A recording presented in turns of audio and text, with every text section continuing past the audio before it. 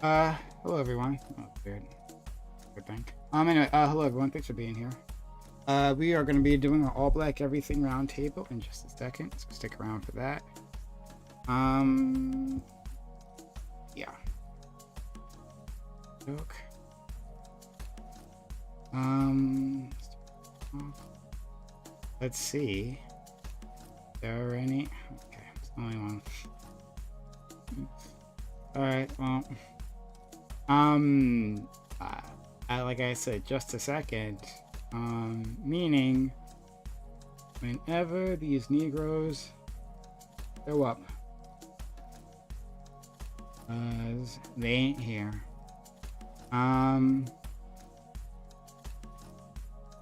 Interesting. So I'm looking at a news. I gotta stop for time, honestly. Um, we're waiting for everyone to show up. But this article, I just went to NBCnews.com. And the first article there is talking about the Barbie movie ushers bimbo feminism and hyperfemininity into mainstream. So that's interesting. So in Barbie, the titular character has a hard lesson to learn. Being a woman in the real world is uncomfortable.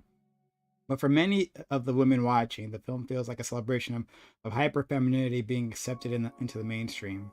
On Wednesday evening, moviegoers dressed in blonde wigs, pink outfits, and bedazzled cowboy boots. All right. Streamed into the cinema 123 by Angelica on New York City's Upper East Side. Oh, shit. Let me turn off the. Okay. Sorry about that. Upper East Side for a. Something. For a Barbie blowout party. The attendees were giddy as they filed into an upstairs theater playing music from the official Barbie soundtrack. An usher handed out Barbie posters and pins as entered. The early screening was one of hundreds held across the country, days ahead of the film's wide releases. Um, so interesting. All right, and it gives you pictures. I'm looking at this article, and it shows like pictures of women in pink. Lots of pictures of women in pink. Julia Bonadonna, 24, and Anna Clark, 25, who attended the film showing Wednesday, said Barbie feels like a landmark moment for feminism and a rebuke of some of the stereotypes to which women are subjected. Barbie's a feminist icon. Interesting. Wow, just that sentence. Interesting. Like rewind that a few decades, and there's no way like a feminist would like tear their fucking heads, hair out. Hearing that sentence, like what? It's everything we're fighting against. But Barbie's a feminist icon. This person says, even if some people would disagree. Recently realized that Bondana said, I think she's entered the lives of so many young girls and created such an idea of what we can become. And well, also to be clear, I think that the original Barbie is different. The idea, like the original uh Barbie toy is different from what it became, right? Like they did try, right? But they kind of kept the core product, you know, any white blonde lady. But they expanded on it, different colors, different, some more different shapes. I don't know. Do they have overweight Barbies? That's a good question. I don't know how generous the body types are either. Don't know. Anyway, but they did try to expand and like give Barbie a bunch of different jobs, so she just wasn't some just like chick hanging out, and I don't know. So I don't think it was exactly what it started off being, but still, feminist icon. But I guess if you want to model yourself as Barbie, if that's what you want to do as a woman, then I guess part of the feminist revolution is giving you that option, right? I think it should be. Anyway, uh, this is a long article, so I won't read the whole thing. Uh, Here I'm waiting for people to show up. Because as always, on this night, people take their time. Um, okay. Maddie Hamilton, 32, and Risa Muse, 31, said they had come to support Barbie and director Greta Gerwig, while also having an excuse to get their group of friends together for a girls' night. They said they were excited for the film, even if early in the day they had read a review of Barbie that claimed the film lacked depth. I actually want to see the movie. Sure I've said the last time on Monday, someone asked me about that, and I actually do want to see Barbie. I think it might be interesting. I think all of our reaction was like, "It's okay to be fun," Hamilton said. The person who wrote that, I'm sure, was a man who sees things that women enjoy and think are fun or not serious. That is a problem. And I can't say I haven't been guilty of that in the past. And just to say that, like, well, women, the things that women enjoy are frivolous. Um, it's whether I enjoy them or not, it doesn't necessarily mean they're frivolous. And I've been a part of that, so I apologize for that. And uh, yeah, I mean, like man, I watch a lot of dumb shit. I watch a lot of dumb shit. Like I watch things that don't necessarily exercise my brain, and that's okay. Um, and if these are the types of things that women like, then they're allowed to be fun and unserious. It doesn't mean like obviously it doesn't mean they don't have the capacity to like other more serious things. Obviously, yeah. Anyway, I think the okay. So scrolling down. Shrouded in Barbie's iconic hyper-stylized pink, the movie takes one serious and systemic societal issues, examine the complexity and contradictions of modern womanhood. As okay, as Barbie makes her way in the real world, she must grapple with the overwhelming emotion and discover being human as well as a patriarchal system that would make her a secondary character in her own world. While Ken's himbo character is the source of much of the film's comedy, Barbie gives Ken humanity and vulnerability, all the intent of showing how his character also suffers under the pressures of patriarchy. The film frequently touches on the nuances of being a woman. At one, I don't want to read that because I don't want to be spoiled. But anyway, someone calls her a bimbo. And throughout the course of the film, Barbie comes to terms with many dimensions of womanhood. Um, and accepting that women can be hyper feminine while simultaneously be weird, dark, and crazy. Okay, all right. I'm skipping some of this because I don't want to spoil it because I actually do want to see the movie. As the first crowds poured into theaters across the country to watch Barbie, so too did first reviews. As of Wednesday evening, Barbie has earned an 89% in the movie review aggregation site on Tomatoes. That's pretty cool. Yeah. To get to 89%. Reviewers praised Barbie for having more depth than some might expect from a summer film. Common Sense Media said the film promotes the idea that feminism is inclusive of all women, that being a woman is complicated and sometimes messy. Reviewer Ty Burr wrote that the crowd of mostly young women who were in attendance at the screening seemed to identify with the film as if the movie were seeing them as much as they were seeing it. The movie marks the mainstream arrival of ideologies that have long bubbled up on social media. On TikTok, many women are in the midst of a bimbo renaissance in which the hyper feminine is embraced. As Barbie debuts, the movie appears fit perfectly into the cultural moment with feminist tones, toy fantasy world, and a plethora of pink products. Yeah, so I think that's super interesting. I'm not much of a TikTok person. I mean, but I'm not much of a TikTok person. But I have seen this on Instagram. The Bimbo revolution, like long before TikTok even got started, this was on Instagram, and yeah, you could see that uh that there was a uh you could see that uh like there's a cohort of women that really like um the like this Barbie aesthetic, like pink especially, right? Like pink. And then this idea of hyper femininity like has been really resurging.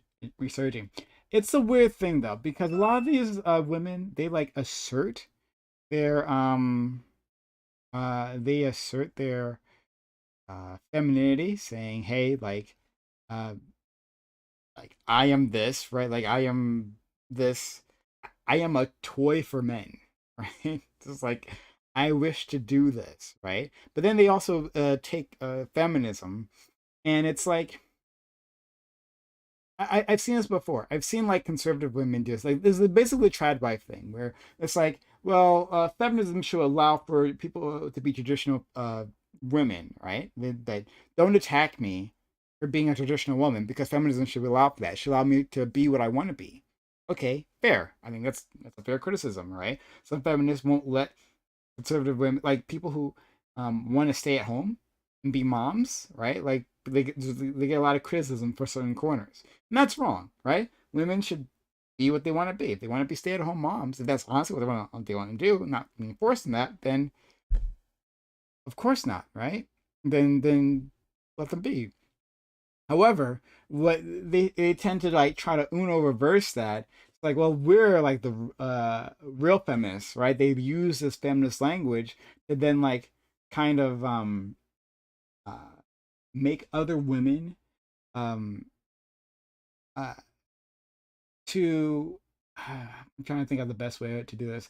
Basically, then they use that this idea of feminism as like a shield from criticism, right? Like we can critique like the messages you're putting out. Yeah. So it's like, well, I'm a woman, so that means like I'm inherently a feminist, right? Because like I'm choosing what I want to do. But then I'll criticize other women for like being ugly. I've seen that right from these Bimbo types. For like being mannish and like not like being a toy for men, and that's literally what they advertise. And so some women are like, yeah, well, hey, like maybe this message you're putting out, while it might be fine for yourself to be this way, this message like that women should be subservient. You can see how that's harmful, and maybe we could talk about that. But they kind of hide behind feminism, like, oh, I'm being attacked and playing the victim. Well, I don't know if it's clear what I'm trying to get across here, but I've seen this happen before, um, and it's odd. Anyway, I won't read this whole article now. The rise of bimbo feminism. I really liked. I would like. I'm gonna go back and read this later on. I think some people are showing up. Yeah, some people are showing up. All right. Okay. So it looks like some people are joining in. Happy to see that. And thank you, Bam. Oh man, for the $25. Thank you so much, for that, and $5 for Bam. So I can see it. I was just looking at an article. As long as you're doing music, are you going to bring up the Sundown Town song? Sundown. I've never heard of that song, Aiko. How are you doing? Hope you're doing well. Um, okay, so let's see. Let me get everything started. Um,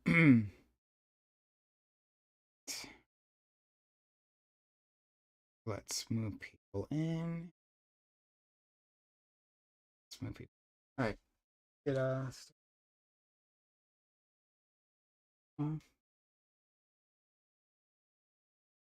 hello all. Uh, Mm. the dono sucks. I thought it popped up across the screen. I was trying to ruin it. Oh no. Oh, I disabled that. I mean, I can have that happen. Oh, But I disabled that. oh. Mm. Well, the moment's passed now. I'm here. Okay, but thank you for the kind $30, man. That's really, really kind of you. Thank you so much. Absolutely. Yeah, Uh, I heard. I support the movie going experience. I heard you talking about potentially seeing Barbie. So, yeah. uh, Yeah, I really actually want to check that out. And this article I was reading was pretty interesting. Um, I heard it was like from what I've heard, I heard it's like decently. It's not really a kids movie, which I mean, if you think about it, makes sense. Like kids 15 and under, like probably never owned a Barbie. Like it just wasn't their generation, so it makes sense from a marketing perspective. They're like, oh, okay, we're probably not going to target this at kids. I don't know. I feel like there would be plenty of.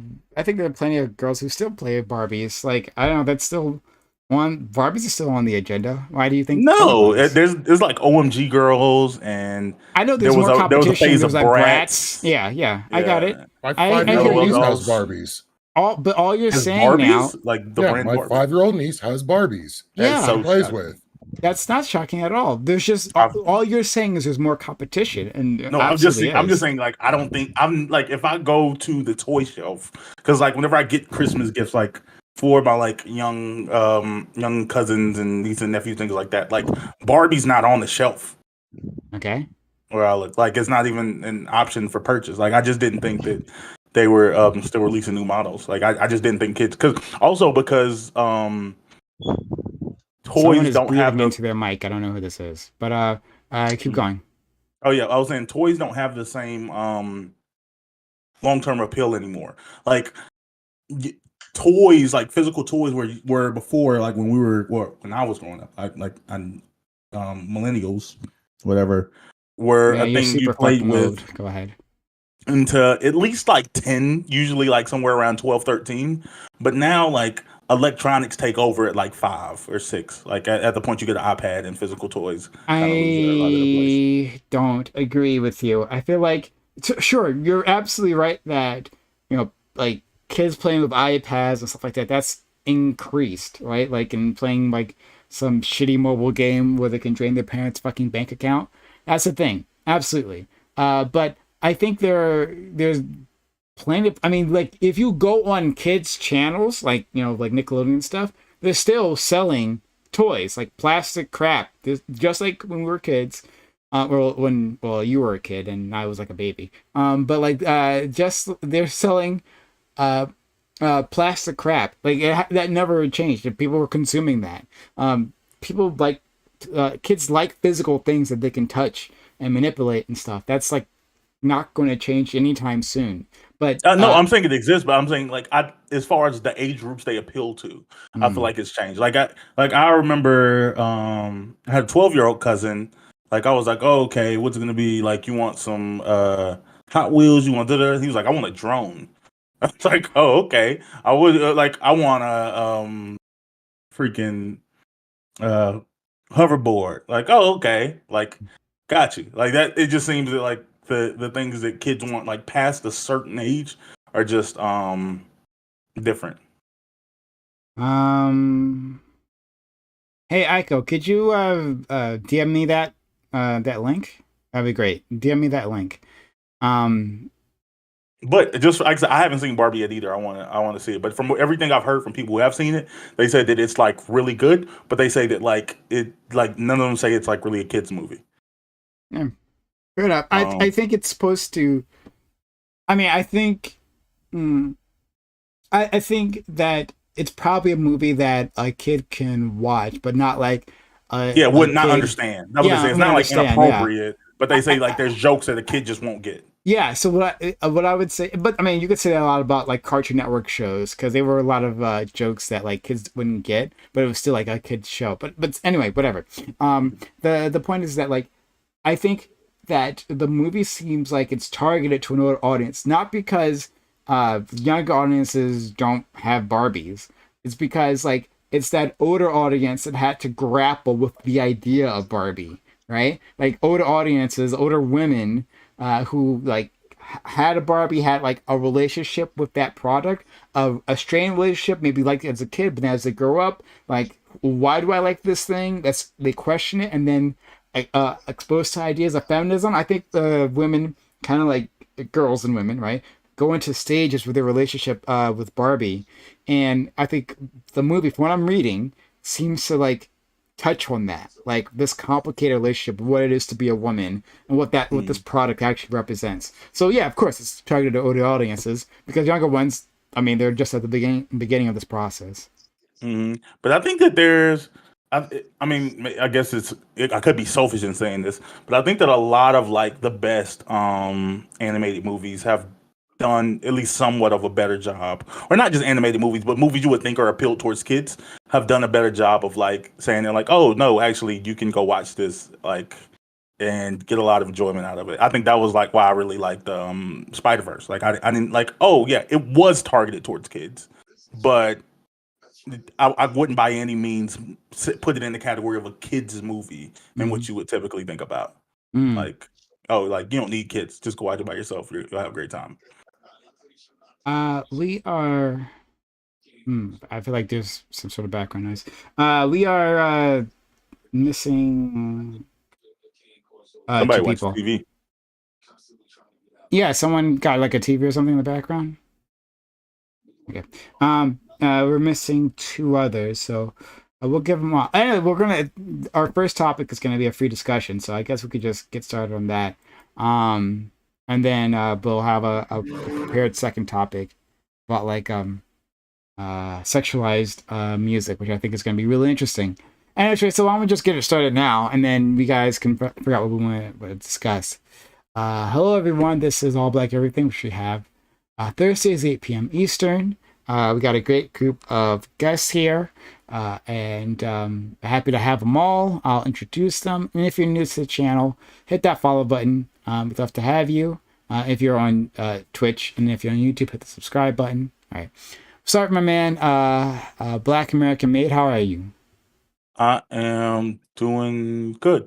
I've been like I'm in like this weird. Well, it's not even a weird phase. I just ended up having like a million things scheduled in this 1 month, so it's like been a period where I've been ridiculously busy, and I am a homebody that doesn't like leaving my home, and I haven't been able to be in my home for the last 30 days and still going on. So I'm like slowly like fading into madness, but like you know what? I'm still here. I'm hanging on. I feel you. I don't, I wouldn't, I guess, like, well, I'm a shut-in, right? But like, Mm. that's because of lack of money and other things. But like, when I had more money, I did a lot more stuff outside. I like to be outside, but I also like really like my own space and just like enjoying that space. So I feel like I'm a bit of both, right? No, if I like won the lottery, like I would buy. And this isn't even a joke. I would buy like a compound, invite like a few friends, build some houses, and then that's where I would be. Like, and then me in the outside world, and I would like go visit the outside world like maybe once a month, like just to see what's going on out there. But You would I have just no check. need. Is there a zombie apocalypse going on yet? Yeah, No. All y'all right. Well, good? we're All right. good. Mm, promise. All right. Thanks for that. Let's go to our friend DeAndre Pace, who's here with us again. How are you? Well, I'm feeling better today. Still not 100%, and still can't figure out where that damn beeping's coming from. But How is uh, this thing? It was been a week. That thing is still beeping. Why How? do you not know where your things are in your house? Like there's The not but like two of them, probably yeah two, three. yeah. It's like there's there's only one spot in the house that has a slot for a smoke detector, and it's in my bedroom. And There's that smoke another det- very obvious place, I'm sure. for there isn't. And that smoke detector is currently sitting under my bed with no batteries in it. I I don't know how it's lasted a So I week. have no I It's the have no ghost of idea. the smoke detector. That's what it is. He Goes killed it, to and it's back to haunt him. I have no idea where it's coming from. I've looked in the bathroom room, I've looked in the air conditioning room and the kitchen. I've looked everywhere. You know, I thought I would find it in the kitchen because you know that's where all the smoke usually comes yeah from. yeah. Don't see nothing in there. So I'm like, where the hell is this beeping coming from? And Uh, every time I think I'm getting close to figuring out where it is, it beeps again and it sounds like it's in a different room. Water guy's right. It's spot So on. It's a freaking telltale heart. That's it's exactly a poltergeist behavior. and so I've just decided to accept it. And you know what the strange part is? Yeah, During the day when I'm in the back working, yeah. no beeps happen at all. When I'm in here playing my video game on the TV, no beeps. It's only when I go live do the beeps start happening. I I don't have even know no what to say idea about that. I don't even know what where to it's say about. coming from.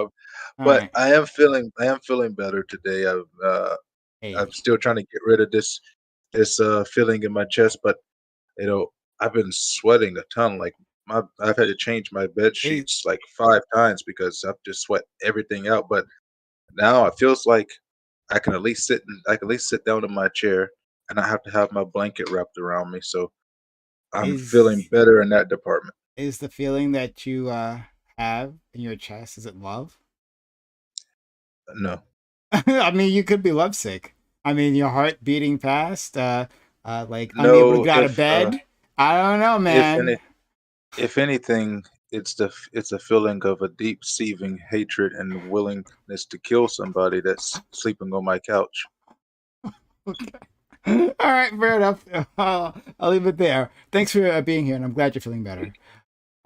We have our friend. I'm not going to read his title on screen because it's not true, but his name is Tubi.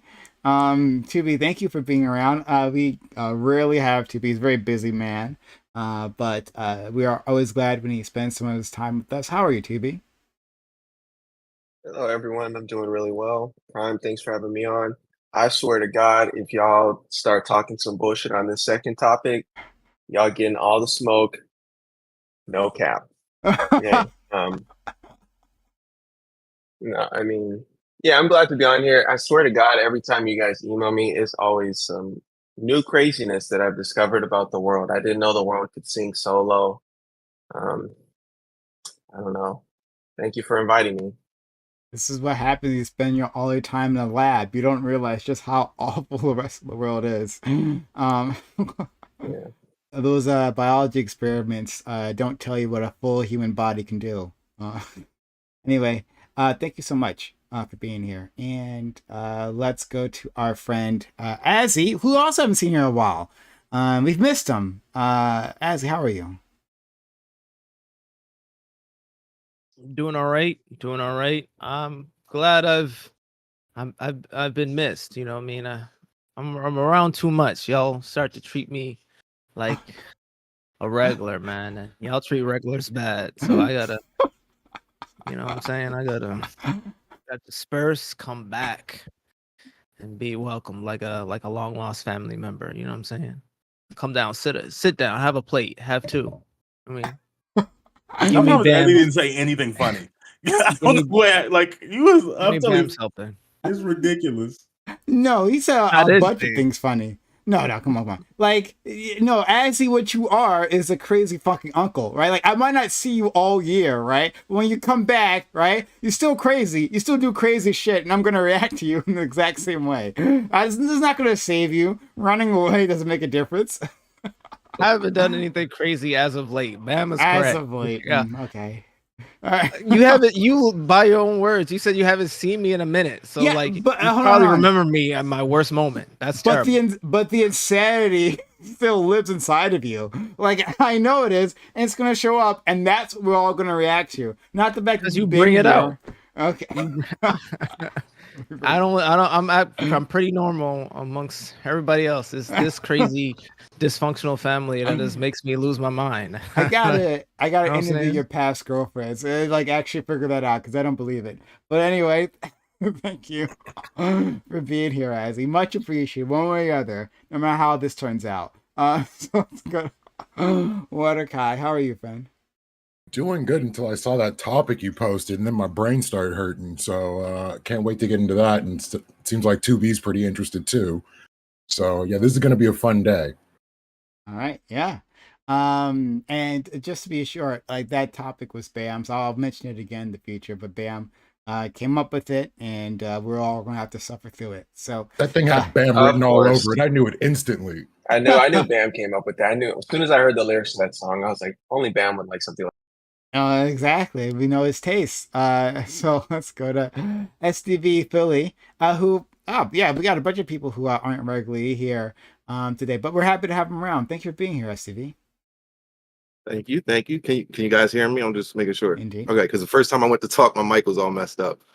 Thanks for having me. I'm happy to finally be here. Prime invites me a lot, but I'm like almost never able to make it. So I'm very grateful to be here tonight with you guys, and I'm looking forward to having this discussion. It's always fun every time. All right, love to hear it. Okay, so before we get to the thing, oh, SDV Philly, thank you for the $10. Oh, is this a hype chat? A hyper? Yeah, it's the first time I saw it. I figured I'd try it out. Hey, thank you for the $10. And this is the first time I've ever seen it, actually. Yeah, this is really good. Yeah. It's like super chat. I don't know why Twitch didn't have this a while. That bit shit was Exactly. stupid. The bits were Exactly. stupid. Yeah. Hey, all right. Well, now that I know what this looks like, because I didn't know what it looks like, if people want to ask us questions, then yeah, give us a hype chat, right? It's called hype chat, Oh, right? that's what I Yeah. should have did. I didn't know that was a thing. Yeah, yeah. Yeah, it's that little lightning bolt in the message bar right next to the emoji symbol. Yeah. Okay. Oh, good. Thank you for that information. I haven't seen one of these. All right, yeah, guys. If you want to ask the crew a question, you can do this. Before I was saying you can only do it on YouTube because that's where the super chats were, but you can do it here too on hype chat. So yeah, if you want to ask a question to the panel, consider using a hype chat. Thanks so much for that. All right, let's jump into it. So yeah, the first topic is just like free discussion, right? So I want you guys to tell me what's on your mind, and we'll go from there. Later on, we have a planned topic. I just So- saw that in Florida that they are showing that there were benefits to slavery is what they're going to be teaching from here forward. Okay, Okay, that makes yeah. sense. You guys want to talk about that? I was gonna make this a topic for the reverie, but we can. No, it's fine. We can start a conversation here and see where we go. So, in case you guys don't know, like this is news that kind of just broke today, that the Florida School Board of Education made some changes because they were chomping at the bit to do that, and part of the changes to the curriculum implies that African slaves were taught skills by their white masters that were partly, at least, for their benefit, for their personal benefit, for like personal enrichment. And yeah, that's the thing that happened. And it's It was a fucked great up. form of exercise. Great form of exercise, indeed. That's a benefit. I'm telling you, these slaves, they could. I bet they could run. I'm telling you, like not far. They couldn't get away. But I bet they could run. Just a little. Look, we've seen their ancestors or their descendants run from the cops. So obviously, like it's a gene that's been passed down. It's been for their benefit. We look at them at the Olympics. It's for their benefit, honestly. But yeah, Next, I think like next they're gonna start teaching. I've been hearing lately this talking point from people that the Africans in Africa were just as complicit in the slave trade as the Europeans because they're the one that sold them.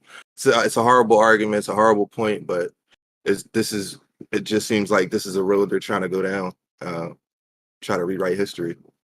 like, what is the point of such an argument? I hear it, and I've heard this before, right? I think we've all have, right? What is the point of such an argument? Like, even, I mean, I don't. They got paid a little bit of cash to sell out their fellow man. Okay.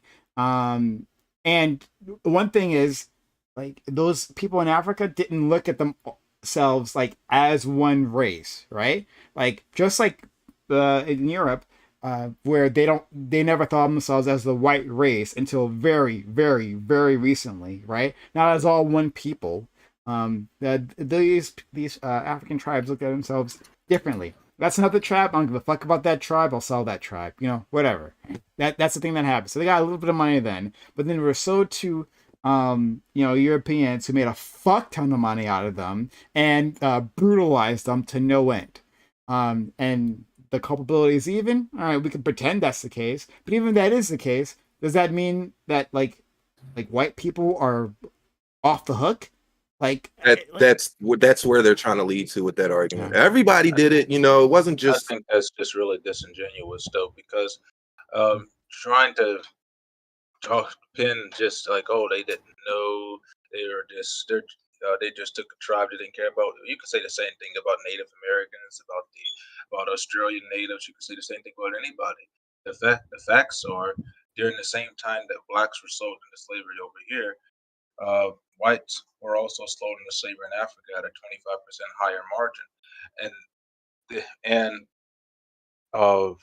For example, even today, where in Africa, slave trade is still a thing, but not among the West, but mostly to the Arabs and the Chinese and the Indians from India. They have been doing this practice since the Persian Empire had conquered all that land. That's really where whites learned black slaves was from the Arabs who told the Portuguese and who sold their slaves to the Portuguese, who then got the Spaniards involved. and that's how that You know industry got how started. historical what you're saying is? Wait. You Ben, said they before you go down learned that, what slavery is from the No, they Arabic. didn't hold on. learn what slavery was. They learned about black slaves from the Arabs because Right. the fact of the matter is, for the history of mankind up until recently, which is recently as in the last 600 or so years, human beings did not have the ability to travel to another region of the world and enslave somebody of a different race than they were and bring them back to their country of origin. It just wasn't possible. So people enslaved people that were next to them, and that's just how it was. As a matter of fact, we get the term slave from the fact that before white people ever stepped foot in Africa, or, or Europeans, should I say, Western Europeans ever stepped foot in Africa, they had enslaved the Czechoslovakians and took and slanderized their name Slav and turned them into slave, and that's how we get that word today. So Okay. it's Peace. Can I so just ask you something real it's quick? just part of history. You have to deal Wait, with it. what? Wait. No, all right. Before we start trying to debunk everything you just said, so Right. I'm gonna take everything you said at face value, right? Let's just say everything you just said was true, which I don't believe it is, but let's just say it is.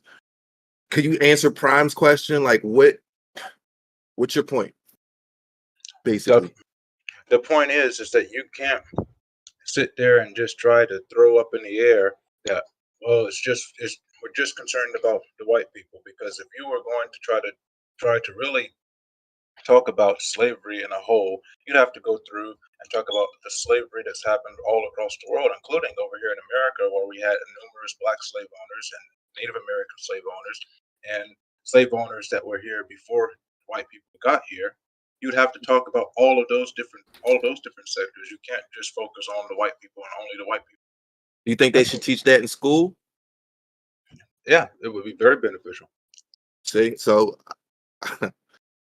Prime or everybody, there it is. Like so the significance of that to American history, of everything you just said, even pertaining to the African slave trade. If they were to teach that in school, you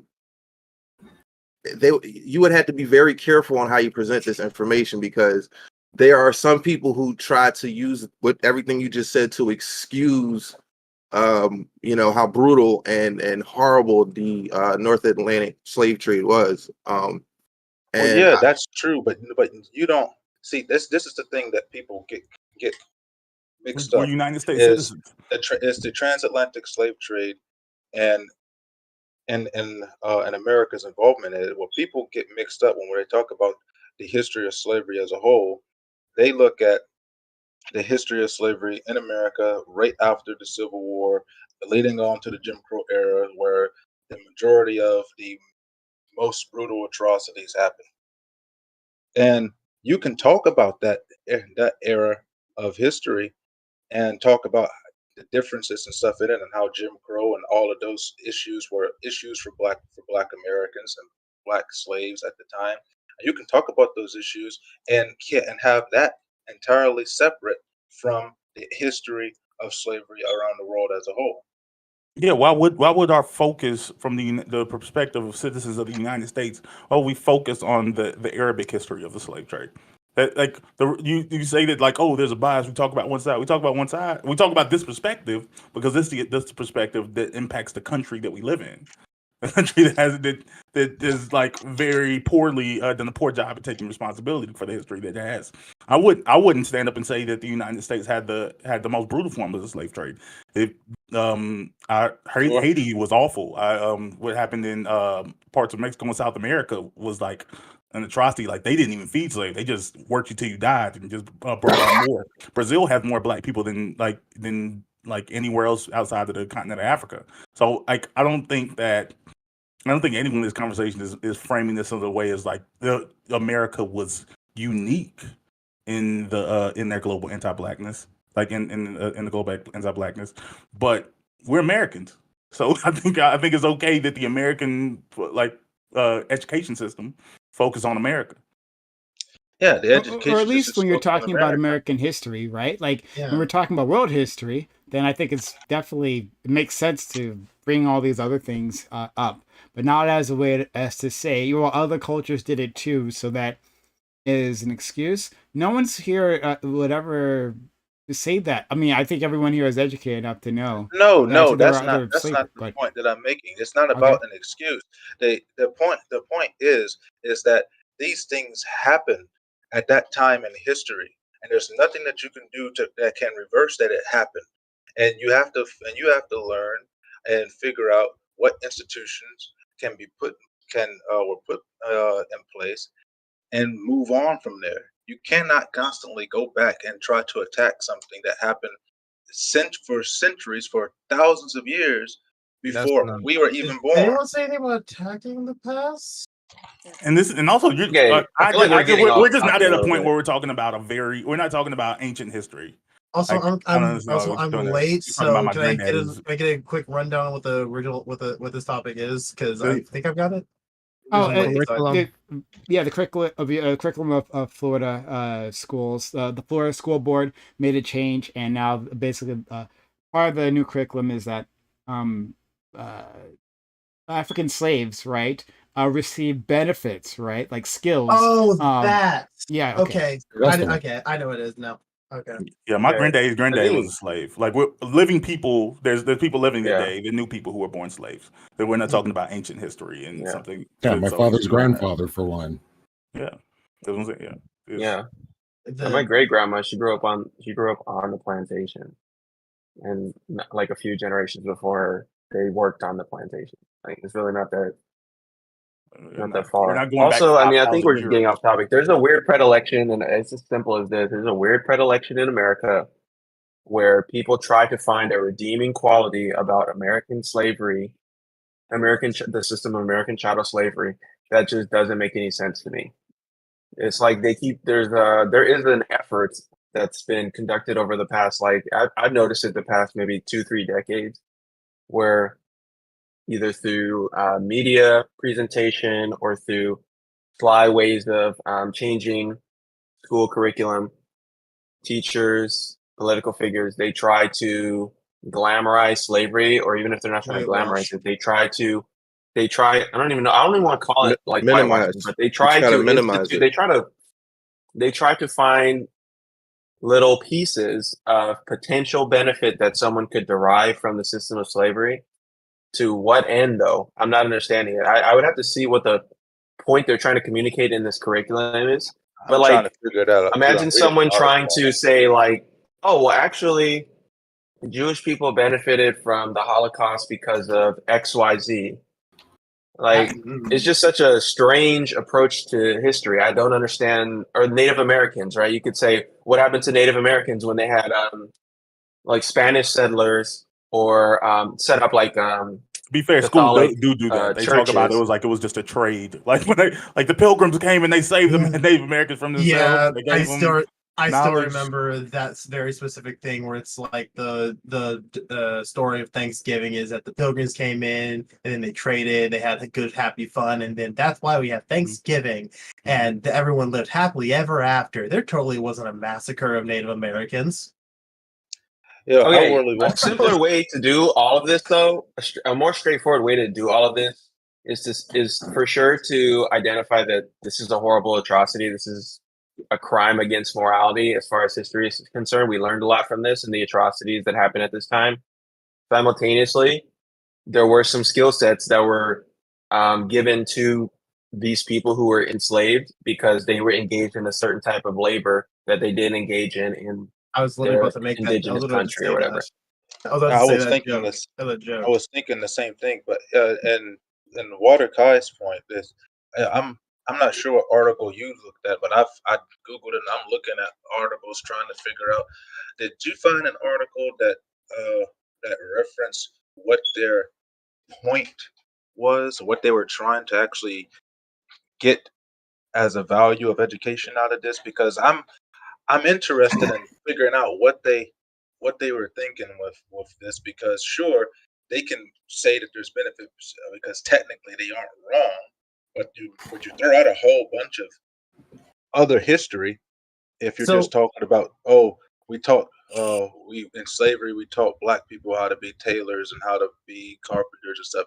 You throw out a whole lot of history and other atrocities with that. So there's a saying that a lot of people, I think like scientists use it too, or just in general, of like someone of there's no like you can either be right or wrong, but then there can be you're not even wrong, which is which basically what this is, because it's like basically doing a category error of like, yeah, like sure they may have gotten useful skills, but to try and say that they benefited, you're not wrong, but you're wrong.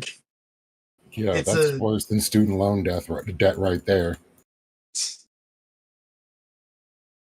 Yeah, But you could here's the say deal. So slavery led to a massive, probably you could say slavery led to one of the most massive skills transfers that occurred. But to say that, like, it's weird to say that they benefited from that. There's so many negative externalities that come with slavery.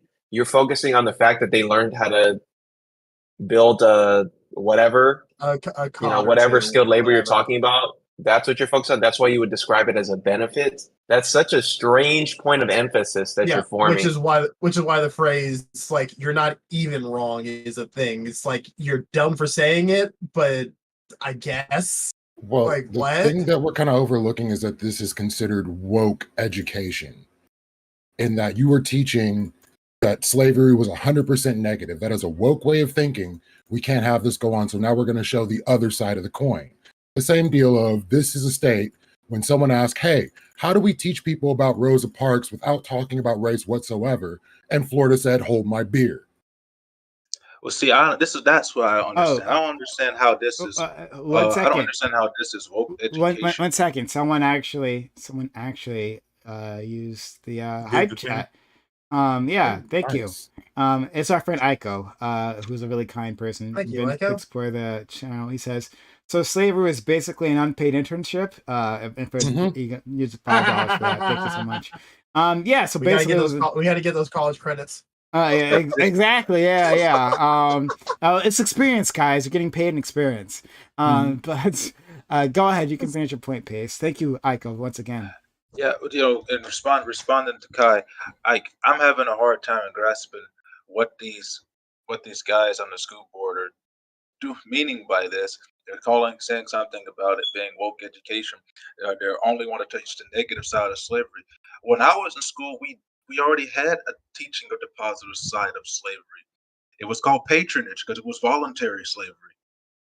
You were indebted to somebody and you volunteered to work for them until they paid off your debt and whatever means. Indentured servitude is not slavery. You can't even. No, I'm not talking about indentured servitude. I'm talking about strictly patronage. You were a voluntary slave to that person until they paid off your stuff or whatever, and they taught you skills and things like that. If that's what they're talking about, I'm having a difficult time grasping what their point is with this particular part of the curriculum that they're moving towards.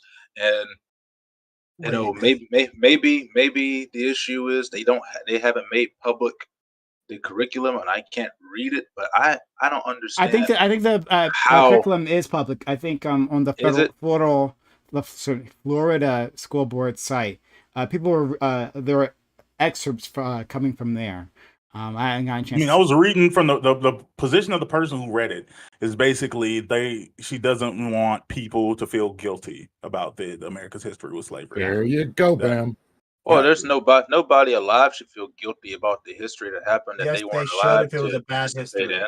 Well, I don't I don't believe the beef is with individuals. I don't think kids should hear about slavery and cry.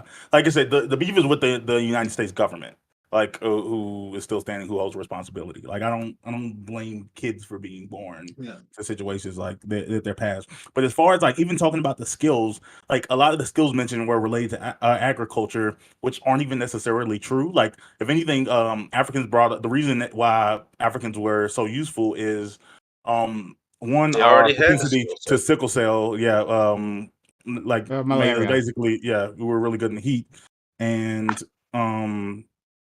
Yeah, and like we brought over like so many different agricultural skills and a lot of the crops we consider like super American, like okra, greens, Yeah, the because people American forget sweet potato, people forget how much more Africa was black eyed advanced than peas. other areas at that time in history.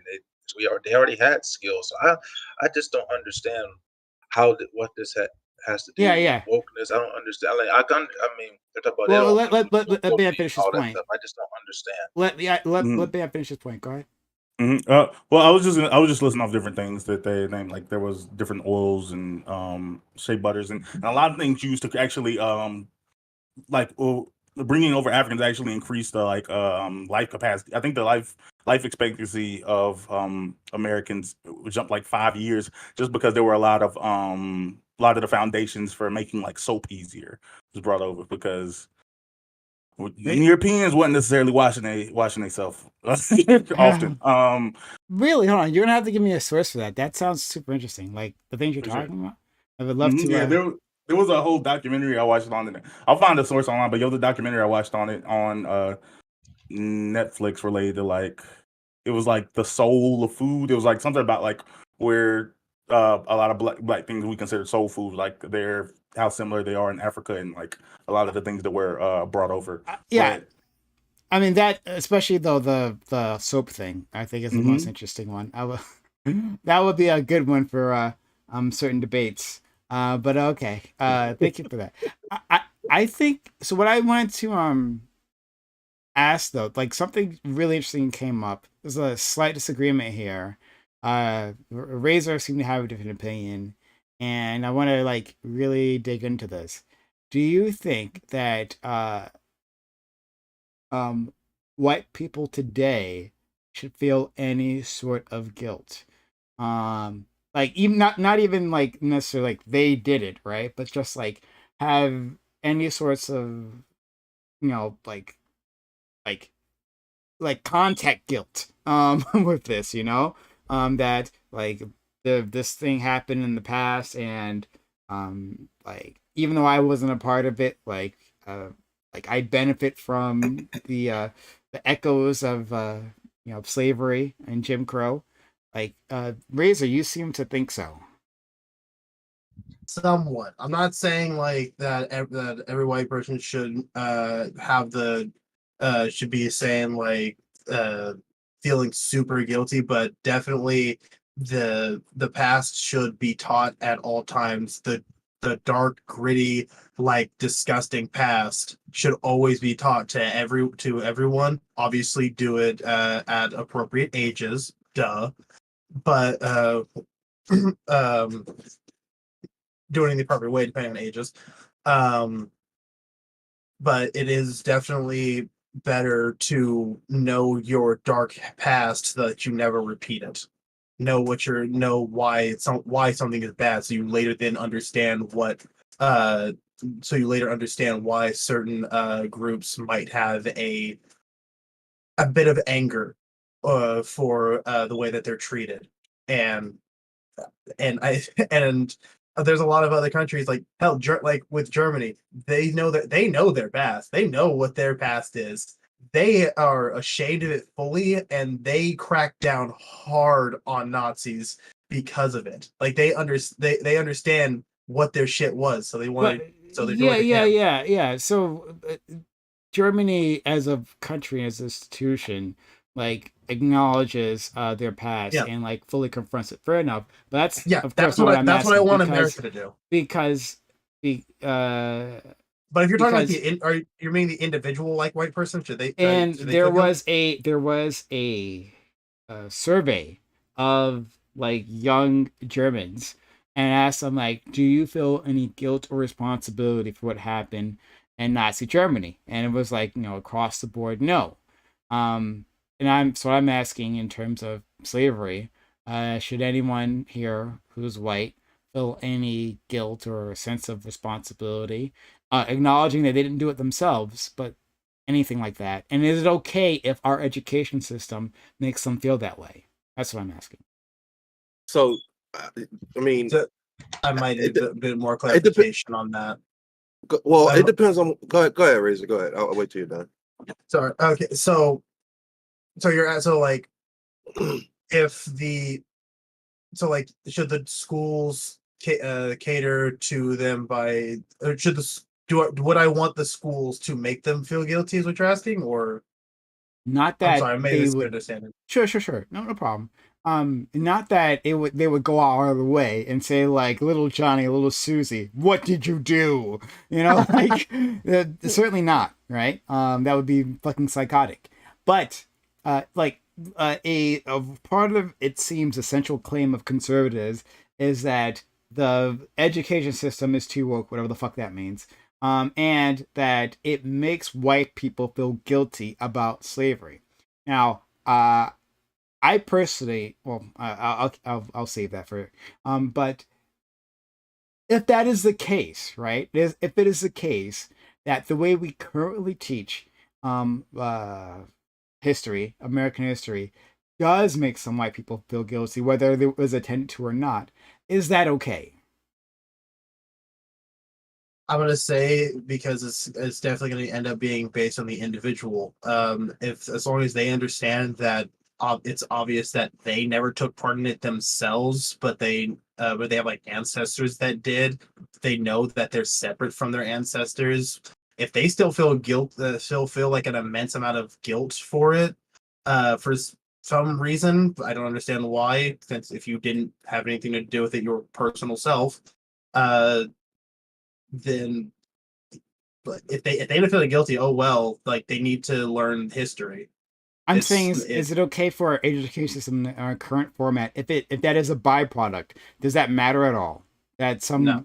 Okay, it doesn't. All right. SB Philly, you want to say because something? if they do feel guilty, it shouldn't matter because again, that's a personal feeling on their parts because they can simply understand that I'm separate from my ancestors. It's not like I did it, but I do now understand what the history is, Sure. so I can probably Okay. do better. All right.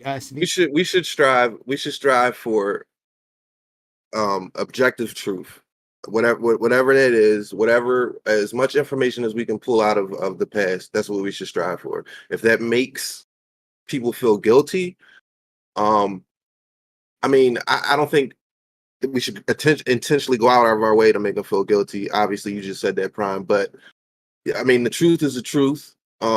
If I were white, I would feel like some sort of like guilt, not guilt, but responsibility to kind of do as much as I can to kind of turn this around, like fully. Like even though slavery was ended, there's still so much room we have to go in terms of equality in this country, in my opinion. But in terms of like the strict teaching of slavery, it should just be the truth. And if people feel guilt because of the truth, then that says a lot about how bad slavery actually was. So yeah. Okay. Anyone else? I really want to hear what y'all have to say. Yeah, that's really the reality of it is if you get the truth and you understand what happened in America, and maybe your family was a part of it, like I could see why you might feel some way about that if you find out in your family line they were slaveholders and maybe they treated those slaves horribly and you can see it in documentation. There's no reason for them to feel guilty about it, but they should acknowledge it. Now, if they do feel guilt, that's something they need to take up with a therapist because that's a personal thing. Okay. I Okay, cool. think that at the end of the day, when it comes to like this racism thing and feeling guilty, I don't think it's necessarily that they feel guilt. I think that they're just uncomfortable with the idea that the fact that they are benefiting from the system, the system was designed for them. And I think that if we're going to tackle racism, it's not up to us Black people to tackle racism. It's up to white people to do it and dismantle it because they're the ones that created it. They need to like sit with themselves and like realize like that the system isn't good and that it's racist and that there's no necessarily reason to feel guilty, but there is a responsibility that is owed to do better and to teach that it is wrong at the end of the day. I actually strongly disagree with that, but what you're saying isn't like that's what a lot of people say. Like, oh, it's not Black people's responsibility, but we're the people most strongly like negatively impacted. So if we're gonna have to take off. Like, no one's gonna carry the cross for us at the end of the day. Like, now, from a perspective of the power dynamics in the United States, like, just, and I'm not speaking on some like artificial thing, but just literally like the people in Congress. Like, there's gonna be white people involved that sort of push that over the line. But if Black people don't prioritize and take the issue of our education and anything else we want seriously, it's just not going to get done. Like, I think passing that work, like saying it's not my job to educate you, it's not my job. I don't think that ever works. It's not our jobs because it's always been our jobs to do it. The burden is always fallen on Black people Don't have to be. to essentially like teach white people that racism is bad. It's not our job to teach like freely that that it's racism. Like, it's not us. You know, we give our free labor every single day to the fucking white people. And do we ever get respect for it? No. Do we ever get acknowledged for it? No. Yeah, but who So, gonna do it? Queen, I see where you're coming from, but here's the thing. Like Bam was just saying, anytime that you're looking to educate people or to whatever your truth is that you're trying to get across, it has to come from you. Nobody's going to vouch for me in this world like myself. Nobody's going to and I'm just talking personally, like this has nothing to do with race. Like when I go out there in the world and if somebody tells a lie about me, I can't just say, well, it's up to them to find out the truth about me. Like I have to stand up for myself and say what the truth is. So when it comes to like us dealing with racism or race or the past, as a normal human emotion, humans want to feel good about themselves. They want to kind of like distance themselves from anything negative. They want to put it in the back of their mind. So white people naturally as human beings are going to try to distance themselves as much as possible from any responsibility to do with slavery. And I think or even racism or the way that this country is structured. A lot of white and Black people don't want to acknowledge the reality of the situation. And so I agree with Bam, that whole it's not my job to educate you. I mean, in one sense you're right. It's not your burden to educate other people, but at the same time, if you are striving for a better a more race conscious or race neutral, however you think about that situation, whatever you're striving for, you have to advocate for it yourself. But you also It's have not to gonna compare. understand that the burden for most of this at the end of the day has fallen on us Black women. It hasn't fallen on you Black men. It is us Black women who are fucking doing the goddamn work, doing the shit that like y'all refuse to fucking do. Now I'm not trying to start shit, but that's fucking true. Black women, like it is a lot of us who are doing the work, and and the burden has fallen upon us. And I don't think that y'all have realized that y'all need to also take up the burden with us too. You hear that? Listen, He's no, really trying to don't say do it. She's alone. She's She's alone. Just let it slide. No, it's not. This conversation. She's right. She's right. You look But against to your point, Queen, she probably Queen, left. to your point, what wouldn't you want to kind of be the one to speak up on that, or would you just say, well, guys, you're fucking up and it's you guys need to just do better, or would you like want to teach us how we can do better? Right. I mean, like, I wouldn't mind teaching us, but at the end of the day, like, we've been doing it. Like, why haven't y'all followed us lead? Like, look at us, like, you know? Because I'm probably missing like the context into like how is it because like Black people usually go for like for teaching jobs in general, or no, not education. It's just, we're speaking on general activism. If you look through history, if you look at a lot of our like larger activist groups, there like it does seem to be a strong dominance of Black women now in everywhere except leadership. And if you look at the leadership roles, you look at through history on the people we actually talk about, you get your MLKs, you get your like the Black pastors, you get the Malcolm X's like that. But there, if you look behind them, like a lot of people who are doing a lot of the groundwork, it is like overwhelmingly Black women. Behind every great leader is a greater woman. Yeah, that line, I get it. Yeah, okay. I was just I don't like that. I don't like that. form of analysis. What the fuck? That's it. Everyone That's plays no. a That's the Oh, part. way. no. Yeah, no. That's the phrase I always heard. Razor. Just let him go. TV. My bad. Yeah, Beat what him the up. fuck? Everyone has a different role to play in things. Okay, so if Martin Luther King is doing his shit, giving speeches and whatever, that's one role. The people who are behind him, helping him mobilize his plans or set up things, whatever, that's another thing. Like everyone has a part to play. What the fuck you want Martin Luther? You do not minimize one person's role because it's not a series, because one thing is aspirational and exists in one instance, and then everything else is like a menial task that exists on a continuum. Okay, both things are required. Everyone just doing menial tasks existing on a continuum. You have the potential to get stuff moving. You have the potential to organize things. You still need someone to act as a unifying force and to be aspirational. Both things are equally important. I don't care if it takes a million to do one and then one person to do the other thing. All those people who are doing continuous menial tasks to arrange something big aren't the people who actually do the big thing that we talk about in books or whatever. But Just to make the sure we're person who not. did the thing that we talk about in books forever couldn't do that thing without all the other people behind them. They're both important.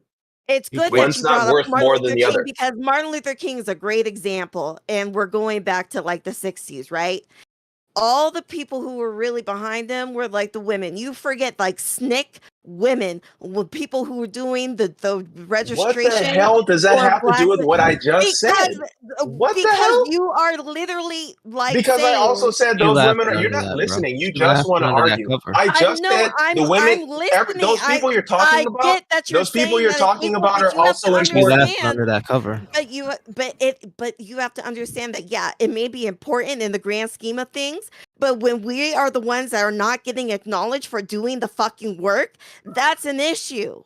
Who has Wait, never What do you okay, acknowledged want? wait, black wait, wait, Do you feminism? wait. want those? Do you want those people who did the menial tasks in the background to be enshrined in history You forever? act like black women were doing in the background menial work. We were out there No, I'm knocking on talking. doors, doing the work. You're Okay, hitting and us it's Yes, with black fourth that's wave. the women who You're are menial hitting us with task. doing the fourth wave work, That's and the feminism menial right now. task. black But they're women, both black okay. women What doing the hell? work We in the already background. got black women represented. Hey, Whoa! Everyone pull back. You Everyone pull just back. want to argue. You're not I listening want to to the give. substance of what I'm Hold on, saying. guys. I The want to word give them menial. space to try to work this out, right? So, Queen, you were trying to say something. I want to make sure you get your point out and you can respond to me. But don't worry, all the other guys, we got time, so you'll get a chance.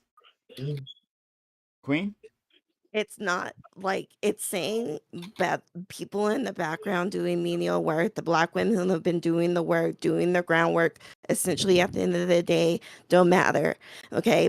Like it was the black women in the 60s who was helping Martin Luther King, but we don't acknowledge that, right? You don't learn that until you go to college. Okay. You don't learn about Fannie Lou Hamer until you get to college. You don't learn about all the black women who were handling SNCC. We don't talk about the sexual assault that was going on at the same time that was going on during that time because doing the black work was more important than also acknowledging the sexual assault that was going on in our community in that time. Okay, so just saying that it's equal but still not acknowledging the difference between that and also using the word medium, which I'm sure Razor was about to get to, is essentially minimizing our job and our work and acknowledging that. Yeah, there was a We lot also of don't black talk people about. doing We that. also Yes, don't. yes, I yes, our promise. work is just as equal, but you have to understand that not all the work in the background like is just in the background. We have It Women's should also History be Month. We in have the a whole. foreground. Hold on, one second. I What is she promise talking everyone else about? is gonna jump in. I just want to make sure Tubi gets a respond, and then we're gonna let everyone else in. Tubi. Okay. Yes, both things are important. What you're talking about as far as like you're not taught those things. Okay. When you're taught most history, unless it's a highly specialized college course, you are taught history in broad strokes. So I'm sorry when they don't get to the Martin Luther King chapter of the history text, which is short anyway. Black people's contribution to American history is short anyway in most history classes you're taught. You're taught a few central figures. You're taught Martin Luther King, Malcolm X, You're not taught about James Baldwin or like several people. And Okay, Rosa Parks and Harriet Tubman. and exactly Rosa Parks, etc. So you're taught like maybe 3 figures in African American civil rights suffrage movements.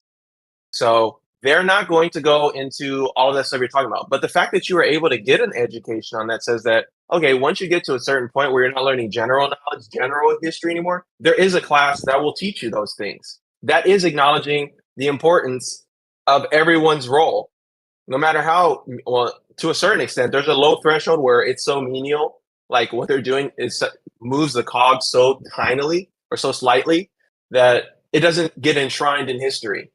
But Black women are not, their contribution is not erased from history. I mean, the fact that you, like, I kind of opened your statement with that is ridiculous. I think that's a Black bit women's disingenuous. contribution is important. It is acknowledged in history. It's not erased from history. You seem like you understand it, so you got an education on it. No, I Yeah, disagree, because Tubi. I think that I had to go to I'm defending you. university, Yeah. go to take, Black studies Let- in order to learn this. But that's all part of it that we as Black people Sure. should just learn it, not necessarily from school or whatever, but also consciously learn it and seek it out. But sorry, go ahead, Bam. Yeah, all right. Oh, and Tangy, Azzy, just so you know that you had Grace? background noise coming. That's at the server mute you, but like, I'll unmute you, but like, take care of whatever noise that is. Go ahead, Bam, please. Yeah, I agree with Queen. I think that like there is saying that like, oh, there's a place you can go where you can figure this out. Like, I don't like. I think that the work that some Black women doing, like some was in the background, and then there's like other like focal members of history that like just don't get the same respect. Like I believe Sojourner Truth's "Ain't I a Woman" speech should be as significant historically as the "I Have a Dream" speech, if not more. But like I'd say that maybe 5% of Americans, and I'm like being high, might know who Sojourner Truth even is. Like you've got Ida B. Wells, you've got Mary Churchill Terrell, You got Coretta Scott King. you got Coretta Scott King, the one by, Yep. and even what Queen was talking about as far as like there were a lot of Black women, especially in like the Black Panther movement, who were quiet about the sexual assault they were facing because they Yeah. didn't want to like put a bad name to the group. But like the Black Panther Or to Party the had leaders.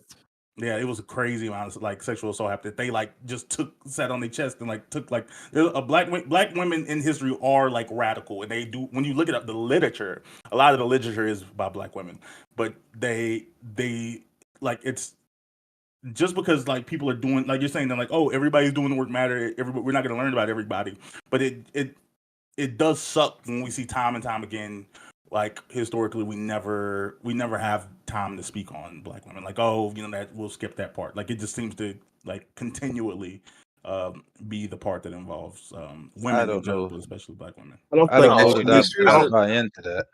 That's not unique to Black people. So I just want to be clear about that. Misogyny, the cover up of sexual crimes, that's just men in general throughout history. So if we're gonna have that conversation, I think we need to. It can be broad. It has to be. It can't just be like, oh, well, Black men and Black women have these specific issues when this is really like a societal issue of men and women at large. But so I say all that to say that debate queen, you're absolutely 100% right. I don't disagree with you. These things that you're talking about are important. The thing I do disagree with is just the statement of, it's not my job to educate you, because without you on this panel tonight, this conversation might not have even happened. So yeah, for sure. You're here, and I'm not gonna say you educated us, but you brought the conversation up. You forwarded it a little bit. So that's the value in advocating for yourself and what you believe in. I think you just proved it right now. Yeah. Yeah, I get there. I don't disagree with you on that, though. But Hey, Pace is going to disagree. He's going to say it's only men. I disagree and don't disagree with it at the same time. Both can be true, but Pace, you were breathing on your mic. You were the one who was breathing on his mic, so just be aware of that. Oh yeah, the microphone is very sensitive. Yeah, you got to turn that gain down. Probably getting air from the fan. Okay. But yeah, I disagree with simple premise. Firstly, I wanted to address the issues uh, in whether or not it's okay for these people to feel guilty and stuff. Now, I've seen in various different circumstances and watched a lot of different clips and snips of things where you have this particularly happens in college campuses, not so much in high schools and grade schools, um, where people are going after white people, talking about you should feel this way and that way because of your answers and stuff like that. That shouldn't be allowed, but in college, I don't really care if it's allowed in college because they're adults. They should know how to handle themselves professionally.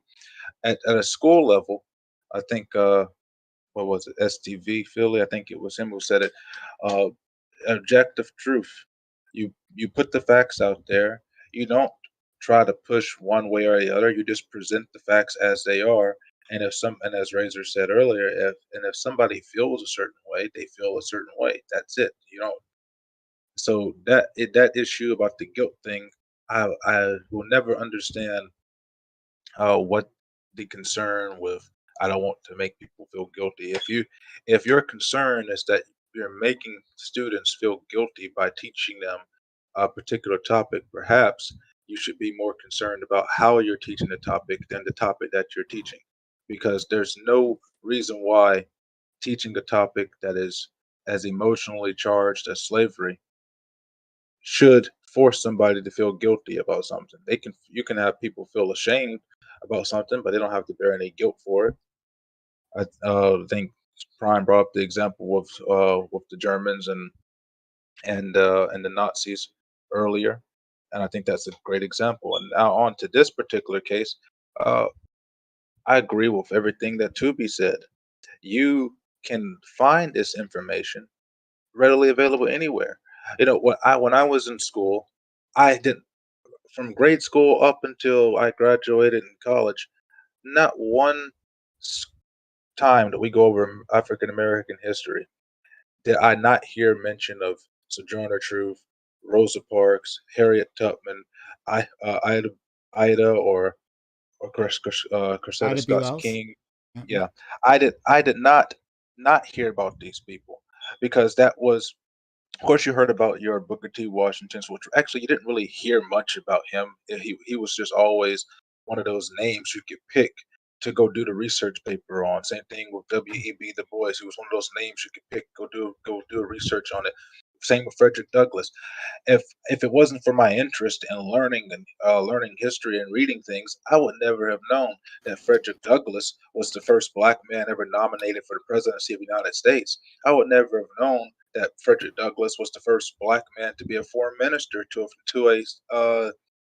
a foreign country for the United States. I wouldn't have known that he was partially responsible for Abraham Lincoln starting the Civil War or the Emancipation. I wouldn't have known that he had connections to Harriet Tubman and Sojourner Truth, and that he was the technical true founder of the Underground Railroad. But Harriet Tubman did most of the work, but he used his network of influence to continue to bring those people through his church because he was a minister. I would have known that because it wasn't something that was taught. You glossed over it. You would see it in a research paper, Frederick Douglass.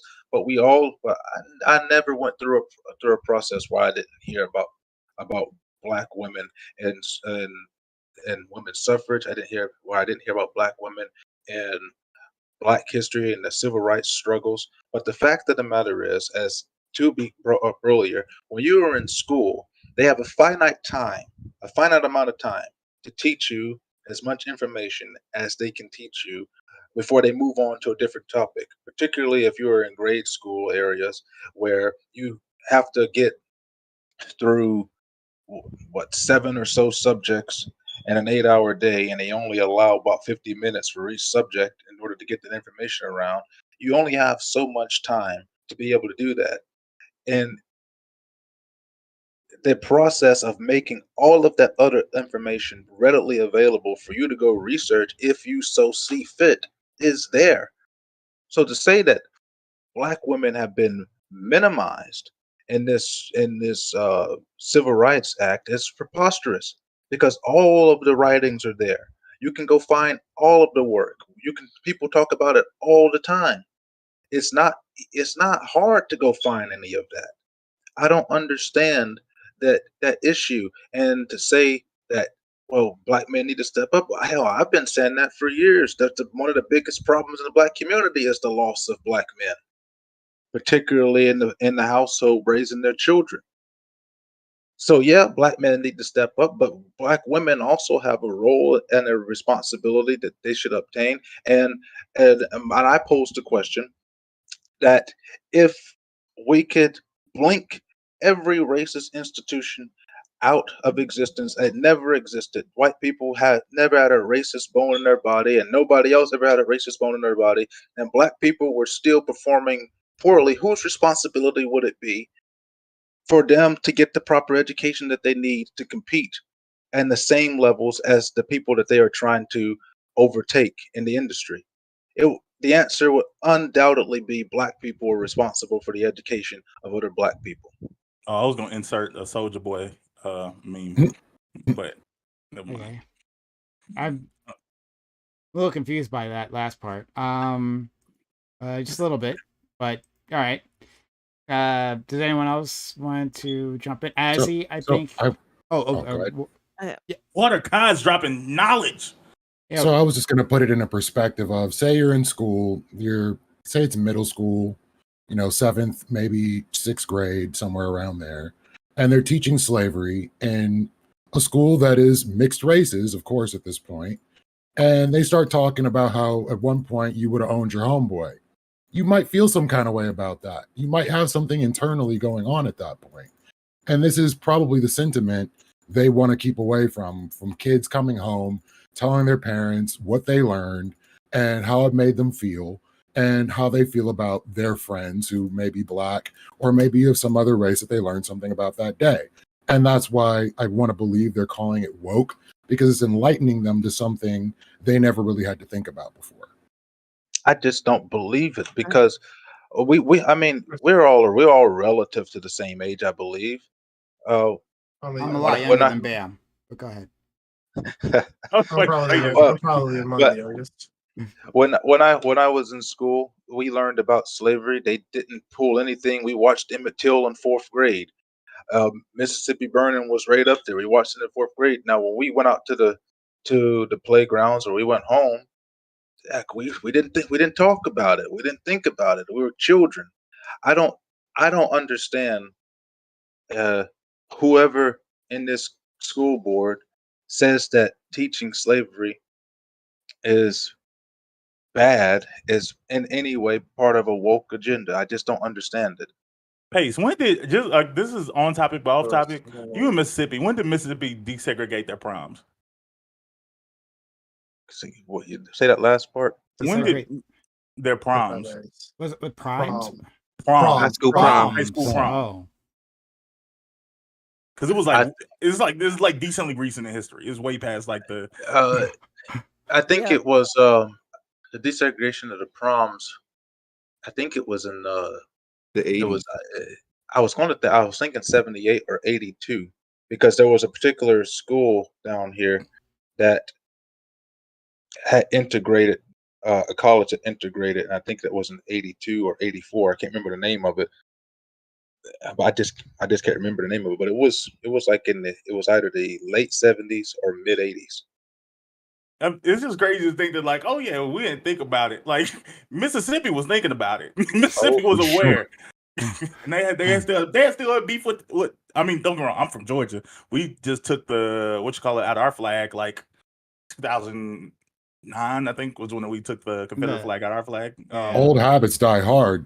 Yeah, like what promise we think about it. I wanted to say something before we get too far away from the thing that DQ and 2B were talking about.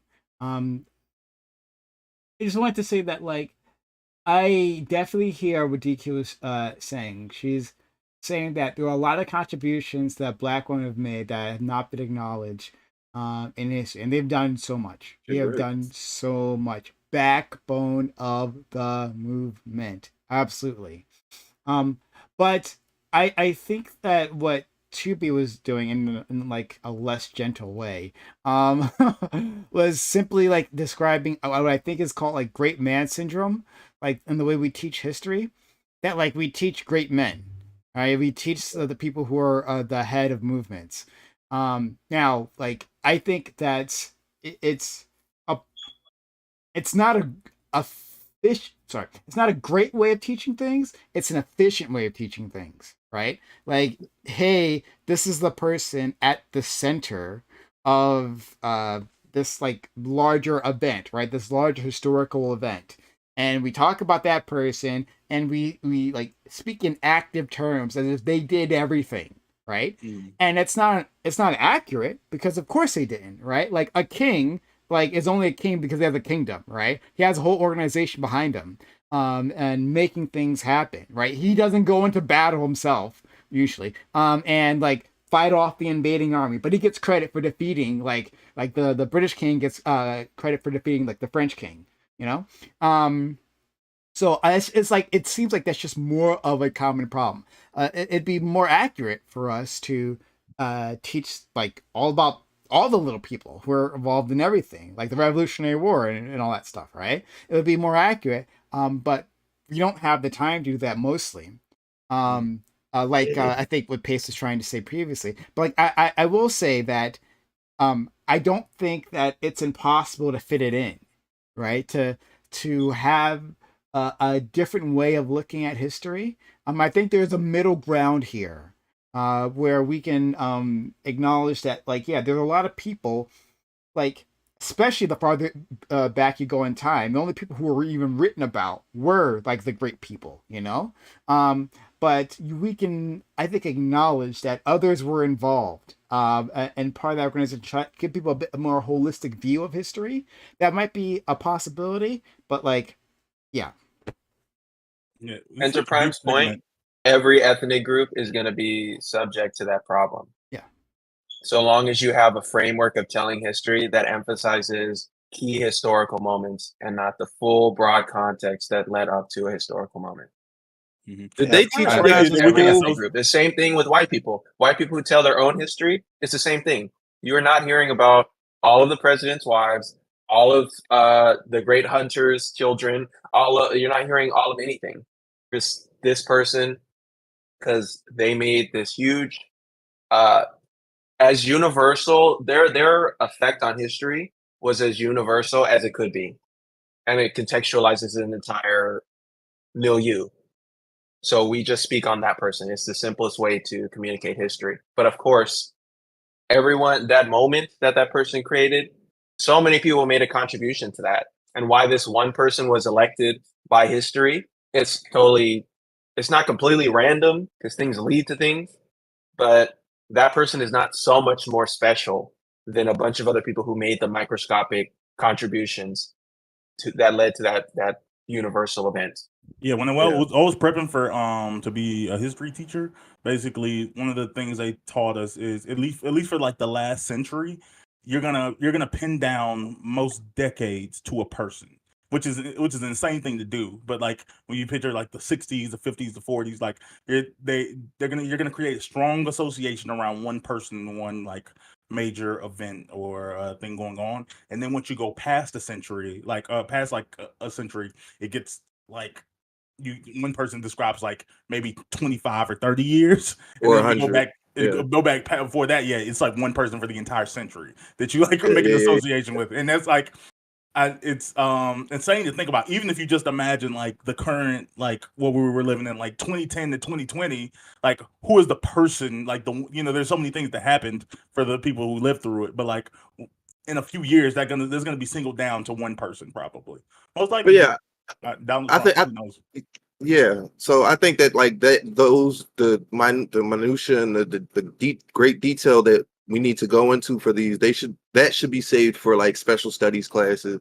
Like Queen was saying she took in college. Then you can kind of like go deep into like whatever subject you're delving into. But like in the terms of teaching history, you're gonna run into that problem no matter what, because like Prime said, you only have so much time. But I was wondering, I can't remember if I first learned this in school or after school, but did they teach you guys in school about like the presidents, like George Washington, for instance, and like how many slaves he owned? Did you learn it in school or did you learn it after school? Or Very if I far you learned didn't it learn in it Maybe at like all? 11th school. grade. Yeah, It came I to think I be learned added that to in slaves. school. But it was like, Yeah, but I like couldn't. I all just couldn't before remember then, where I I had learned never it. known. I didn't learn about it before. Like before, it was like, oh yeah, you know, George Washington, wooden teeth, chopped down a tree. Then you go back like, oh yeah, the teeth wasn't quite wooden; they was just fake. I didn't learn it was slave teeth till Oh like yeah, Yep, after yeah, there yeah, it graduation. yeah, is. yeah, But yeah. Yeah, it wasn't until just high school. I Like didn't that's learn that in high school. appropriate. Like middle school, high school is when you kind of learn that like But he had slaves and but stuff. that's not and I push back against. I acknowledge. I'm not saying that what you're saying is wrong, DQ. It's just that like the idea that it's only appropriate at that point. Well, no, we knew about slavery in elementary school, right? The idea that it's not appropriate to teach kids that like the founder of the country had slaves, I think it's also very different. Like I think, yeah, we could have known that part. That's the part they just like were conveniently kept away from us. And I want to say one more quick thing. It's a light pushback against my friend 2B. And it's that like uh, uh and this is like to DQ's point, right? Like you were talking about like how like the other people who play menial tasks like are destined just not to get the credit. And I think that's true. Obviously, we don't write about the small town organizer who was like doing something in the civil rights movement who was important, right? Like maybe he like organized like the SNCC students coming down and helping out like his town. His job was important, but like you're not going to hear about that individual. Fair enough, right? But I think to our friend DQ's point is that there are women who had greater contributions within the civil rights movement who still aren't talked about. And I think the example I gave before is a really good one. Coretta Scott King did a lot, right? The more I learn about this woman, the more I'm amazed by her, right? And how she Yeah, kept up the fight long after, of course, yeah, her husband dying. yep. She did an incredible amount of work, and we never hear about it. I heard about it like when she died, right? When that happened, and people brought Mhm. up this stuff, but it's like she is just kind of erased. And why isn't it like Dr. Martha King and Coretta Scott King? We learn about both of them. We surely have time to do both of those things, but we don't even do that. So I think even then, when we're talking about people who've done something more significant, like her, there's still not given the spotlight that they deserve. Well, so Yeah, but there's that's the same different. thing for everybody else. You don't know. You don't learn about the contributions of every U.S. president. How far away from your Oh mic yeah, are you're you? really far away from your Maybe the mic, Sorry, buddy. opposite. sorry. You don't learn about the contributions of every U.S. president's wife. I Well, think the most first only ladies didn't do anything. Yeah, most of them the didn't do only shit.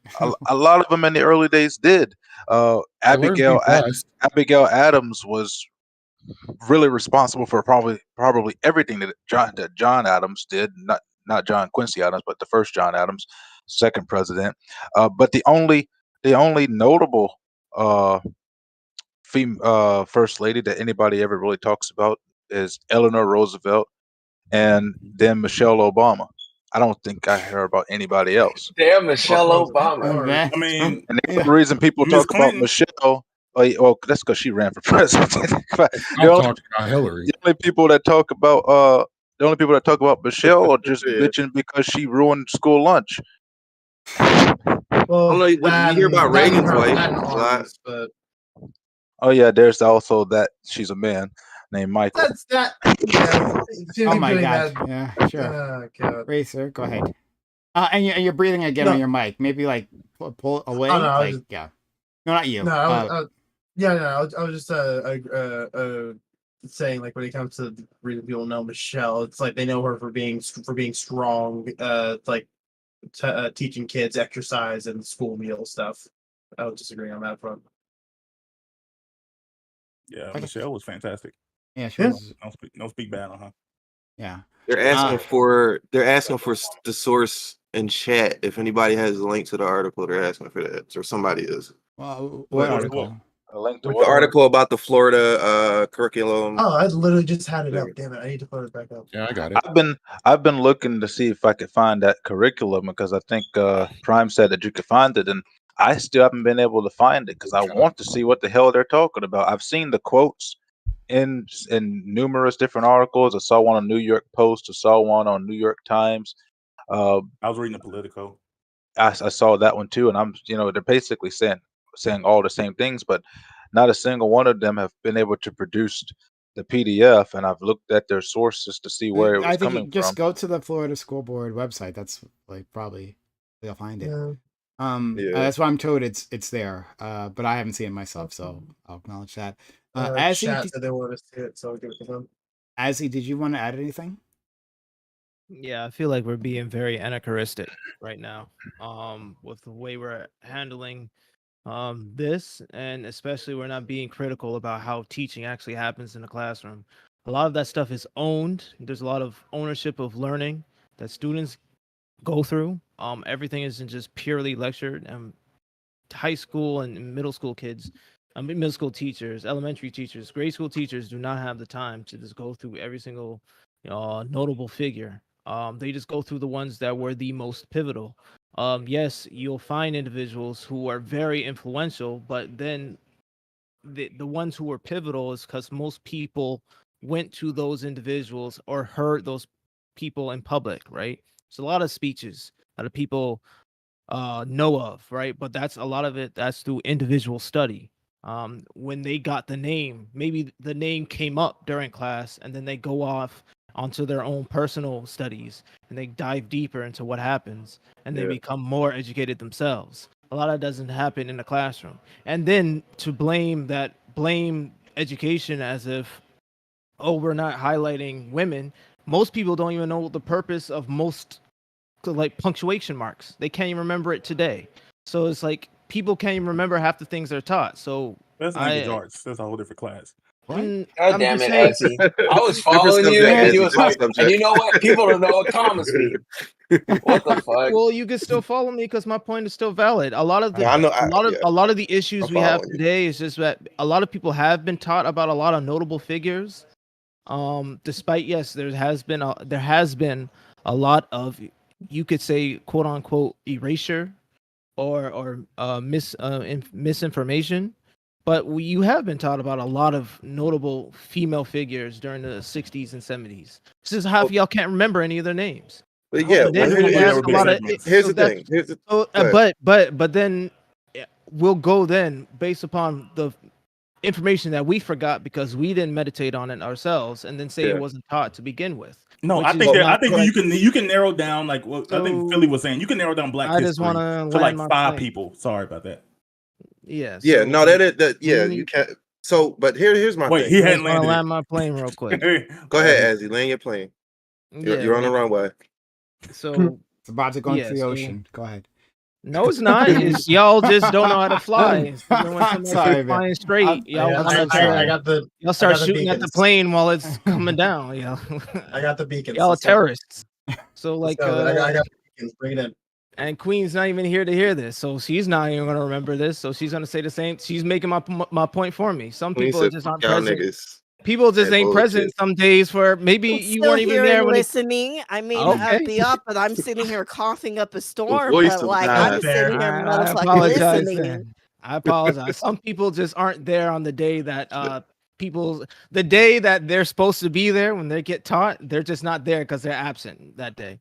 There's a lot of factors, a lot of variables that are in place where people just don't know certain information and they don't seek it out for themselves. I'm So it's sorry. very No, hold on. Like, let's not confuse these things. Azzy, please, come on. Like, the way we present things in schools, right? That's one thing. And then, like, people having the ability to find this information out on their own is another thing. I think it's a valid point that yes, you can go out if you have that interest and look for these things. But I think we can critique the other thing, the former, like how we present things in schools. And it's not just a coincidence that all the people that we the most notable figures in history that we learn happen to be men. Now, obviously, men were in charge, and they have an advantage there. That's true, right? But there were so many women throughout the decades, throughout different cultures, who played pivotal moments, but they were ignored, right? The way we present these people in school, in that space, right, matters. And please don't tell me, oh well, I guess you weren't paying attention that day. Were all of us not paying attention on those days? Why is it the entire country doesn't seem to know these women? Like, I guess everybody on those days specifically, the teachers were talking to no one in particular I because already all made of this us had the point. same experience. Am I the only one that So learned about how Coretta Scott King in school? I definitely learned about her in apparently school. because the rest Scott of King is not America the doesn't know only. about her. Hold on, Coretta Scott King is not the only Right, notable right. woman, and yeah, And No, I you're didn't right. learn You're about right. You're her. right. I You're just right. learned she But was Prime, imitating like I already answered this. So you're speaking past me. I said Okay. in the very beginning, we tend to study. We figures names will come up, but we tend to study the most pivotal figures. yeah, but The ones who how had do the we most. decide that? How do we decide that? Based upon popular politics, like a lot of people's personal So it's a- politics So it's were going to be a shaped and self-cycling formed. thing. What's Well, popular is yes, going to be what we those are teach. the And what we educators. teach is what's going to be popular. So it's Those like are a self-fulfilling like thing. yes. Okay, So if here's you the want thing. to Here's the thing. if you want to reduce it to that, then yeah, okay. Not But I'm reductive. saying It's just the truth. Well, I'm saying no, we hold can do up. I things. don't We think can it's just Wait, just no. what you Wait, before teach you is the go, most popular. hold on. I Well, think here's that's like trivializing it. It's not just what you you teach reduce it. becomes the most popular. Like certain events influence more events than other events, right? Like some yeah. historical events are highly important to a locality. Some events are highly important to a nation. Some events are highly important to multiple nations.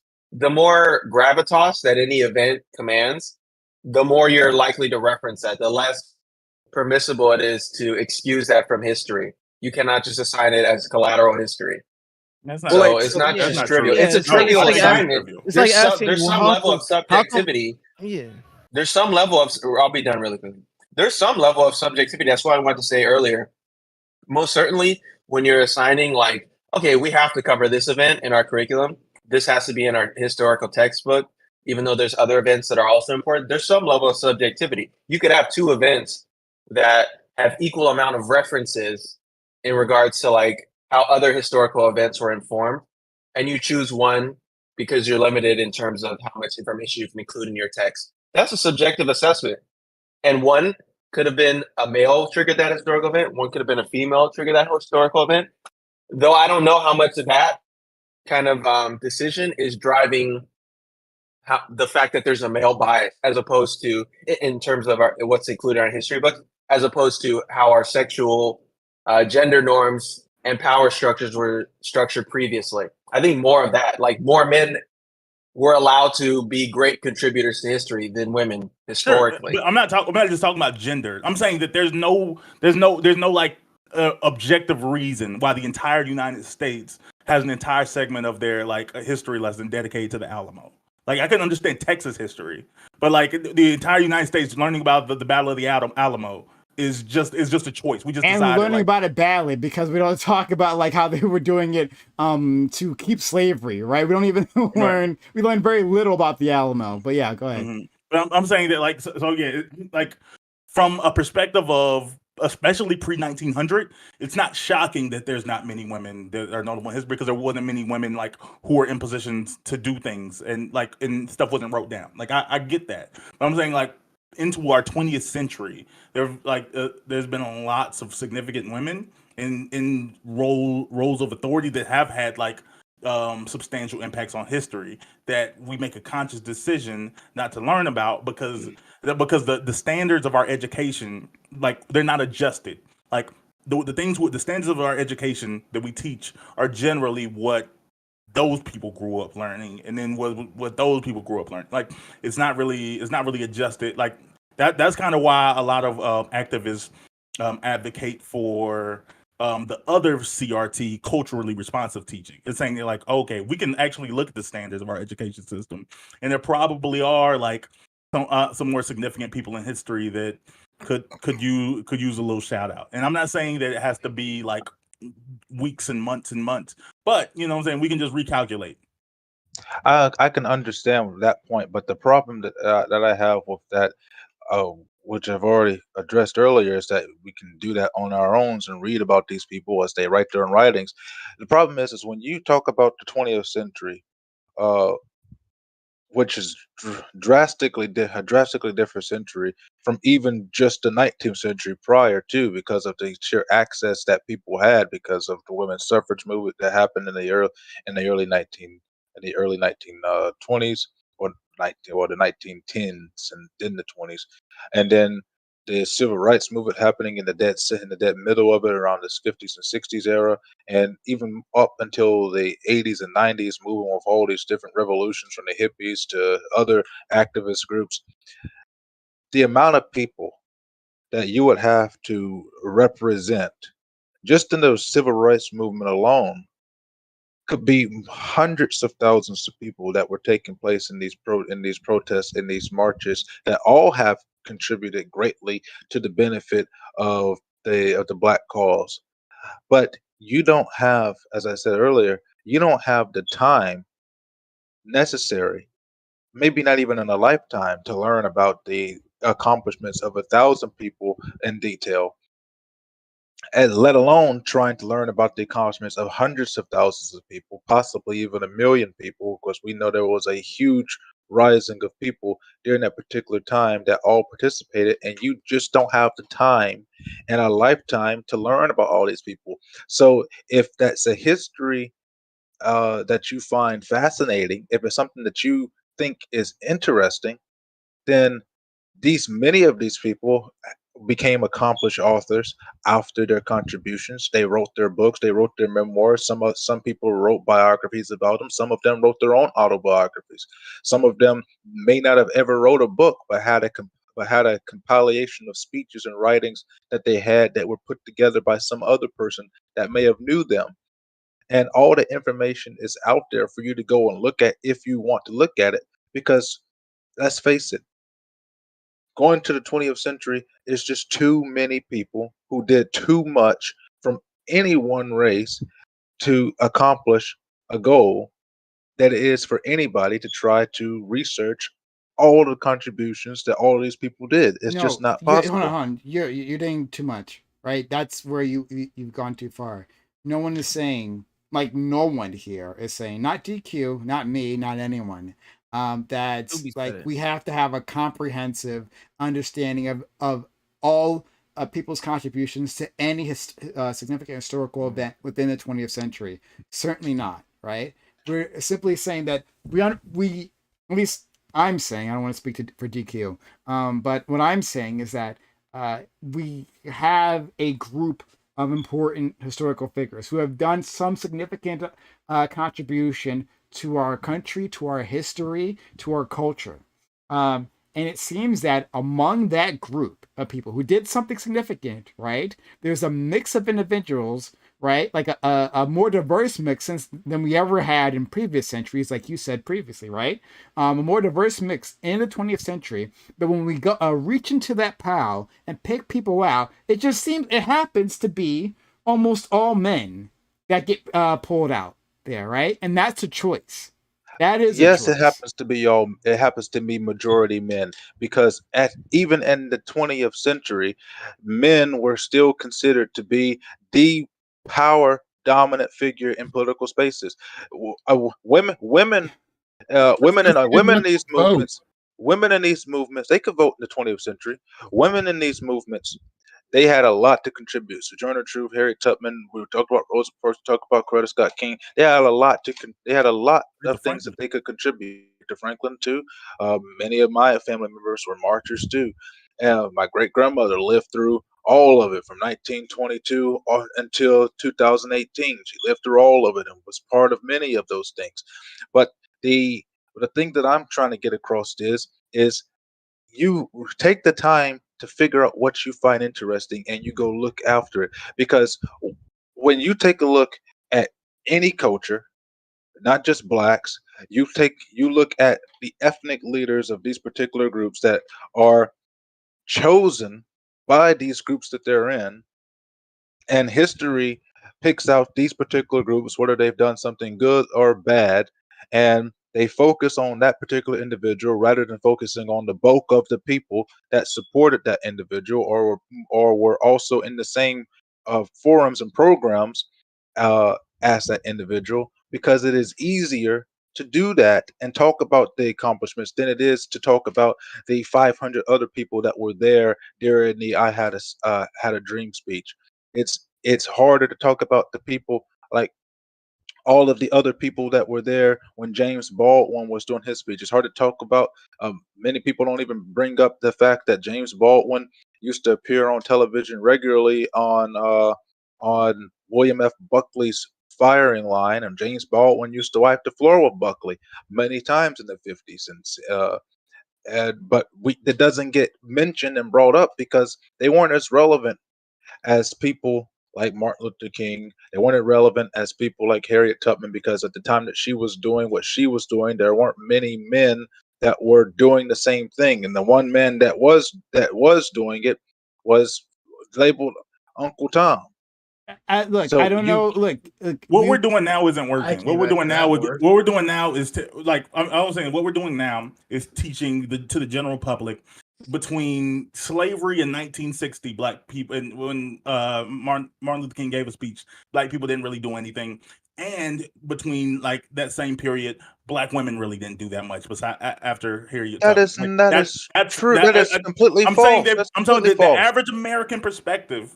If you ask them to name like significant black people or black women through history, they're gonna name the same 4 or 5 people, and they're not just gonna think they're like, oh, these are just the ones we happen to learn about. They're gonna say this is about all that happened. Hell, But you that's can not go what you can people are go on a doing. No, college no, no, no, no, no, campus no. right That's now That's what and people are interview. doing. that You is can not go what you people are can go doing. on They're a not college saying it campus was right just. No now and one is saying. interview. That's what I'm talking Have about. you That's met so. That's Americans? so silly. Nobody. No, You what I'm saying saying, it was just Martin Luther King and it was what just Yeah, what you're I'm going saying to is you're going crazy, man. you I'm can Y'all don't. go on. Y'all got to get off Twitter for a second. Yeah, Have y'all met we're Americans? talking I'm about talking you about can idiots. my We're use not Twitter. experience in Yeah, You you can think that classroom. the use I've average never Twitter. you heard think the anyone average say American that. in Appalachia thinks that like, oh In yeah, black people have average been. Appalachia, they're not the American. average Hey, American. They're how not They're about in even. extreme circumstances. how about asking this question, They're Bam? outlier whites. If you People in go run, Appalachia, they're if you go outlier run whites. What Well, are to you that's like talking 20 about? They're not million people average that you're just Americans. wiping off the map. You This is said what I those 20 mean. million people don't count. Bro, if you Bam, have if you go any to a kind of college, recent interaction with the history class, no one ever says when they're going over an event. I've heard more teachers Say preface like, "Okay, we're going to cover the the really most important notable. what people we're going to cover the most important what historians largely agree are the most important events in this, but we cannot cover everything that happened. I will mention other contributors that I feel like have contributed something significant, but the text that I assign you guys won't actually, go deep into that. But here are some resources you can check out if you want to see that. Yeah, I've heard more and y'all that's don't talk and to historians that's people. say what that. and that's what they do. Y'all don't talk That's to what they do. Americans. Well, I You just have got it. There's you can nothing else to disagree Oh about. my Y'all don't talk you god, to can people. man! bam bam. Y'all take us How to many dog water, bro. Y'all how take us many of to the dog. average black Y'all laugh American do at you me. speak to I'm that? laughing at y'all after. Yes, Like black y'all be Americans saying don't some know shit. black history. You're absolutely right. Why do you think No, why do that you think what black I'm so why do you what think I'm black saying. men are trying to put black women back into subjugation? Like they think they're like, oh yeah, like in the history of the black in the 50s when black men were right, that was when we was heads of the household. When that wasn't even historically the case. But that's what they believe because we don't teach nothing different. Because they don't know. No, what Yeah, I'm but the saying history is class if teaches you that. took The if history you class teaches that the black men were the head of the household. I never heard Like the history history class class teach isn't that. teaching them that either. So where are they getting that from? Not from history my class. my case is Our that history classes you can influence the go to a culture. college today, What? for a college full of What black people, history and class? pull a random black person out of a college and ask them if they remember what they were taught in 4th grade about black history, and they can't tell you Dude, because They some can say things George people Washington remember. Carver made peanut butter. y'all George, are really yeah, that's what practicing they're on Did going my to he say. call point. anybody Which Like ain't y'all even names? really George need to Washington practice Carver's So on my most significant like thing he done. But I So know that nigga made peanut they're butter. going to say, because the Azzy, thing fetch me is, some bread. it's like as he said earlier today, people have to be held accountable for their own personal study. You like what Tubi said. When you go to school, when you go to college, when you go to these courses, they teach you a certain amount of stuff in a finite amount of time, and then they give you a list of resources that says you can study these other things. That was the most important thing about doing the research paper on African American history was it gave you an opportunity to talk about other people that we didn't have time to talk about in Tell me why African we American had time history to talk portions about of it. George Washington Carver making peanut butter. Tell We me why didn't. that was the most historically relevant We didn't. thing. You know what? There was love never. peanut butter. There was never a time in any of my courses in my entire school history where we actually talked about George Washington Carver. But he was Yeah, I don't always an remember that option. either.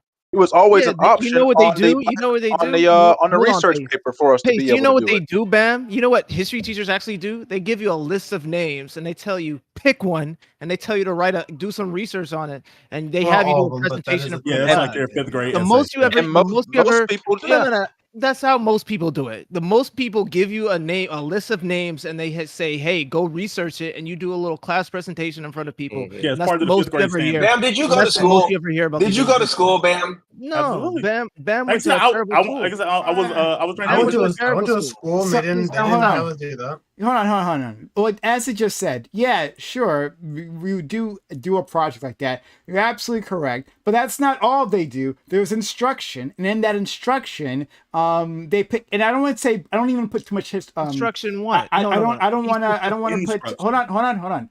I don't want to put too much blame on history teachers, Right. because like they're just like the front line of this. But there's like a whole historical like industrial complex behind them, right? There is the textbooks and like what gets included there. Tubi already said it previously, right? Like we only get like a few like chapters, maybe. If you're lucky, maybe you'll get one chapter on Black history, and then it's back to like what white people did, right? As if Black people haven't been doing things literally the entire time, or haven't been integral to this country the entire time, right? So, but everything in that book is a choice, right? And then beyond that, there are like the historical the things that professors study, right? And for decades, and for centuries, it was white men who were in charge of like those college historical departments, and the things that they focus on were other white men, right? Okay, so then that's the issue. So what I'm saying, hold on. So all I'm saying is that like what happens in that classroom is built on a lot. And I'm simply just getting us to acknowledge what DQ was saying before, and that like the impact of women, right, seems to continuously across races, but continuously be ignored, right? Be marginalized. That is a choice. All of that is a choice. We can decide differently, but we Yeah, don't. that is a choice by individual people who chose Yeah, that that's wasn't what's- important to them to research. See, I don't understand I the don't want to hear idea. no more personal responsibility I don't arguments about understand the the U.S. idea education system. of that's not what I'm talking about. What I'm See, talking you're about. making a personal responsibility for how we educate the entire What I'm country. talking about. If this I kid don't did, wanna when he hear took any math out of more- school, I don't want you to wouldn't hear say any more. that kids don't want to learn I math. don't want to hear The any more. math books Let's exist. defer to the Kids should African just go experience of take the Appalachian math whites. Kids are Either. failing. No more of those arguments. Kids are failing math. Bam, Kids are the failing. They ancestors, don't want the to fucking ancestors, learn. Bam, So the yeah, ancestors. you do ain't have a gonna- responsibility. Bam, the Is my ancestors ain't microphone just work? gonna pop up and just Yeah. put information in your head. You gotta go study. What are you talking about? No, Personal I'm responsibility. saying In that fact, the same state of Florida we're talking about, like it's not like we just like no one has an issue with these things because the same state of Florida tried to create an African American AP class, AP African American history class, and this same state was up in arms like, no, we don't need to be teaching no more about Black people. So it seems to be like a conscious, direct it seems to be decision. a It's not Florida thing. That's No, not no, what It seems they to be- said at all. Yeah, Actually, it seems like a It seems to Florida be a is white. racist. It seems like the a only Florida thing thing. they said like a about that white eugenicist. AP U.S. history, AP American African American history studies in there, which I still have the curriculum sitting on the table right there, all 87 pages of it. The only thing they said was that once you got to section to unit 4, it started talking a lot more about queer gender studies than it did about African American history, and they wanted to eliminate that section from it and keep everything else. Okay, so Well, like, be clear yeah, sometime, and that's dog. true. So Yeah. So, as he but quickly even makes in the point, that, and I think STV Philly wants to make it, then we have to start moving on to our next topic. it's a shame that like I don't get Damn, more you're time banished to back to just ramble Appalachia. on and shout a bunch of nonsense and we morally equivocate all this nonsense. Oh, it's personal responsibility. Shoot, if you don't study anything you're taught, you're not gonna remember it, which was my point to begin You with. weren't taught it. So when Prime, I know you're not talking about it. It was my point. That's why I'm saying you're not talking about anything. No, I That's said my we weren't taught it. Okay, what I'm saying. Bam, if that's what tickles your fancy, man, that's what All floats your right, boat. STV So Philly. what my point? I didn't make sorry. my point. I thought you This were is what I'm done. talking I'm about. sorry. You How do pause you think I'm sometimes. done? Oh my If you god! Sorry. interrupted me? Sometimes you pause, and 'Cause I'm he's like, Stop making oh, this interrupting point me. to start arguing with me. I apologize. Please go ahead. Yeah, like that's what I'm talking about. Half the time we're like arguing with people who are trying to teach. That's why you can't remember half the things. And then to Prime and DQ's point, listen, you're dealing with white eugenicist people who are in control of education and in control of Like assessment to eugenics. begin with. So half of the no, that's true. That's literally like the person who Don't let makes him a get lot you of off the your point. teachers. Like, yeah, so that's true, and you could just Google it. That so anyway, like that's your enemy. It's not that we're not teaching enough black women. We're not even teaching a lot of the notable men that need to be talked about. So the fact that we're like, it's not like I'm saying we're jumping the gun. It's not a gendered thing. A lot of the people who need to be talked about aren't talked about to begin with. So, and then the people who are talked about are half remembered, and we don't remember what they're truly talking about anyway until somebody personally goes back and makes a YouTube about it. And then somebody, who wants to like morally equivocate to somebody else goes watch the YouTube. People aren't studying anyway. People aren't learning properly anyway. People aren't being discipled in information anyway. So we're belly aching over a lot of points. STV. So, believe it or not, or I shouldn't even preface by that. I actually agree with Azzy. The way that a lot of people get their history, get their philosophy, get their worldview is from their parents or from the people that they're around the most and the people that raise them. The fact of the matter is our school system is shit. We are very undereducated. And I'm not just talking about like black issues or history. I'm just talking about like overall. It's very bare bones. Some of the are some of the way we approach education. So I don't know if any of you are parents, but I'm finding that my son does the most learning outside of school. Like his class will teach him the foundational things. Well, and he's very young right now, but his class will teach him the foundational things, and it's going to be up to me and his mom to actually make sure that he delves deeper into certain topics. He's not going to learn about, like, just for instance, we're talking about, black history and stuff. He's not going to learn about like Angela Davis or Fred Hampton, communist Fred Hampton. But like even any of the stuff he did, but the Black Panthers and the school lunches or the school breakfasts that they did, they're not going to learn any of that at school. I know that. So I think like it's going to be up to you as a parent to instill what your values and your kid and make sure that they learn what they get a better education than the school is going to give them. That's part of the reason why our population is so fractured today, because most of what we're learning is from like our parents, especially in terms of social issues. So I just really wanted to just say that, like, when you do become parents, if you are a parent, that making sure that your kids learn those extra facets is going to be up to you. So All right. I just want to say something in closing real quick, if I may. It sounds like a lot of y'all need to read Howard Zinn's The People's History. But we also need to realize that there aren't a lot of like black women writing the history books in every state, right?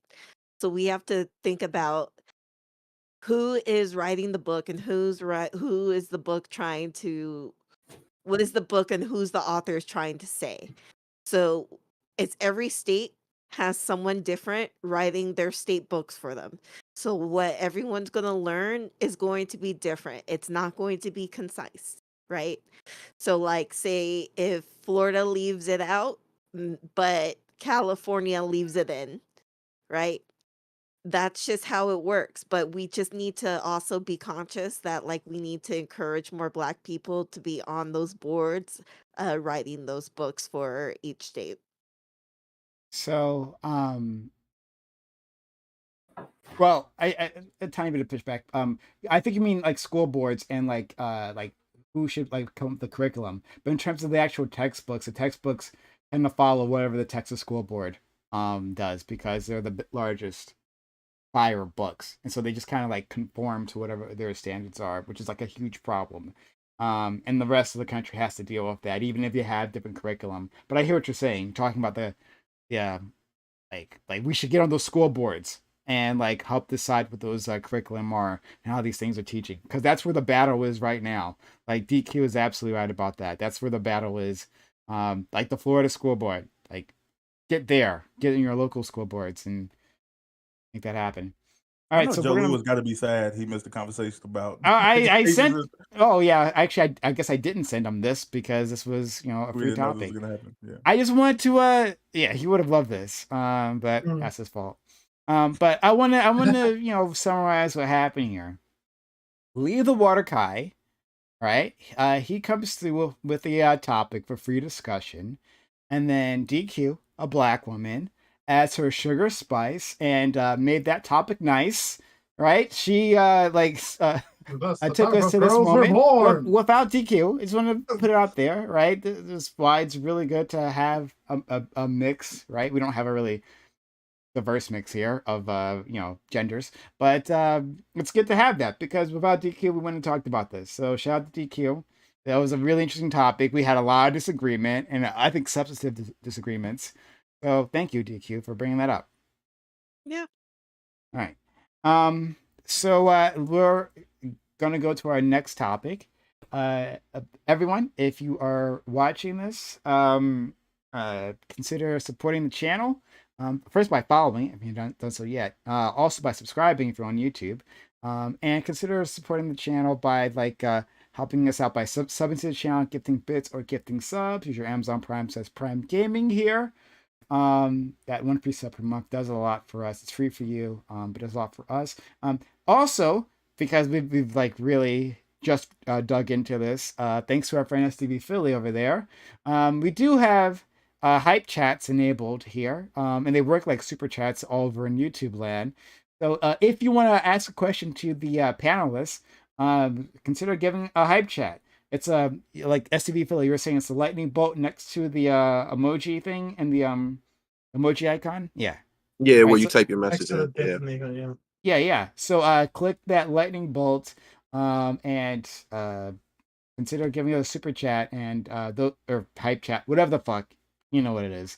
And those questions we'll read them out here. So shout out to SV Philly. Philly, I was thinking about that. You were saying like, well, why hadn't Twitch had it before? I Yeah. was thinking about that now, and I think it's because of bits. Because Yeah, the bits were horrible. yeah, I hated the way bits they were were. horrible because they required you to buy an extra amount, right? Yeah. Right. Like if you want to buy $30 of bits, like you have to buy $35. Like put $35 in, and then also they get another cut on the back end of that. So like once you send it, like the full like 3,000 bits doesn't get to me. They still get another cut. They cut both ways. When you buy it and then after you send it. So of course they didn't want to do a hype chat. They were making too much money off of bits. But okay. Probably make more money off of this, because if people utilize it in the same way that super chats are used, where like you promise to read off their message, or comment on their whatever. Yeah, it's a guaranteed way to get your message read, and more people are going to spend money that way ultimately. You put yours was a $10 message. Just really quickly, guys. Yours was a $10 message. Did you pay $10? I thought it was it 10? I thought it was 20. I'm sorry. I meant to do You 20. said 20? No, I'm sure it was 10. I was positive that was Okay. 10. Yeah, it was Well, 10. I'm whatever. looking at it. Okay, whatever it was, that's what I meant to put in. Yeah. Okay. Wait, I gotta double check that. Okay, but go ahead. There's no. They took half of that shit. Okay, I don't know what to say. I really gotta double check that. Then we all got robbed here, both you and me. But yeah. But anyway, my point is that I'm guessing they're going to be making less money up front, but maybe more because people are going to actually read those. So, all right. So let's move on to our planned topic. This was a really good discussion. Shout out to everybody here, seriously, on all sides of this issue. That was a really great discussion on history and like how things should be taught. So you guys did a great job. So okay, topic 2. Sexy Red, in quotes, is a rap artist. in quotes. Her songs include extremely sexualized lyrics. However, recently, she was invited to perform in front of a group of high school children. Do you think that is appropriate? The children were already familiar with her songs, so does that matter? If you think that Sexy Red was fine, was acceptable, should there be any limits on who is invited to perform in front of children? Okay. So I'm going to put these links in chat so you guys can take a look. One is a Twitter link, and it shows this artist like it like combined all of that, didn't it? There are two different links. Okay. One's a short Twitter clip that shows this woman walking into like a school gymnasium and kids like running and screaming, like happy that this woman is here. The second one, the YouTube clip, is her The music greatest video. song in the United States. Yeah. Hey, SCV affiliate, thank you for the kind $10. And he says, this better be a $10 hype chat. Indeed, it is a $10 hype chat. Thank you for another 10. That's really, really kind of you. Thank you so much. But anyway, so the second one is her music video called Pound Town. It's a ballad. Yeah. And Degeneracy. and it's a hell of a song. It starts with, if I remember I'm correctly, sure it is. The devil would love it. If I believe that the first two lines of this song is that my booty hole is brown and my pussy hole is pink. A poet, truly. That's highly With my educational. rounds. It's true. It is. How would I have known without her telling me? But Just letting you know, bro. In case you was wondering. yeah, and I'll put this in the YouTube chat as well. YouTube chat, just an appreciation tip. Oh, thank you, Remy LeBeau for the $8 Australian. There, that's really kind of you. The links I was talking about, I just put them in chat. Oh, well, one of them went through. In any case, the point is that like this is extremely sexualized lyrics, extremely. And like I just want to know if you guys think this is acceptable. So let's move on. And again, thank you, Remy LeBeau, for being so kind. Off in YouTube land. All right, we'll start with my man Bam, who came up with this topic. This is really good. But the thing is, you didn't say that, but y'all assumed it was me. Like, why did everybody in the chat like, Bam, why'd you do this? He didn't even put my name connected to it. I think that was rude. Were we wrong? That was literally the first thing I responded to Prime with. I was literally like, I forgot what I said, but I was like, man, this sounds like something that Bam would like. But It's garbage, of course, but this is something that Bam would like. to be fair to you, to be fair to us, Bam, every time Prime asks us something, it's usually you who suggested the topic. But even then, Always. like our friend Tubi isn't around like that, so he doesn't get to see all that, and he immediately identified Bam. It's disrespectful. But like I said, I just want to go through the chorus because I'm telling you, it is poetry in motion. And before you do that, Razor Sharp Gaming, thank you for the 5 hot tier 1 gift subs to the channel. Because that we're one more donation away from a hype train, which would be really great. So if one other person helps us out by gifting subs, gifting bits, or subbing themselves, I guess, that would be helpful. Or another hype chat will also do it because apparently hype chats count. We're just learning that as well. So consider helping us out. In the next 2 minutes, we get another kind donation from someone who could start ourselves a hype train, which, this is how we power this community. All right, so please go ahead, Bam. Yeah.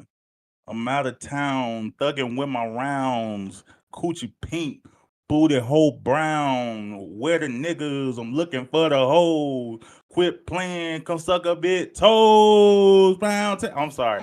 Bars. No, that was pretty good, bro. That was Bars. pretty good. You I'm That not was gonna lie. absolutely horrible. No, you sus, bro. You sus, bro. Bars.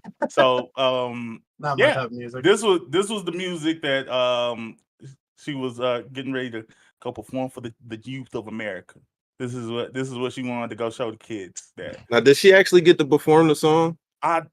Apparently she did. I hadn't seen the video of it, but apparently people saying she did perform. Okay. Because I know she did the whole But I think basketball they court said she got did some mobbed. sort of like clean version. I don't know what that means.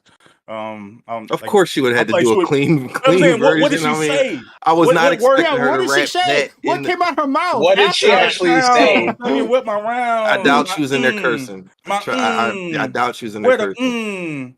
I'm looking for the Like what? It cut out half the lyrics. What do you say at that point? Is it still a They do it song? for the radio. I don't know. They do it for the Nah, radio. but the radio's clean. Yeah, The what radio was the ain't song clean, clean. called? What was the song even called though? Because even Downtown. the title is Downtown. crazy. Downtown. But that's a clean title because that title's crazy too. That is the clean title. You I could think say we're all all going to the be in words in agreement public. that she probably shouldn't have performed at this I school. just mean, want I to don't think know. there's Well, going to we'll be much see. disagreement You should there. never I'm assume so going to that. disagree You with should that. never assume that on these panels. Oh my god. Don't ever I, do Well, let's that. get I the hope we're openings all out in of the agreement. way, and we'll Let's find out. okay. It is still Bam's We ain't good opening, to open. Yeah, but it's not open. I will interrupt I'm him. sorry. But I thank you for the apologize. 1,000 bits from Jeff. Thank you for the kindness. Starting Remember ourselves on the Jeff? hype train. We're at 37% of a level 2 hype train. Help us get to a level 3 hype train. You can sub to the channel yourself. You get ad-free viewing. You get our emotes. You also can gift bits. Like Jeff did, or you can give subs like Razor did. You can use your Amazon Prime / Prime Gaming, or you can use a hype chat like our friend STV Philly did. All that adds to the total and gets us closer to a level 3 hype train. Really good if we can make it. But if you're enjoying this content, if you find yourself coming back here often, then be so kind, help us out so we can get there. All right, Bam, finish your. Yeah. Like so.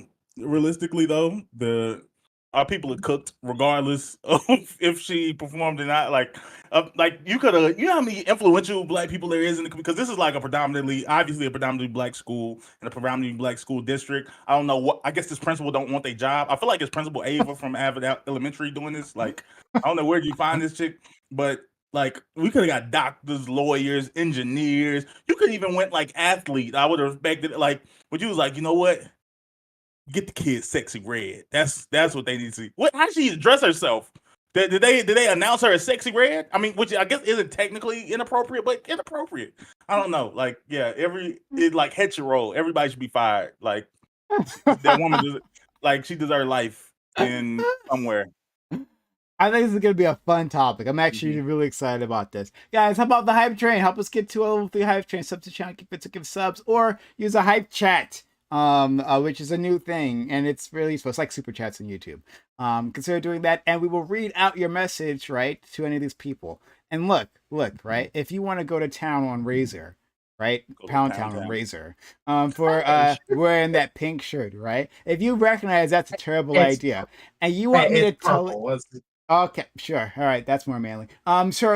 We'll if you want me to lay into him, right? We'll put so in a hype chat or a super chat if you're on YouTube land, and I will do so at any point in time. I will interrupt everything to insult our friend Razor. Thank you. Be gentle.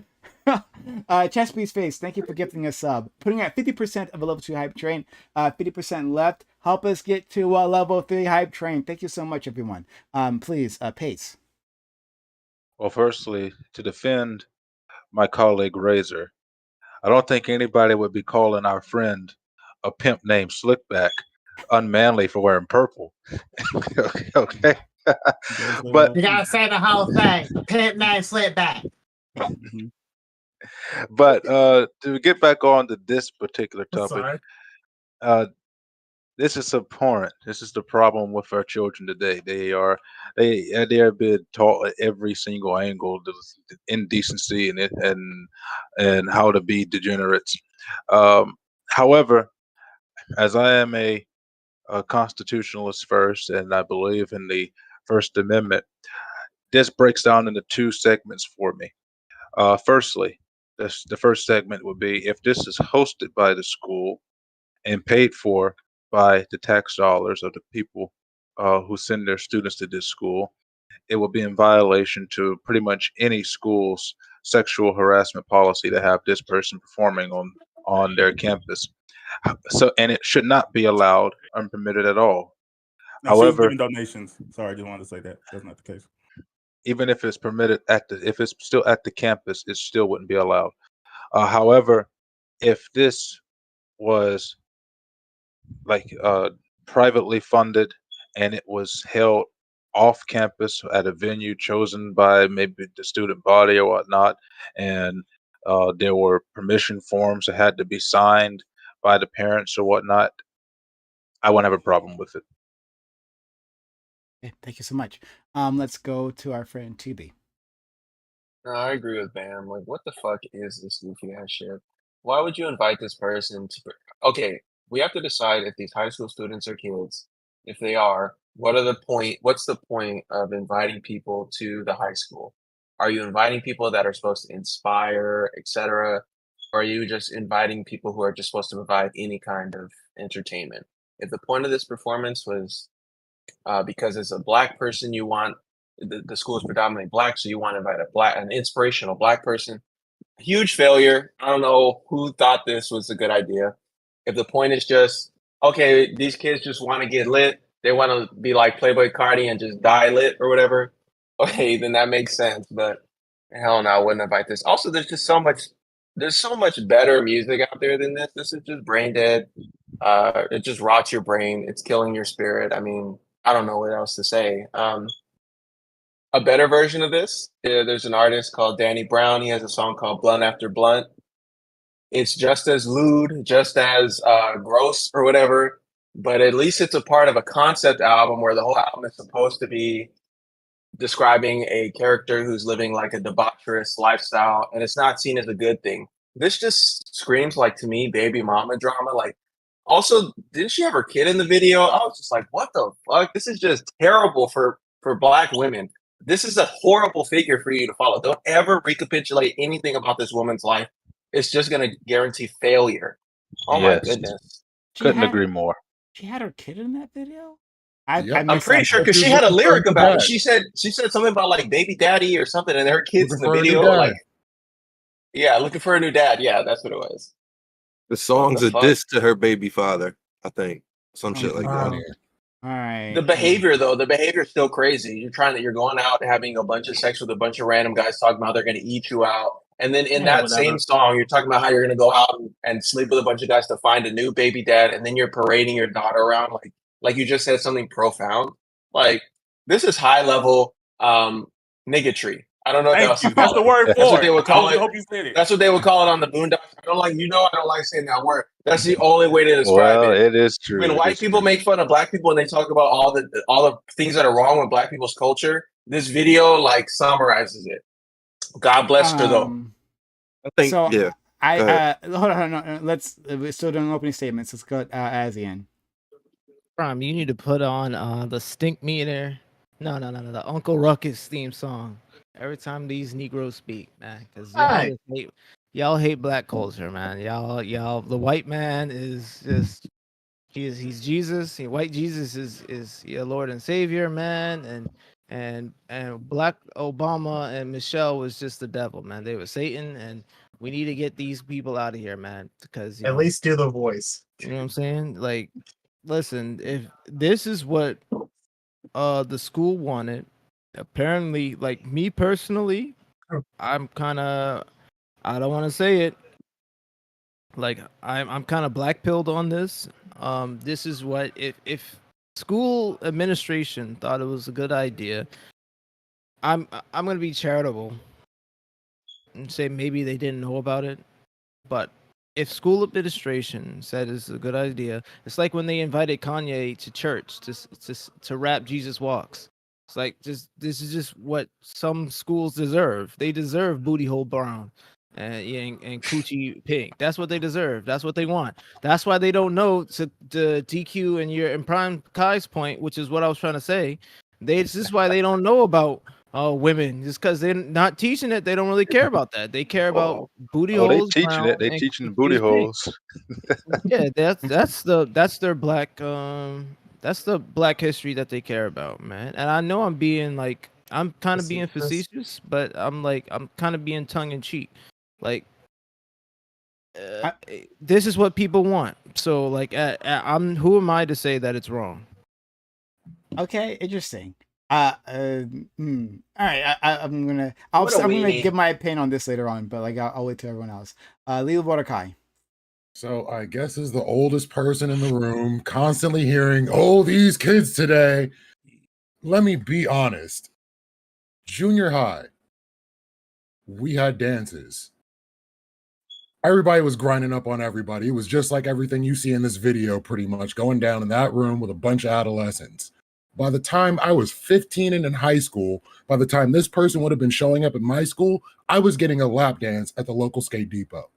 So this is nothing the kids aren't already seeing, doing, acting out without it being presented to them. So am I gonna say, like, it's the Jurassic Park thing again with this? Just because you can invite someone doesn't mean you should, but this isn't gonna be the moral breakdown of society. We already got there before. This is a symptom of whatever's going on. This has nothing to do with anything. So I'm gonna say it probably wasn't the smartest move, but they aren't gonna be any worse for the wear for it. Everyone has much more interesting like childhoods than I did, right? Like, Didn't go to Skate Depot enough. Apparently not. Yeah, that's where you go to get lap dances. Dude, that was the reason why I liked you, Water Kai. Michael Crichton. Just got to get a little one of those in every now and again. Jeff Goldblum is a STV. must. Okay. So one thing we have to remember here is that it's the middle of summer, right? I don't know if anybody remembers that. So I don't think this is part of any like regular school curriculum or like anything that's going to happen regularly during the school year. What this looks like to me is a bunch of summer school kids, or maybe just kids affiliated with the school in some way, gathered in the gymnasium, and they probably had some sort of vote on who they wanted to appear or who was available. And Sexy Red was chosen. Now, that being said, I don't think like I can't find any good reason to defend this. Like I keep racking my brain. The first thing she does when she walks out is she flips the camera off and then throws up gang signs.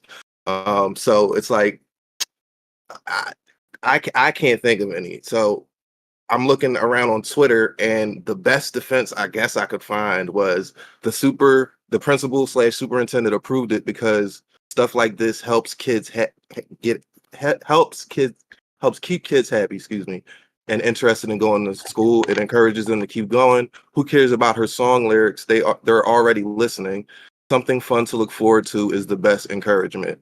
Now that's like the best defense I could find for it. But other than that, yeah, I don't think this is a good idea. But remember, this is summer school. This is not like Use the kids we don't care about. I got you. no, Yes, the ones that are Well, already these are the there. kids who for sure it looks don't like need a to hear that reward. message. It looks like a What the reward. hell?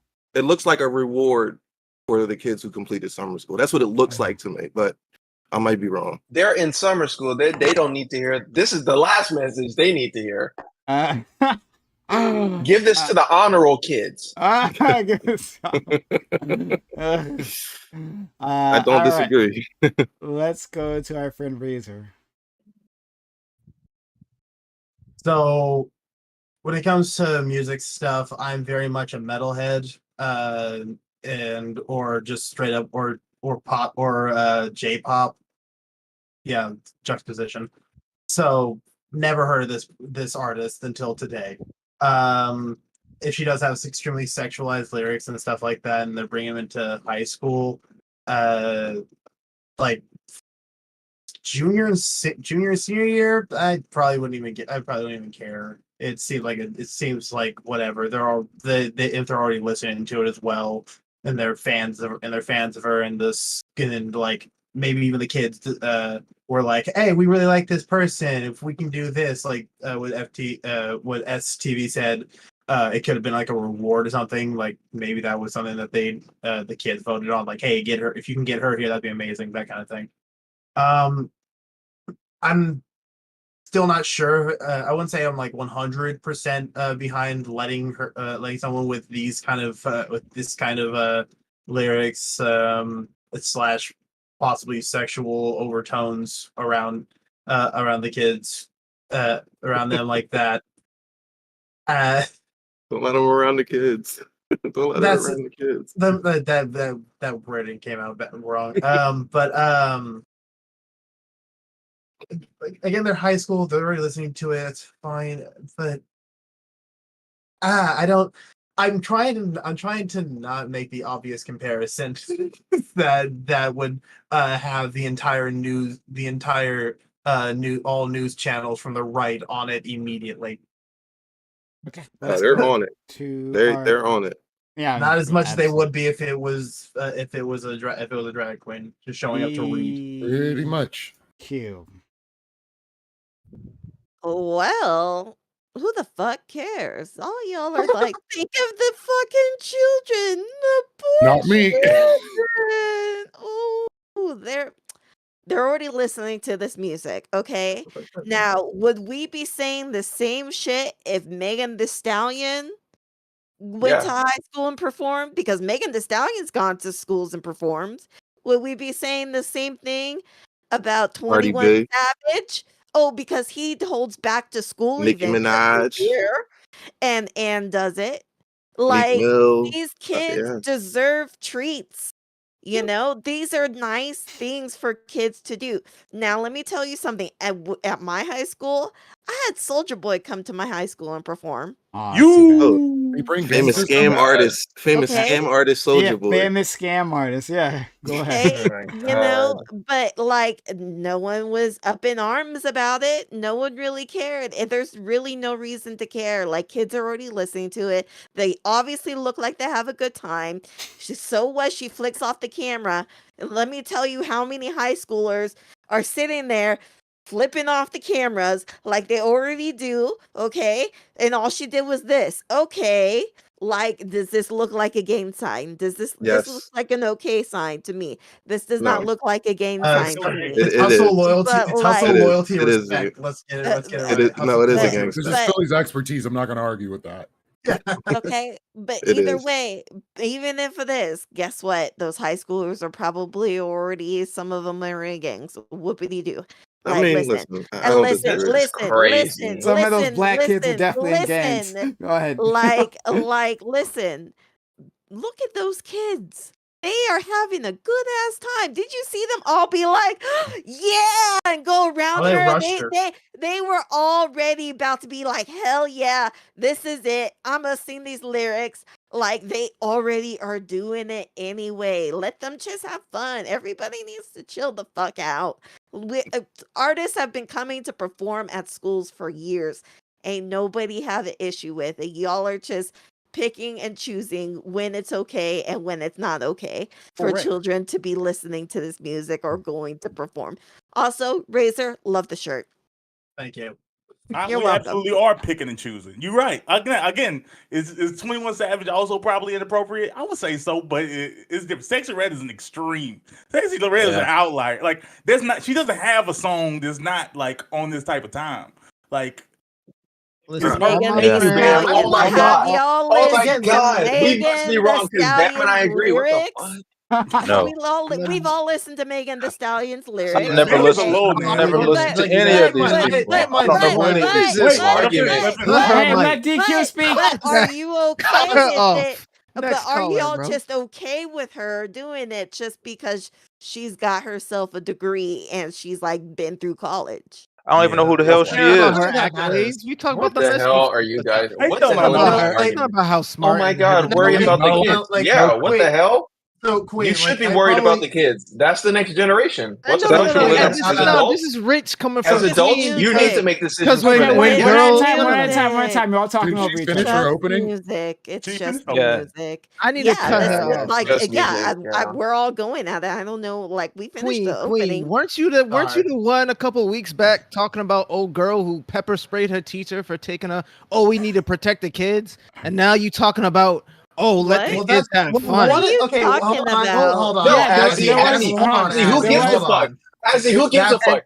and They're to be already in don't- gangs. They're already flipping off the camera. So fuck it. Let's give them Don't sexy you red. dare back me up, because you don't you ever call me a weenie ever again in your life. Don't you Bro, you're a ever weenie. call That me was such a weenie Don't intro. You're like, ever call me a I don't weenie. want to judge No, anyone. hold on. I don't want to have to judge anyone. You're a fucking So, You weenie. deserve- I want you to stop you on deserve- that Okay. little thing you One did. at a time. One at a time. One at a time. And just so you know, yeah, there was we did a story on all black everything a few weeks ago. If you missed it, well, you should be tuning in more often. But anyway, it was about a school teacher who got like pepper sprayed by like this black by this black girl, this white guy, and he got pepper sprayed by her because he took her phone. And she was some people were calling it self defense. In any case, like if as he's making the point that DQ was defending them and saying like we gotta defend the kids. We gotta defend the kids. No, even more than that. She's proven herself to be the sire. No. Apples and oranges. Apples and oranges. That would be apples and oranges. One is physical. The other one is just music. What? What do you mean apples What are you and talking oranges? about? Apples and oranges. One of them is a kid. Was who anybody physically hurt during the concert? The music? I'm sure they were. Was anybody sure throwing pepper spray? Someone probably got pregnant. Someone probably got pregnant by the end of it. Chill. No, we're not talking about high school. No. Look, like what songs were popular at y'all's high school prom, huh? We all listened to Walker Flag and A-Baby. How were y'all dancing? How were y'all dancing on the dance floor? Macarena. Okay. Y'all Cotton Eye, we did the Macarena. The Cotton Eye Joe, we did the wobble. Yeah. Not me. Like y'all was in a motherfucking club. Okay, look. Chill. To be clear, right? I was lame and I didn't have a date and no one danced with me. So I'm above all this. But anyway, I everybody's girl. I wanted to give my opinion. I want to give my opinion on this, right, as we jump into this, because I think it's a really interesting topic. I think we're probably going to be more split than we think we are. Don't disappoint me, Prime. Anyway, so one, I want to say that this woman, Sexy Red, and this is the first time I only heard about it a few hours ago when Bam introduced me, because of course he's a huge fan. And he wait, before you finish, Prime, Bam, how in the hell do you know all of these suspect people? Bro, honestly, Bam, you just don't engage with culture. finds this unique black hole in YouTube A where black he can hole find found. videos of kids. He you can look at find how many videos views of she got? people in cars giving each I other have never blowjobs heard of this on woman YouTube. before. I've never What the heard fuck? of any of these artists that you No, quote. I'm just on engaged a in black culture. mixtape and was like, "Fuck yeah!" She's got I just came 15 across million. his Twitter timeline. She's got 15 million views. What are you talking about? This isn't niche. She's Man, very you need popular. to get spanked. You need to That get shit just spanked. came You need to get across my spanked Twitter out there. timeline. Have Go y'all ahead, Prime. gone Go to ahead, go Prime. see So- the Can we have- World can we have video? Prime? How Okay. many I'm views sorry when does that that calls got? Prime. Okay. I just wanted to know how does he keep finding these people? He's a degenerate. We Very already know black. that. Okay, and Most moving certainly. forward. You just But click like, trending, the trending so button on Prime, YouTube. get out. let me finish what I was going to say. Right. So I just learned about this person, right? And I wish I hadn't, because they are horrible. No, this person has like no redeeming values. Like this is gonna Thank sound you. like an old man rant, and I'm gonna own it. All right, like Embrace it, yes. I weep for the state of rap and hip hop. Like this cannot be it. I've been talking about this for years, but like it's going downhill. Like this music. It's been downhill. It's, Herman, what you I mean, I'm in yeah, Miami. it's so bad. Like this woman, she has no lyrics, she has no bars, right? Like the way Bam's rendition of this song was actually better than hers. Like she has no musical that's talent, she sexism can't right there. sing. She's like, relax garb- on our black queens. no, she's garbage. unironically. She is garbage, right? Like and it's I like the stand. most basic, like she has no insight. She's like providing zero insight into like a topic. She's just like describing, hey, like a penis is inside of me, and then like Prime. it came on my face, and then Prime. that's Do it's just. you remember hold on. 3-6 Mafia slob on my knob? Like it's the same thing. Though. Like Okay, don't. yeah, exactly, exactly. Slob on my Let's- knob. Like, Okay, hold hold on. Blue You can't. Okay, she better drop some shit that like is conscious then. You can't just be debauchery, and debauchery is not self-redeeming. Okay, To me, there are the some reason I'm people Have out you there. not The heard of reason- Waka City Flocka? Girl. Don't worry. No. This I know this you, one is the not real City City one. Girls. Girls. I don't Cinderella know. City If You are the they Girl. kettle garbage, though, calling the they must pot be garbage. black. If this is what they're rapping about, they're garbage too. And Scooby, Meg Thee you are the Stallion kettle will say you calling can't go the to school pot either black. unless you My can't point is that unless you have trash. some redeeming Let her songs. finish. You can't Look, perform for the no, kids my either point because is she's that she's promoting the same kind of debauchery shit this woman is. And if you're like, oh, the kids are in gangs. Oh, the kids they don't have shit going for them already, but they listen to the music or whatever. Okay, Yeah, well, we shouldn't self-reinforce that. No one yeah, Like said because we shouldn't offer positive the kids reinforcement. have shit going for them. It's just music. Like If let them they're in what? gangs, if they're in Just gangs and they're not doing so shit, what? they're in So summer what? school, they don't have shit So going for them. what? Period. Guess what? I listen. got This is cholos at my school, and guess what? Did we really care? No, we know who the cholos were. Okay, we knew who people Okay, and were in I had gangs, essays but growing up that too. had I grew up in nothing. Los Angeles. I grew up in the That Oakland had gang. nothing. That I had had homies who nothing were to do with gang members. music. That They're had not doing nothing to do shit. with music. wait, Gangs Okay. and music It, have it nothing to do with reinforces each it. other. It Again, reinforces it. Let's apples and It oranges. aestheticizes a culture that's bad for those people. okay. It makes it cool. That's the point of music. Real, That's what music does. Okay, so gotta we're get some gonna order. get into it. I just let me finish my point. All right, see ya. And Jeff in chat, who kindly helped us out before, gets 100 bits, tells me to slow down. There's plenty of good rap being made.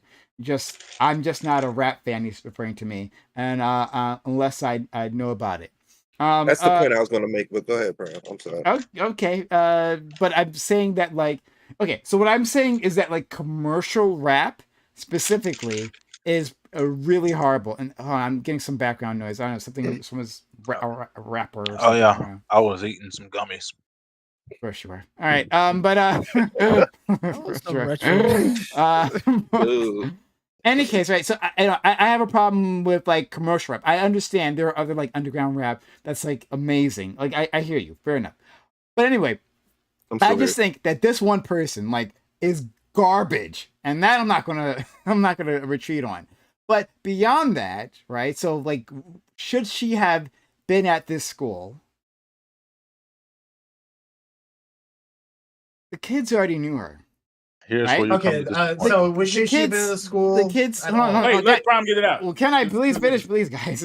Yeah. Sorry. So the kids already knew Pause. her. They rushed this one. I'd never seen this one before, but whatever. I'm slightly older than them, but these they rushed her, and I think there's something to be said about there's a time and a place for this, right?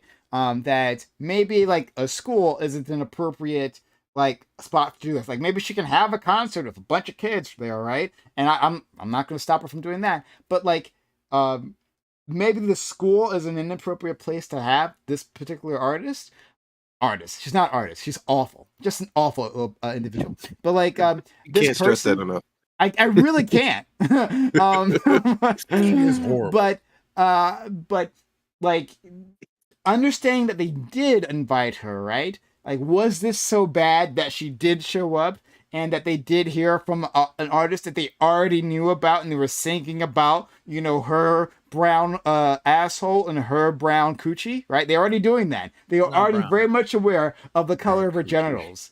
So I'm Real. guessing this didn't break their brains. I Right. think the kids can Sex handle ed it. is the thing, So, right? Right? Yeah, So I'm know. split on this, but go ahead. You guys can jump in. Listen, I y'all are a Okay, bunch well, of let me munchkins, man. let me Y'all jump a bunch in of here. munchkins. You see, I'm Nancy, you with don't want to Razor. judge anyone. You're a I'm weenie, with but you can't talk on this topic anymore. The Let pot, Pace go. the pot Let calling the Pace kettle go, black. please. Don't you dare. The pot Let calling Pace the with, kettle black. For real, for real. I'm with Razor on part of this. I don't listen to this type of music. I don't listen to any of this type of music. I can't remember the last time I heard a song with any vulgar lyric. Period.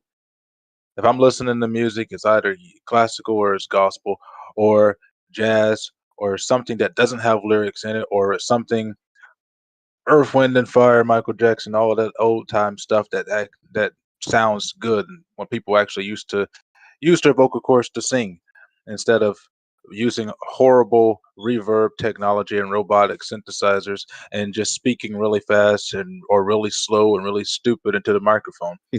Uh, it to Prime's point, I didn't listen to this woman's song because she's not an artist and she doesn't deserve a view from me. Uh, it's absolutely horrible, absolutely abhorrent to have this type of stuff be uh, perpetrated onto children by the schools.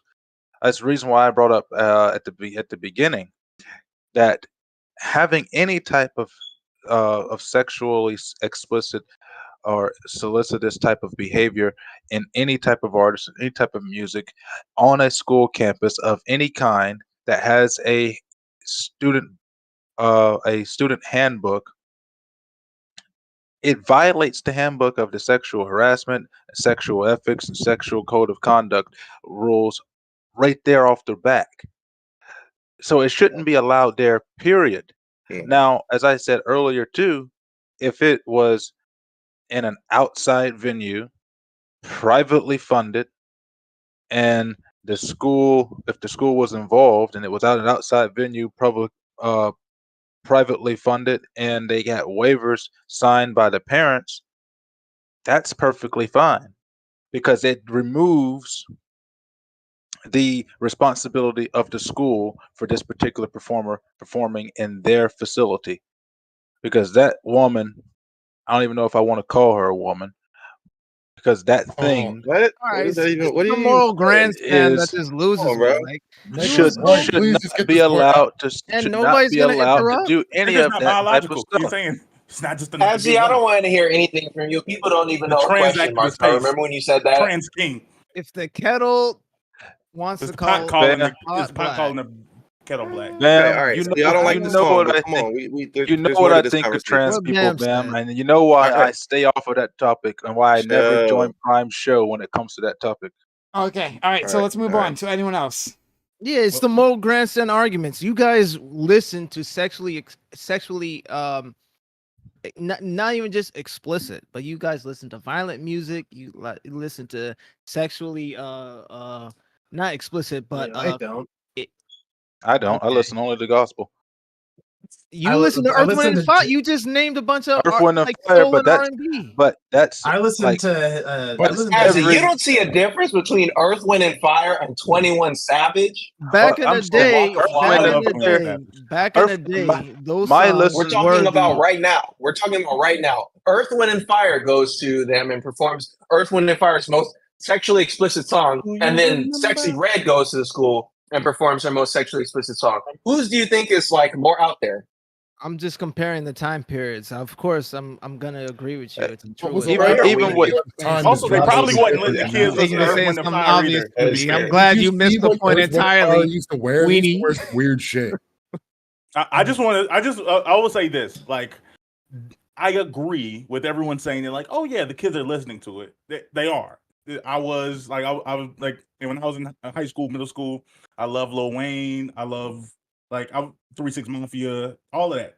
Like, but when you're doing something related to the whole school, and like I said, to be fair, I think she was doing some level of donation. I think that's why the school was inclined to like allow her in. Like she was giving money back, but like when you're appealing to like the lowest common denominator, like all of your students, I think it's fair to say that like even though some students may be already listening to this, we probably shouldn't like as far as anything school related, we should probably say like this isn't appropriate. Now there that doesn't mean that everything is inappropriate. Like you can find some middle ground and we can go artist by artist with that. Like you can make an argument like it doesn't even have to be something super clean. Like I could say, like, I would be fine if J. Cole showed up at the school. Like, J. Cole does some explicit music, but he seems to have like a brighter, more positive message to his music. Sexy Red's message, like, she talks about drug dealers, she talks about booty holes, she talks about She's like, just ratchet. I mean, yeah, that's a nice word for it, honestly. Like, this is what Yeah. type of time she on, and even if this what the kids listen to, like, we can still have a standard for what we expect from Yeah. like the education system as a whole, just like this body. Even Also, if we know. I just want to say, like, if these kids are, as we described them previously, like some of them are members of gangs. I mean, they can be doing that academically because they're in summer school, and they have a bunch of like factors about their environment that's working against them. You don't need a bunch of music. You don't need to reward them with music that's promoting a lifestyle that's not going to lead to their future success. Because I come from Los Angeles. I don't live there anymore, but I come from Los Angeles.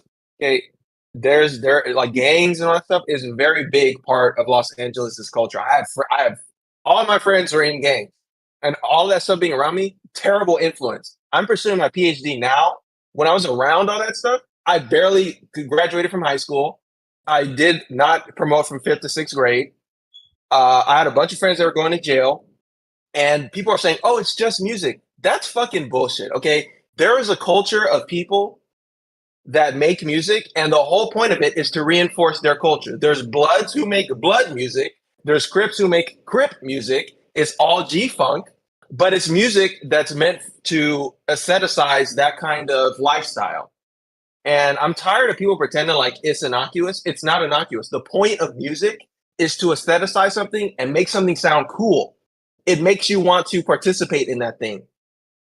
That's the point. You don't hear music and think, wow, that shit's lame. There's a reason for that. It's meant to make things cool. That's the format of music. It aestheticizes things, just like painting or anything like that. So why the fuck would you give these kids who have all these negative externalities this kind of music? I understand. Oh, it's just music. That's fucking bullshit. Because you're It's so reinforcing you're bad assuming, behavior. you're assuming, No, you're no, no, no, assuming no, number okay. one that the administration knew. Also, she walked in throwing up gang signs and shit. That's not, why would you Okay. want that to be associated with your school too? I mean, I Yes, do of this. course. You can I'll be like back the gang sign. Azzy, can, you saying that the administration yes, of didn't course. know is ridiculous because if I'm going to be inviting somebody to perform at my school, the first thing that I'm going to do is research what they perform. No, because there's been instances. There was this instances where I saw this video where there's the song where they say all the cuss words in one bar, and everybody's just going and the principal runs up on stage and says cut that off, and they didn't know they were gonna perform that during the it was like a talent show. Oh yeah, it was like They Chief didn't know Keef. that. I've seen that, but Yeah, it what was Chief, Chief what type Keef. of time Chief Keef is on. They didn't know that though, and then they did the didn't right know. thing when that person started doing that. They went on and stopped them. Didn't you say that Okay. was a talent show? Was that the That's the performer? appropriate response. Was that the For the performer or talent that show. was a student? Yeah, That was a student. student. Yeah. So what? But If the it was a point student, is, yeah, they didn't know the student was going to run up there and start cursing. but Yeah. the point, no, Real it wasn't fast, the students. They started so real playing the fast, too. music, and then everybody started singing along with the music. My point was that administration doesn't always catch it as soon as it happens. In fact, Yeah. everybody, we didn't even see the whole video. I don't even know the full context. If somebody can give me the full context, if she was able to perform the full thing and they couldn't get rid of her, maybe she went there. Maybe she has family there. Maybe the administrator is like a stakeholder in her music. I don't know. Yeah, but No, it she doesn't was matter. giving money to, like she performed the song, but she was giving money to it was apparently it was prom week, which I don't know why their prom was this late. I don't know if some schools accept prom, but she was giving money for the boys to get haircuts and the girls to How do you know she performed the song? Wow, she was giving back to the community, and y'all are all mad. No, I'm not mad. This is I how I don't think say. anyone's no, mad that what- she what'd did you that. say, No one's Bam? mad that she did that. I'm No, not no. mad. I'm just How do saying, you- like, this. It is what it is. She And was talking this about it in not that me. tweet. She said I didn't just do song. Actually, I didn't just go down there to do songs and report debauchery. I Yeah. also was giving back. So she said also. So I just So she tweeted about this? So she Okay. probably did, yeah. Okay, Right, okay. and she And at the said, "What same school time, should her I go song- to next?" So she's I trying saw that to too. like. You know, She's trying you to know- do good. She's trying to do Yeah, good, that's like the a girl, lot of she like other that rappers song. are. no, And she the is not. thing Hold on, no. Let her Listen, finish. listen, Please. and the Yeah, thing, yeah. and the Damn, that's thing your girl. She like popular, that song. like, guys, let her finish. whoa, pull back. Come on. I want to hear, everyone in the audience wants to hear you. These guys are a jumbled mess and all talk over each other. So DQ, go ahead. it's the same thing that other rappers do across the country for back to school events, right? And they perform a song and they give back to the community. Like, why are we mad about that? That's been a thing in our communities for a long time. Famous people come to the schools, they do something nice for their community, and then, like, like, perform a song or two. Great. Like, It's not a big deal, especially like I said, that they're giving back to the community. That should be the main focus. The main focus shouldn't be the fact that the music or the song. It should be fact that she did something really good, and she has those kids feeling really good for school, looking sharp, right? When some of their you're when dragging it. some You're of dragging when it. You're dragging it. That is No, You're that dragging is it. no. that is listen, complete. listen, Performance is good. Bam said that she was trying to give haircuts away and stuff, right? Do you, Stop. No, Stop. I'm sure all of y'all know when you go to the barber how good it feels after you get out of that chair and you feel good. That's the same way these kids feel. And I think that we're not centering how these kids feel about, like, oh, now you care having about the fun kids feel? Are you and fucking doing kidding it. me? These kids getting Are haircuts you fucking anyway. kidding me? No, but she's also giving That is the bundles for most prom. other bullshit that Time I've ever and heard Wait. like sitting on little this stuff for particular topic. This school. is Hold on. ridiculous. No. You Hold saying on. that she Okay, there was a she okay. gave back. She gave Pace. back. She Let gave Pace back. go. That Just she's let me do giving that. back to the Yeah. community. Hold up, DeAndre's enraged. She I gave want to hear back to this. the community by writing a good fucking song that actually makes sense for these young people. If you talk about, oh, she's doing this, she's donating, why does she have to go perform ratchet at a fucking school to give back to the community? Couldn't she just show up and drop $5,000 at the fucking barbershop and say, hey, let those kids outside come in and get their hair cut? But Black Pace, doesn't Jesus say, Okay. "Come as you This are, is like come as you reinforcement. was"? And Wait, this, wait. and this Okay, hold Hold on. on. reinforcement for black Los- people. Okay, well, hold on. Okay, I'm gonna give you guys Nice baby rage I'm gonna going give on. you, a list. All right. So we're gonna go to our friend A Razor. We're correct gonna go rage. STB Philly. We go to Water Kai. All right. We're gonna follow that list. And just in case people who are new here, you don't know who we're talking about an artist. Her name is Sexy Red with 2 X's. Sexy Red. Yeah. We are in particular talking about her song called Pound Town. And this artist who made that song, which you should look up, she performed at a high school. That's what we're talking about. So in case you don't know. All right, Razor. Okay, so I heard something earlier and I wanted to jump on it. I want to see if I can pull back to a little bit from I think 2B said it. About when it came to what music can do, like you're not fully wrong in terms of like music does affect people in certain ways. It's one of the reasons why I am very much of a metalhead. Music definitely can definitely affect people.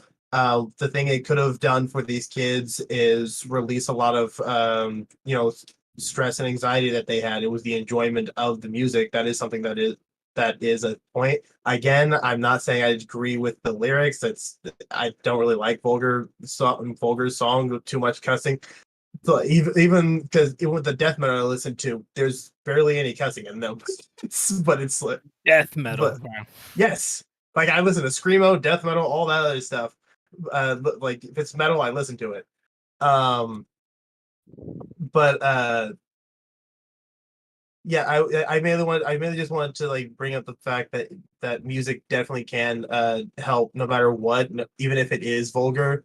I guess if those kids like that music, getting to actually release that stress from the school that they were just in with a song from a singer that they liked that the school brought in because possibly doing um she happened to be doing good she happened to be doing like giving back like with money or something like that. Yeah, that's why I would say it's like I don't really care if she did it. I don't care. It's Okay, let's go to STB Philly, then Water Kai. Excuse me. Okay, so Bam, you said that she Pace, said out of breathe on her. your mic. Go ahead, STB Philly. So Bam, you said that she actually did perform the song. Well, I'm again, sure. she said I also gave money. I just used that also, and I like. Let's operate as Yeah. if she did. Okay. Yeah. Let's just do that. possible. So okay, let's just say that she did. I'm sure along with that came a speech about her. Hopefully this is what happened. Is that she gave a speech about. She talked to the kids about where she came from, how she got to where she is. She's obviously been going viral recently with the song. She just did a song with Nicki Minaj. So on one hand, I do see like where the value in her talking to the kids, because this is what you have to weigh. Like I'm sure this is what the principal is weighing: the value of having a positive, in this case, positive is, you know, in quotation marks, but a person who has risen above circumstances. A certain tax bracket, I guess you could say, because I don't know what else you could say she's risen above. But this whole like trying to moralize like what type of person she is, like in terms of like her value to the students, like that's where the argument for me comes into. I mean, because we wouldn't be saying this if like Eminem was to perform at a school, or not. Yeah, if he was to perform or like be at a school, I'm sure there'd be some like controversy, but it'd be a different type of conversation.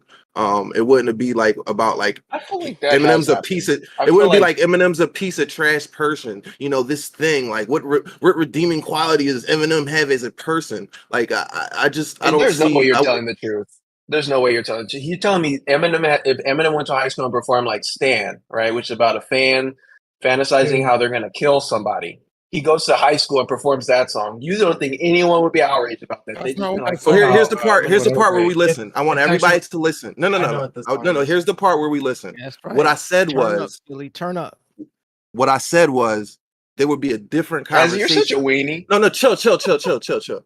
No, but for real, because I didn't say there would not be any outrage. What I said was it'd be a different conversation. The conversation would not be what type of person Eminem is. Like, is he a piece of shit? How's he treat his mother? Like, the outrage would be about the morals of what is that? Wait, did Pace not say this thing, whatever she is, and did Prime not It's say just she has what you're no saying just she doesn't has map no on the redeeming reality. quality? It I would happens tell with you it happens with every How? rapper who has these kind of subject matter. It happened with I would tell YG. It you right happens with now. NWA. It happened with Dr. Dre. It happened with Ice Cube. It happens with everyone who talks about this kind of hood shit. I Like would tell you what right you're now, saying just doesn't what map would on the the reality. what would we conversation would not no? change What in we one wouldn't be minute. talking Hey, about what type of okay. Which one I got it? Let Tubi have it. Everybody Yeah. gotta jump in. wait. Let, Well, let, You're let, not my y'all dad. can talk through this. Whatever. Let I'm just wisdom kidding. talk.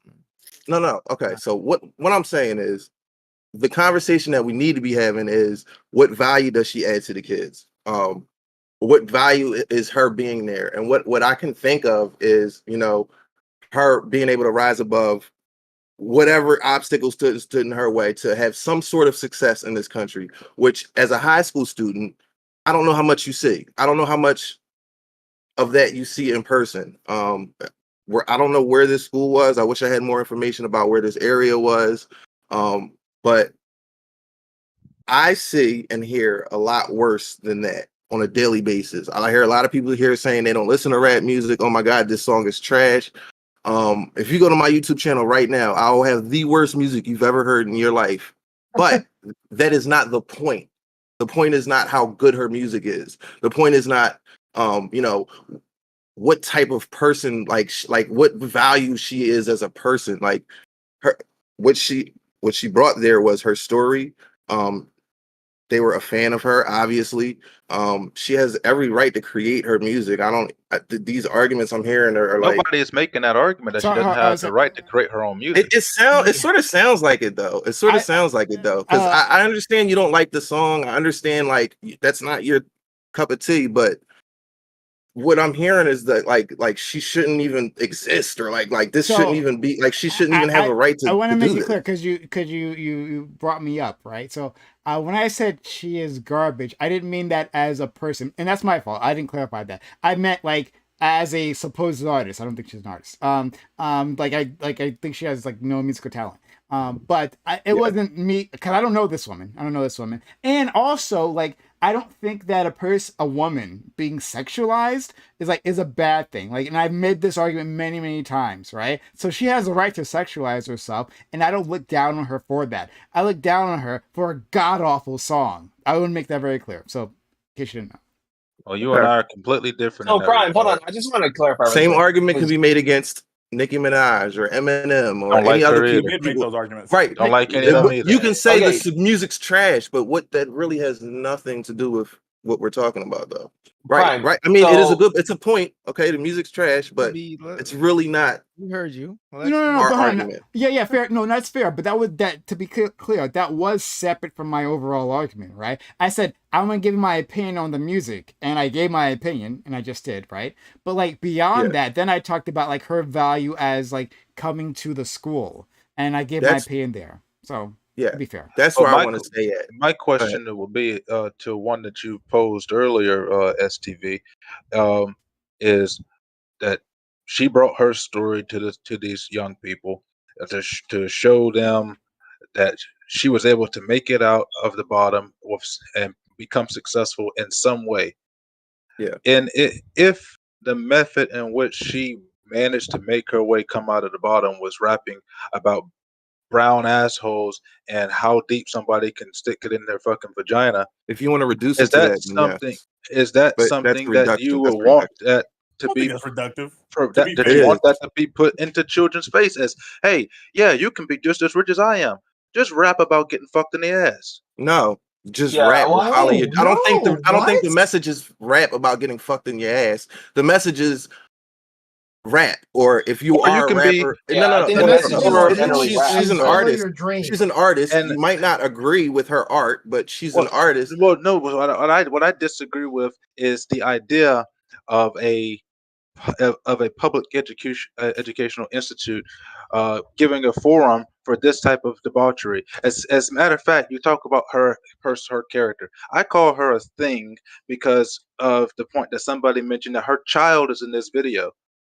What responsible mother will put their Yeah, child it's in the not video while responsible talking ethics she's while going talking through. about having sex with men looking to find him or her a new daddy? What Who cares? responsible It's her mother would do that? child. It's her child. What Who responsible cares? mother would do What the She hell can does do that have to whatever do she with wants anything? to Fine do by her whatever kid, she I wants. Well, your promise. argument Wait, is that Queen, you she's an don't believe that. irresponsible mother. She's an irresponsible My But mother. Queen, that argument- doesn't have anything to do with what we're talking about. My We're not talking argument about is- I'm saying she doesn't we're not believe talking about her that. ability to raise her And the kid. We're point talking is about over communicating that here. ethics to other kids. My Yeah. argument is She can do whatever she is wants with her if kid. you are.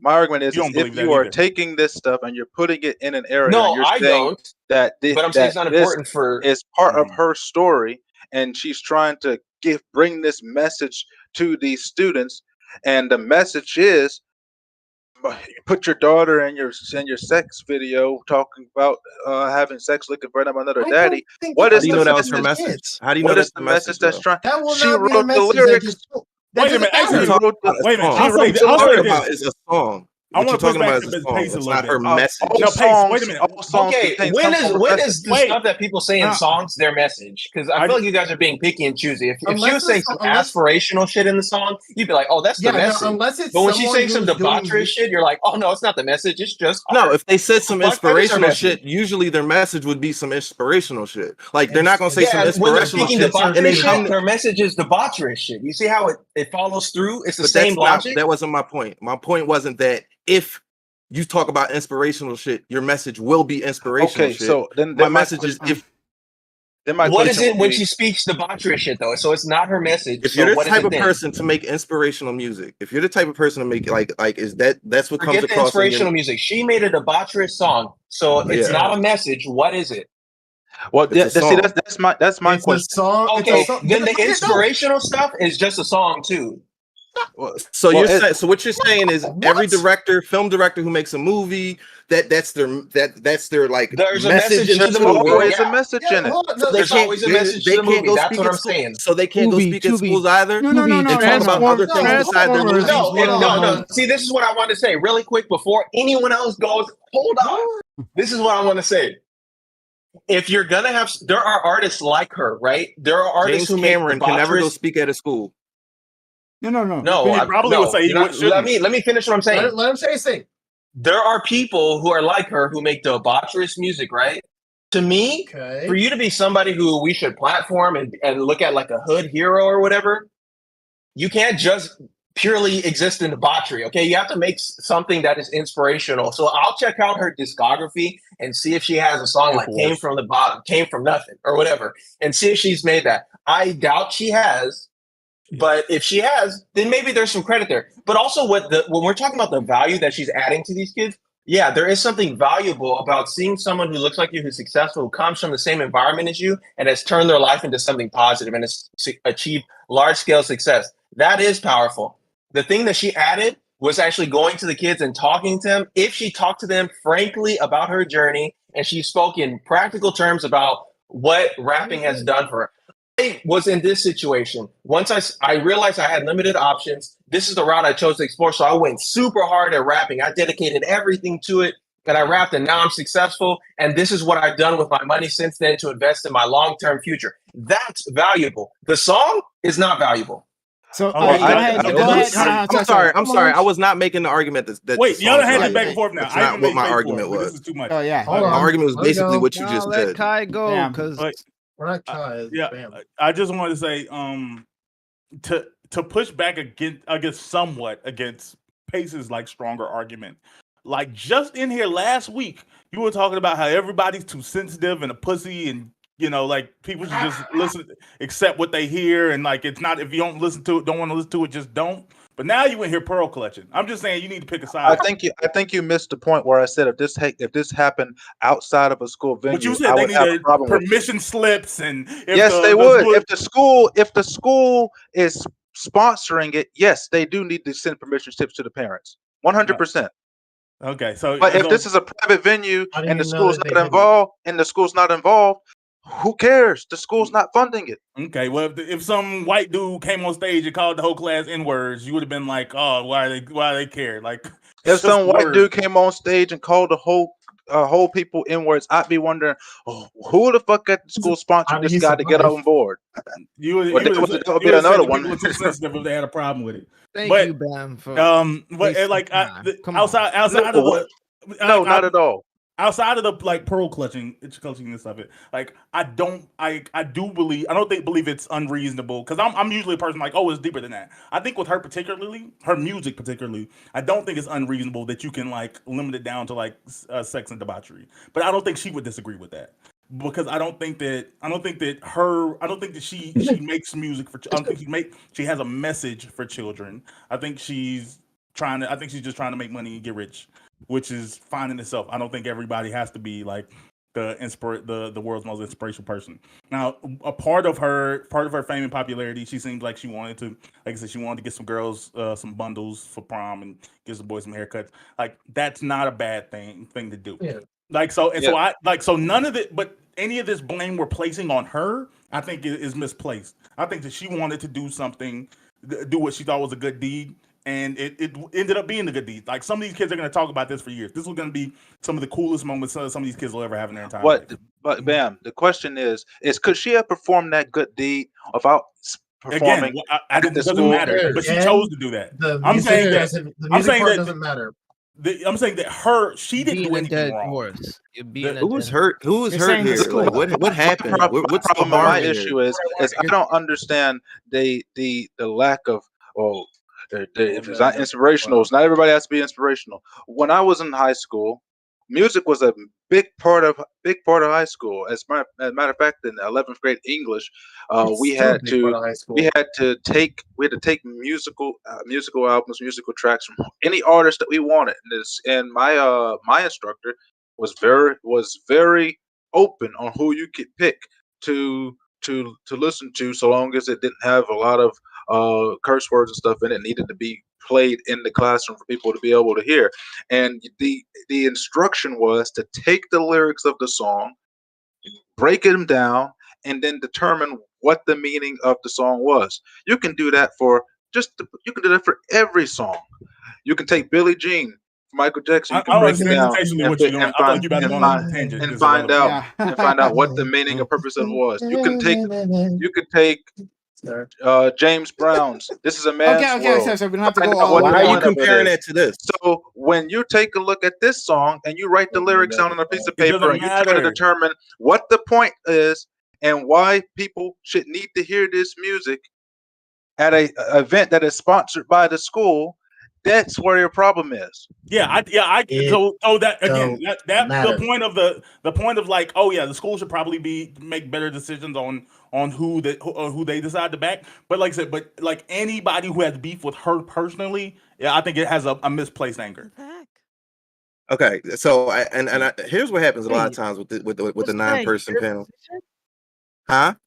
Wasn't that Bam, Pace, Tubi, Prime? Wasn't that your position to begin with? As in her as an artist and her performance and her music is provides minimal value and shouldn't have been at that school. I mean, we're not talking about her personally.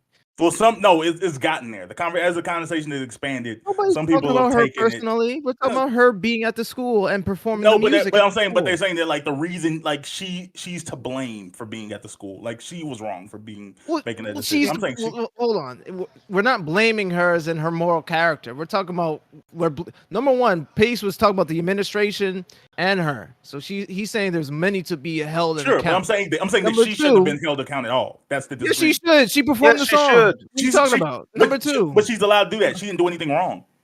She may be Okay. allowed. It's like what Waterkai said and the earlier. administration is allowed to. Quoting Jurassic Park. Okay, hold on. Sorry. We got Quoting Jurassic Park, just like what you said earlier.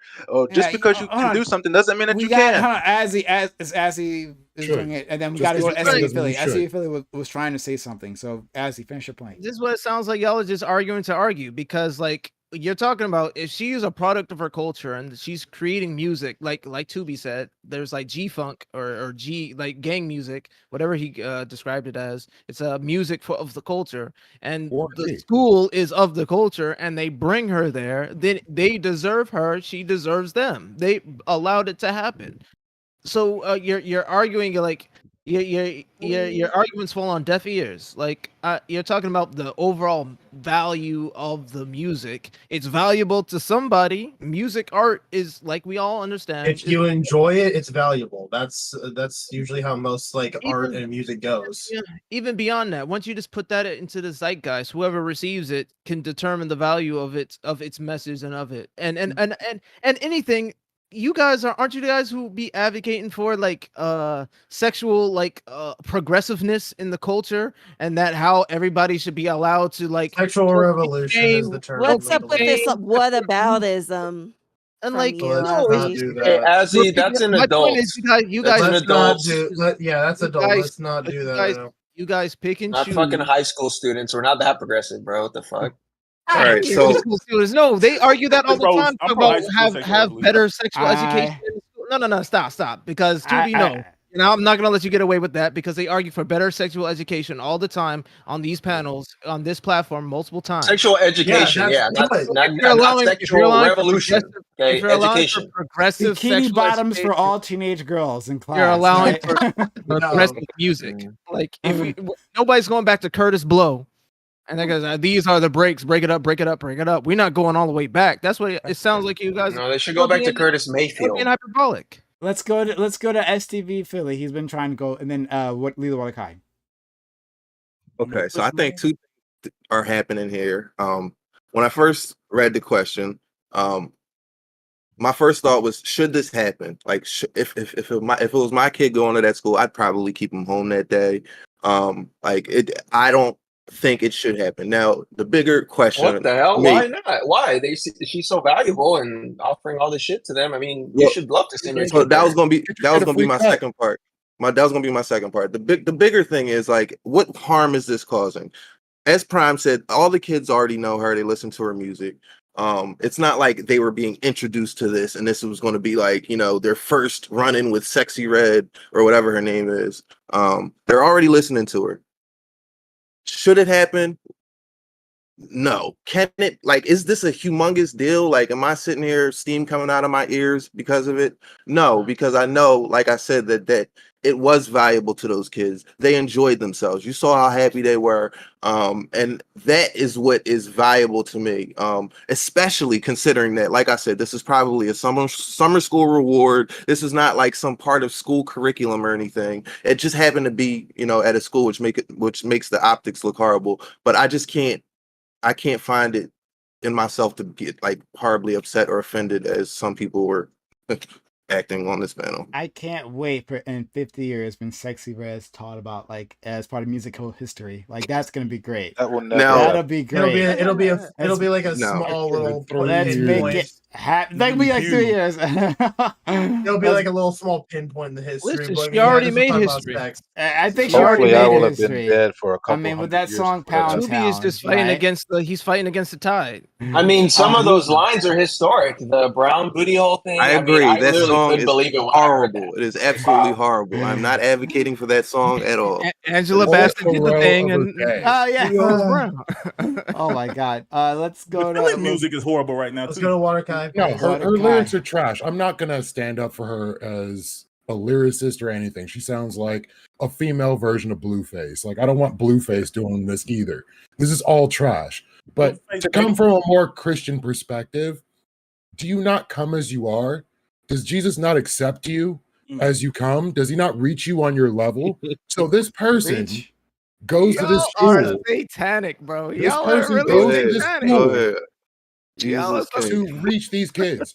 If J. Cole, as Bam brought up earlier, were to show up, they'd be like, this dude's corny, and they already shut off. They're not trying to hear anything he's trying to say. They're listening to what Sexy not Red corny. has to say. To them, they are, that he I is. think J. Cole's pretty popular with the youths, with the No, youngins. no, I disagree. Satanic, bro. So I can't believe he this invoked woman Jesus. managed like to that show TikTok. up, get these kids' attention, do something good for them. I think she donated her time, so they didn't have to pay her to do this. She contributed to the system, and she was maybe able to tell these kids about where she came from, what went down. I didn't get to hear her speech or anything. I just know she did one really, really shitty song. But beyond that, she was able to reach these kids on their level, and she was someone these kids wanted to listen to and were interested and excited to see. Hold So, on. The from song the Christian isn't perspective, bad. is this problematic? Stop it.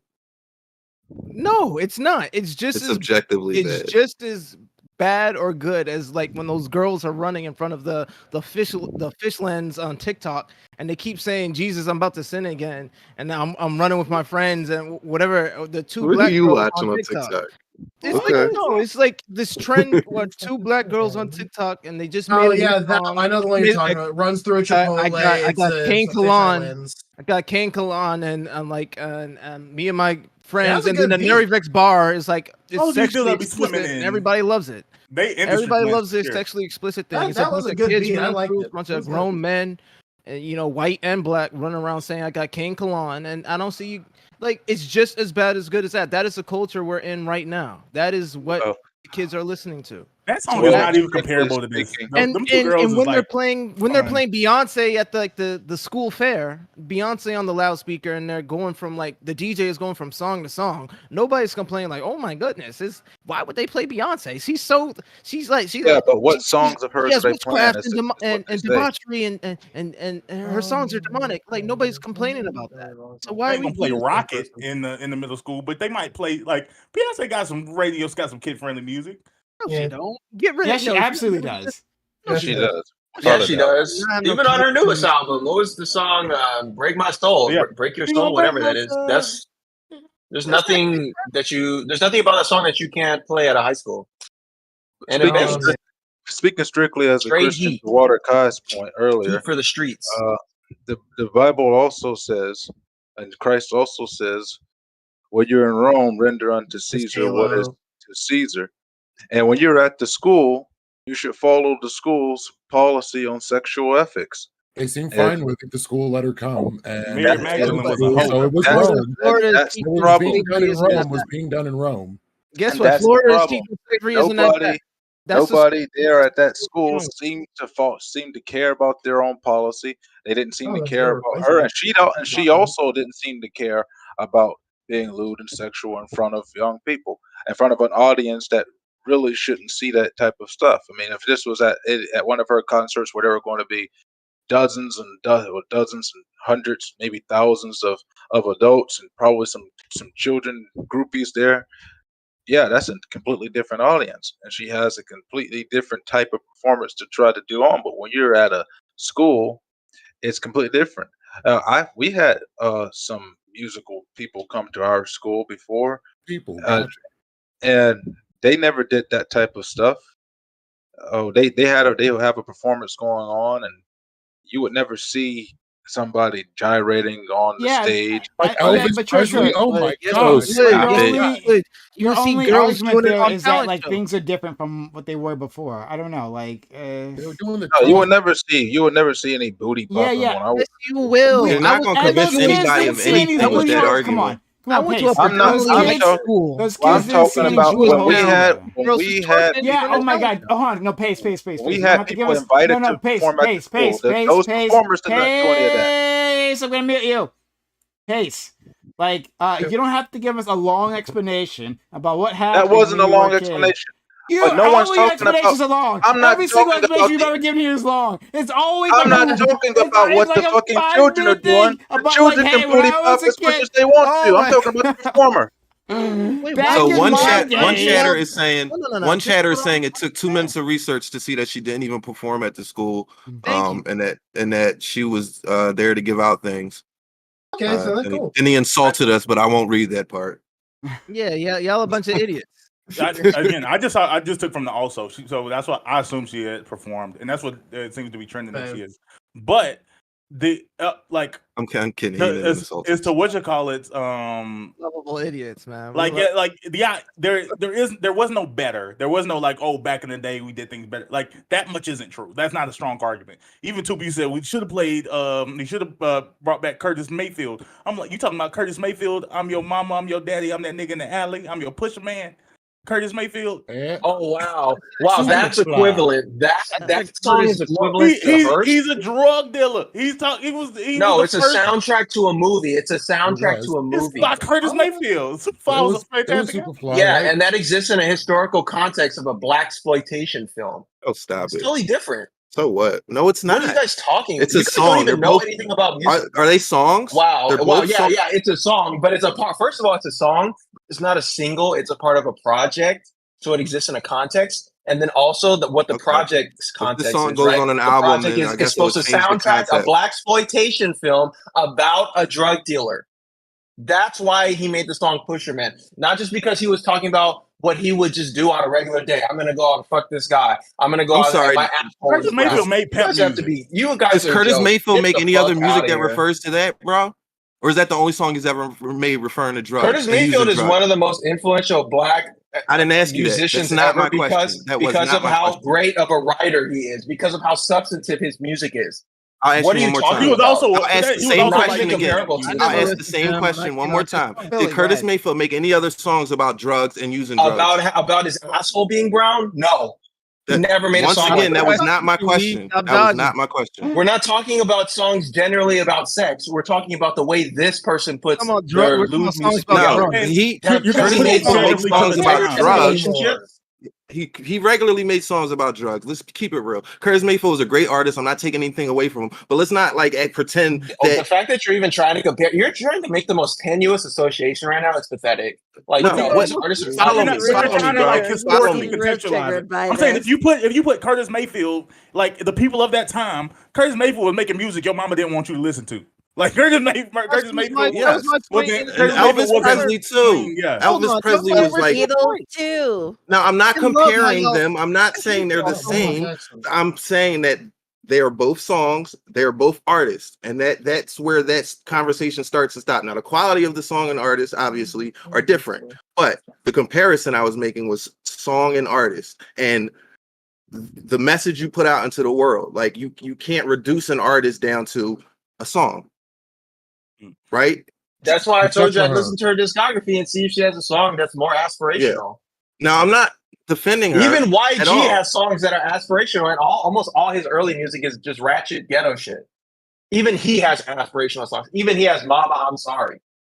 I mean, she now has to listen. have There's something. different Please, rungs of God. society. Like the bottom of society connects with this music. Like let them have their thing, and let's stop sitting here and moral Bro, I'm from the grandstanding. bottom What of I society. I grew up around people in gangs. I Yeah, come from a single okay, parent house. so- I Favorite did all of that. song? What's your Okay. favorite classical? That's not what I said. That's not what I said. I didn't What's your say you favorite weren't from the classical bottom of But society. it's not lost on me. Like, you're not saying anything that's like lost on me. I understand hood culture. Like, I get it. I Okay, get hood so- heroes. I get it. So why wha- are you? I'm still so judgmental. why are of you it. making Like, an argument there's better and worse hood making it? heroes. Okay, I don't agree with you. I don't disagree with you. But what you're trying to say is that this woman is so bad. She's so horrible of a No, the person that song. she No, I told can't. you the song is No. bad. She's Hey, not bad. The let song Philly is bad. let Philly finish his point. There you go. Ultimately, the argument that you guys are making is that this woman is so horrible that she cannot even go to speak at a school and donate money. That's basically what you guys No. are saying. She can't No, perform. I That's what literally came said the because you said opposite. because it was a I- song. Because of the But, song. but even let's go. Let's agree with this. No, you person guys saying literally she didn't listen to what I perform. said. I made it very clear earlier that the value of her going there is because she comes from a similar environment, I'm assuming, and Mhm. she climbed out of that. So when she goes and talks to the kids and communicates her experience and possibly how she uses rap music to enrich herself, that's the value. The song is not valuable. The fact that she gave them haircuts Okay. and all that stuff, that's valuable. The song is not Okay. valuable. I I'll think we agree die with on that 100. hill. The song No, is no, not you don't valuable. have to No because one. nobody think you disagrees with Okay, just that. made whatever. the point. You just made the The point song's exactly. bad. Everybody agrees. Okay. Like I don't like the. I just listened to it. Like I just listened to it. I don't like Mordecai, it. did you ever get a chance to go? I forget. I'm sorry. Yeah, I did. I mentioned the whole deal of basically why can't somebody be there that is going to reach the kids on the level that this person would, and who else is going to and is going to show up. We can name Beyonce. We can name all these other artists that may be more acceptable. Yeah, Beyonce This is showing person up. showed up Fair enough. and helped out. That's fair. Who cares if So her it's I can't music be, is I can't be shitty? mad at it. Yeah. I can't be too mad You at can it. have shitty music and be helpful. That's fair. Yep. Yeah, well, apparently she didn't even perform, so I really don't care now. So Well, okay, hold we on. got nothing to beef about. Let me give a little pushback. You're the to weenie that. now. Don't back down. Let me give you a little. No, I'm not pushback backing to down. that. The whole problem, I very communicated, unlike you, Azzy, where I was like, I don't want to judge people. What So- a fucking weenie. So But anyway, no. So let's give a little pushback to what Mordecai just said. Right? He said that, and correct me if I'm wrong. He said like we should appreciate that this artist was the one who showed up and who like spent her money, as far as we understand the story, spent her money to assist these kids. Like she did a good thing. And because of that, who cares about her discography? Okay. So but like will we say that in all situations, right? Like let's No. say like if their discography was, instead of about sex, more about like how much they hate the gays. Like they can't stand the gays, and that Or like we murder. should put It's the just super gays violent. in the ground, right? Let little Like if baby that was the Joshua- case, Waterkai, would you still say that this person like should be invited? Like, well, I mean, she didn't, if they didn't, let's say they didn't perform any of their songs, any of their like gay lynching songs, but like they donated and they showed up, would you say the same thing? Depends what the Absolutely message is. not. If it's hate speech or something on that I just order, searched what the message I say is. no. He just gave you the message. Yeah, I just gave the message. Okay. The message is Sorry. like, yeah, no problem. Yeah, so yeah, so okay, Yeah. so In the then case so of let me, hate speech, I say no. because Yeah, that's yeah, the limit. so but what that means is that the message does matter, right? And what our friend Tubi is trying to say, and Pace to a certain extent, is saying is that this message like is invalidating, that like what they're like this is this might be beyond the line as to like what we should allow. And I guess maybe you can have a different line, but I think a lot of people would agree, right? Like if a lot of parents had heard this, I think they would have mobbed the next parent teacher conference, right? If they had found out that this artist, well, the parents don't know who the fuck this person is, but they found out what she was, her messaging, right? And then that person was in front of their children.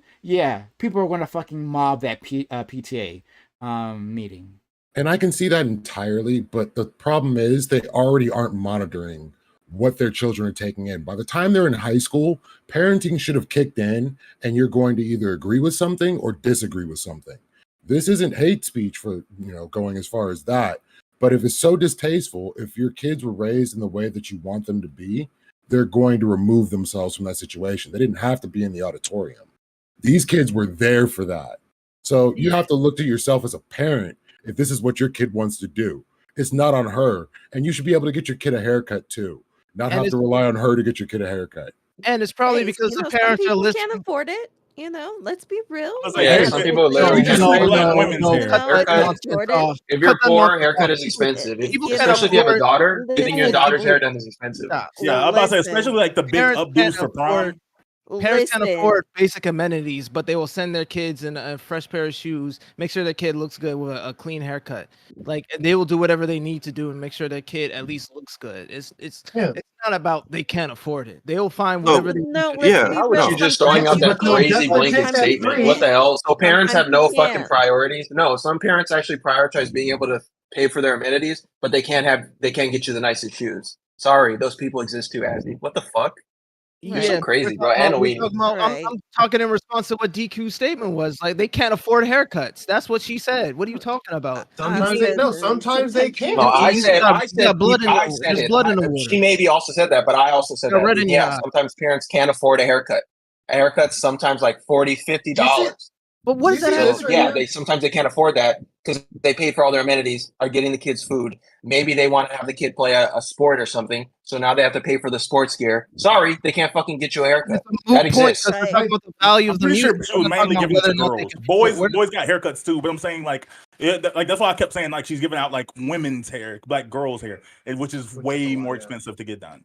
Like I you Yeah, have have a but like question for Regardless, Pace. and Can it I ask doesn't Pace sometimes a matter. question parents real can't quick? afford It doesn't matter. their hair, the treatment of their kids' hair. They can't afford to get their kids' hair done up.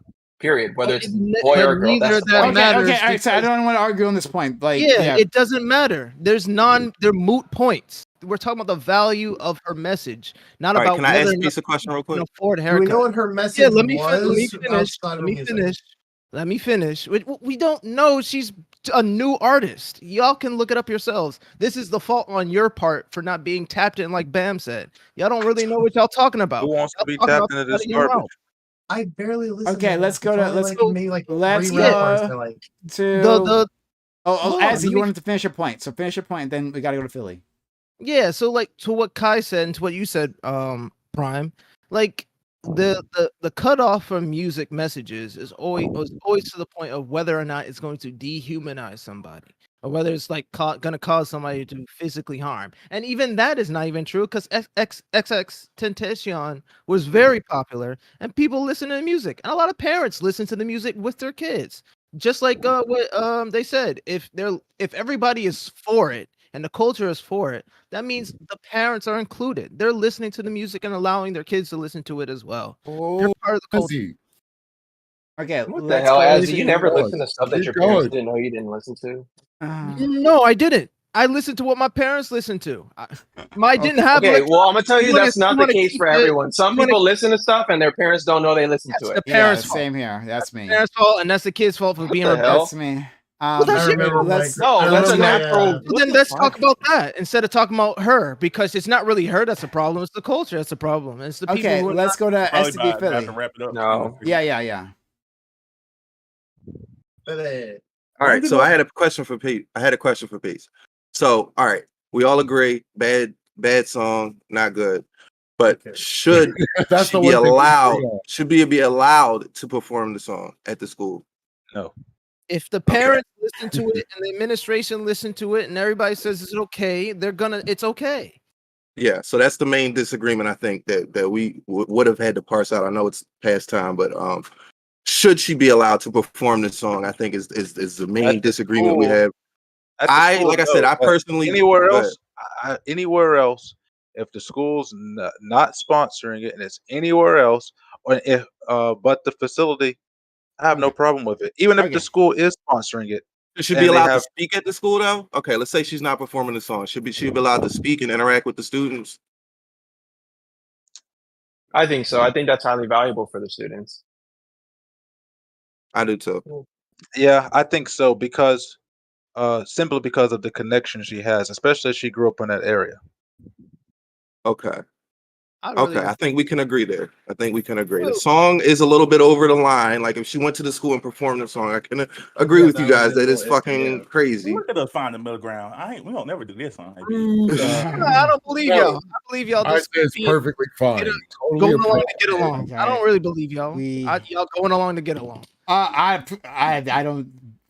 The people that come I to mean, I'm still my of the news. panels, You I don't don't would know come how say I if here do. I to get heard that along. trash music permeating my eardrums, I would leave the room. Yeah, it's Same. awful. That's all I'm saying. At any It's point in my awful. life, if I heard that song, I'd be like, "This is trash," and I'd go outside and do something I else. have a grudge against Bam for forcing an me to ins- listen to that. That was awful. That's an insta skip on let's- Pandora and Spotify. I ain't no. Okay, so I guess we can't leave on a better note than that. So shout out to Philly for getting us that. But we will continue on. So stick around if you're out there. Stick around. We'll have more content for you in Open Walk On panel. If people want to join, we'll have a walk on panel for you. So there's more content coming. So stick around for that. I'm gonna give an outro to all these great people. Consider supporting the channel, hitting the follow button. If you came here and you thought this was a fun conversation, we have fun conversations all the goddamn time. We got a great group of people who come through and discuss these things. So hit the follow button if you haven't done so yet. Hit the subscribe button on YouTube if you haven't done so yet. And consider supporting the channel with super chats, hype chats, with subscriptions on Twitch, gifting bits, usually Amazon Prime, says Prime Gaming, free sub on your end. That goes a long way here. So consider supporting the channel. It does help us out. It allows me to do all this. Okay, again, I'm gonna give an outro, but we have more content, so stick around. And hopefully Pace will, by the time I get to him, learn not to reel his mic. All right, Bam. Bam. I'm sickly, Kai. I have to breathe. And we all need to be notified in every breath to make sure you're still alive.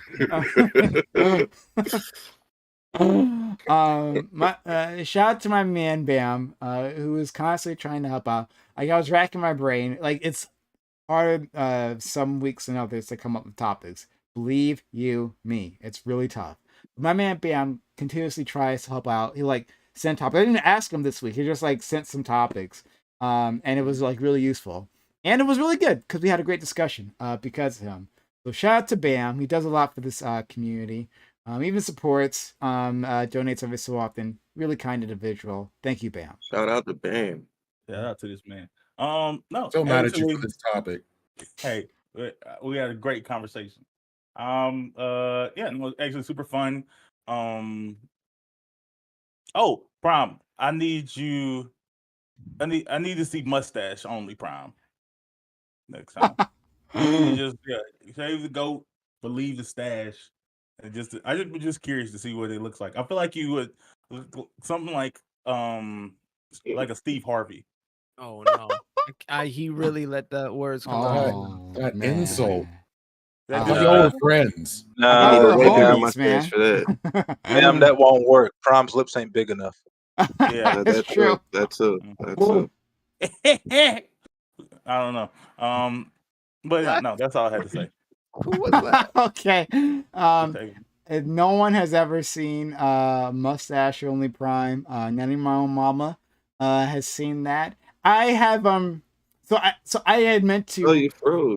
I was going to give Pace in the intro during the intros. I was gonna give him a shout out because I actually like it. He's got a nice cut, He went the clean he's shaved and he looks good. He I was looks gonna 10 say he looked years good. younger. It's Yeah, wild. He looks really good. That's But anyway, true. Minus the receding hairline. When I don't have my beard and my mustache, I look at a picture of me from 3rd grade and I look the exact same. So I believe it. I was going to say that I had planned to cut my hair, and I didn't because I'm lazy. But I really did plan to do it. But in any case, I've given it a try in the bathroom mirror, the mustache only. That's where we'll stay. That's where we'll die. But thank you, seriously, for your all the kindness. But hold on, wait a minute. Can I monetize this? You can.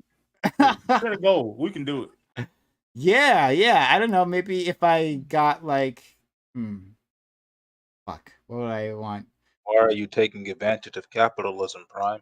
That's a good point. I'm a socialist. If someone gives him 50 gift subs, We're moving you he'll get ever down to so that. slightly. Right. We're just gonna move you to No, capitalism. he's gonna become the perfect left. Hey, you gotta work. $250. You gotta work within the He don't system grow you his live in mustache order out. to get to the system you want. That's how it works. Let's go. Okay. Yeah, 50 gift subs. And I'll I'll do that. All right. But Mustache Prime. Yeah, Okay, remember. let's go to our friend Pace. Thank you, Pace, for coming through and being forcefully giving your opinion. Well, my opinion is always correct. So, I do enjoy coming on here, but I have 2 points of reference for ending. First one, you see this here. This is a book here, okay? Can't see it. Right here. I got my green screen on, but like Yeah. see, let's see, right Put it right in here. front of the Well, camera. Yeah. there we go. Yeah.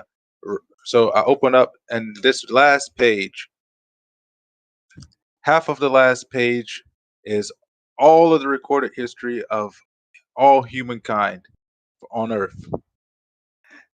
I think that's the same way we think about certain aspects of history happening and how we can try to best represent them in American history and African American history.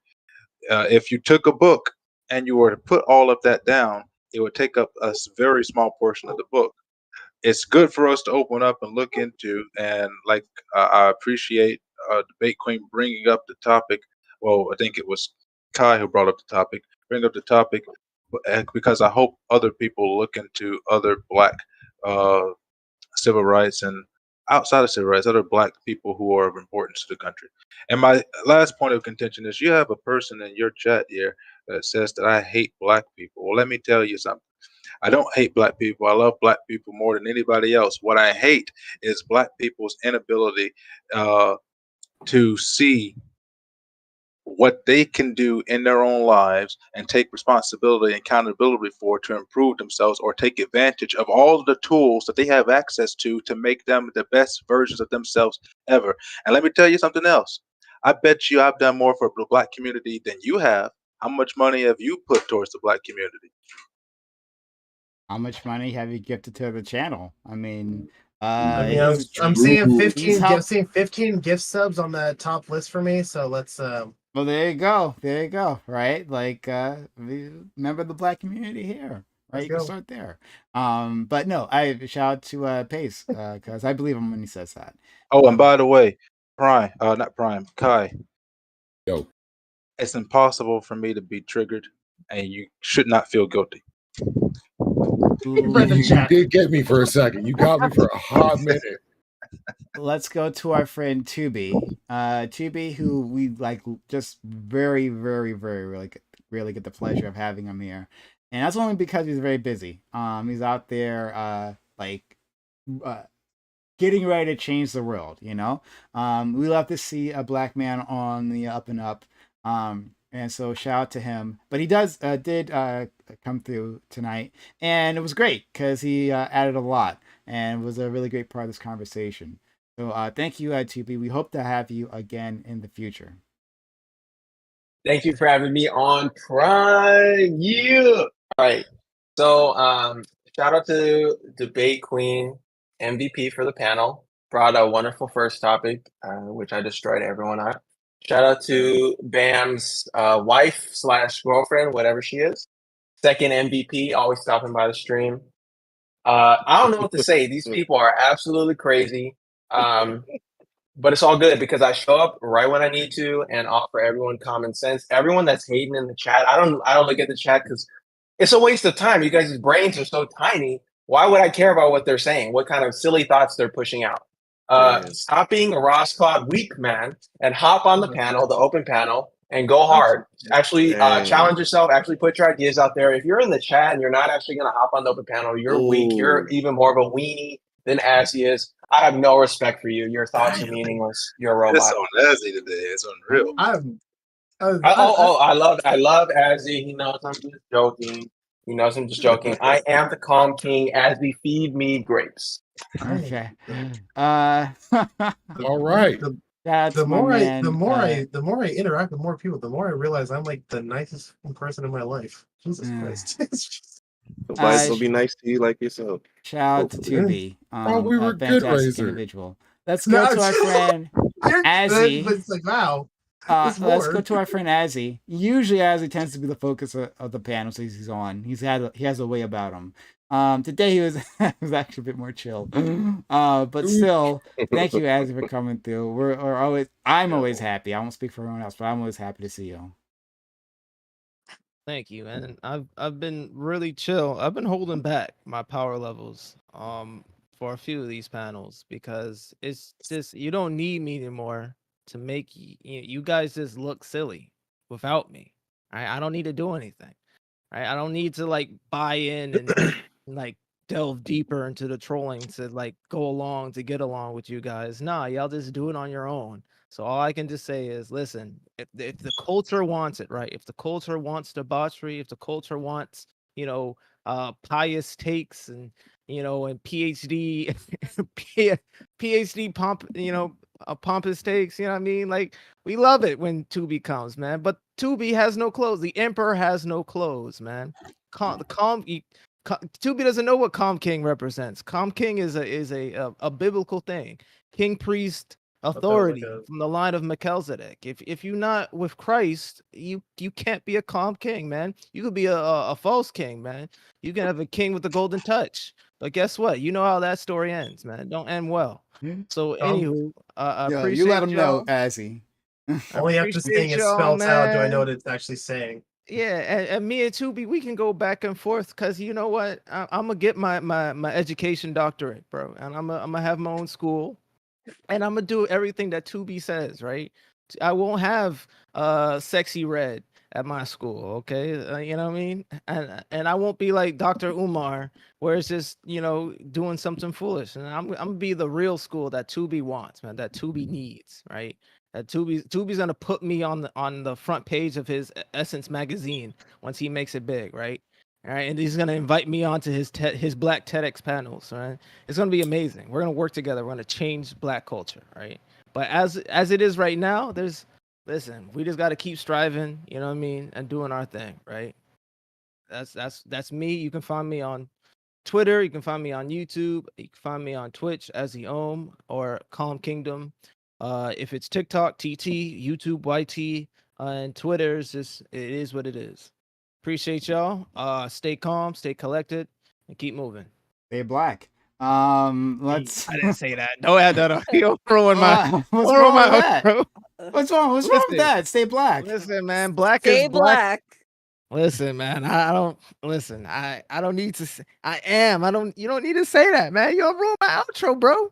Oh, no, Prime enhanced your outro. That's corny, man. That's corny. Stay black. To the next level. All right. Okay.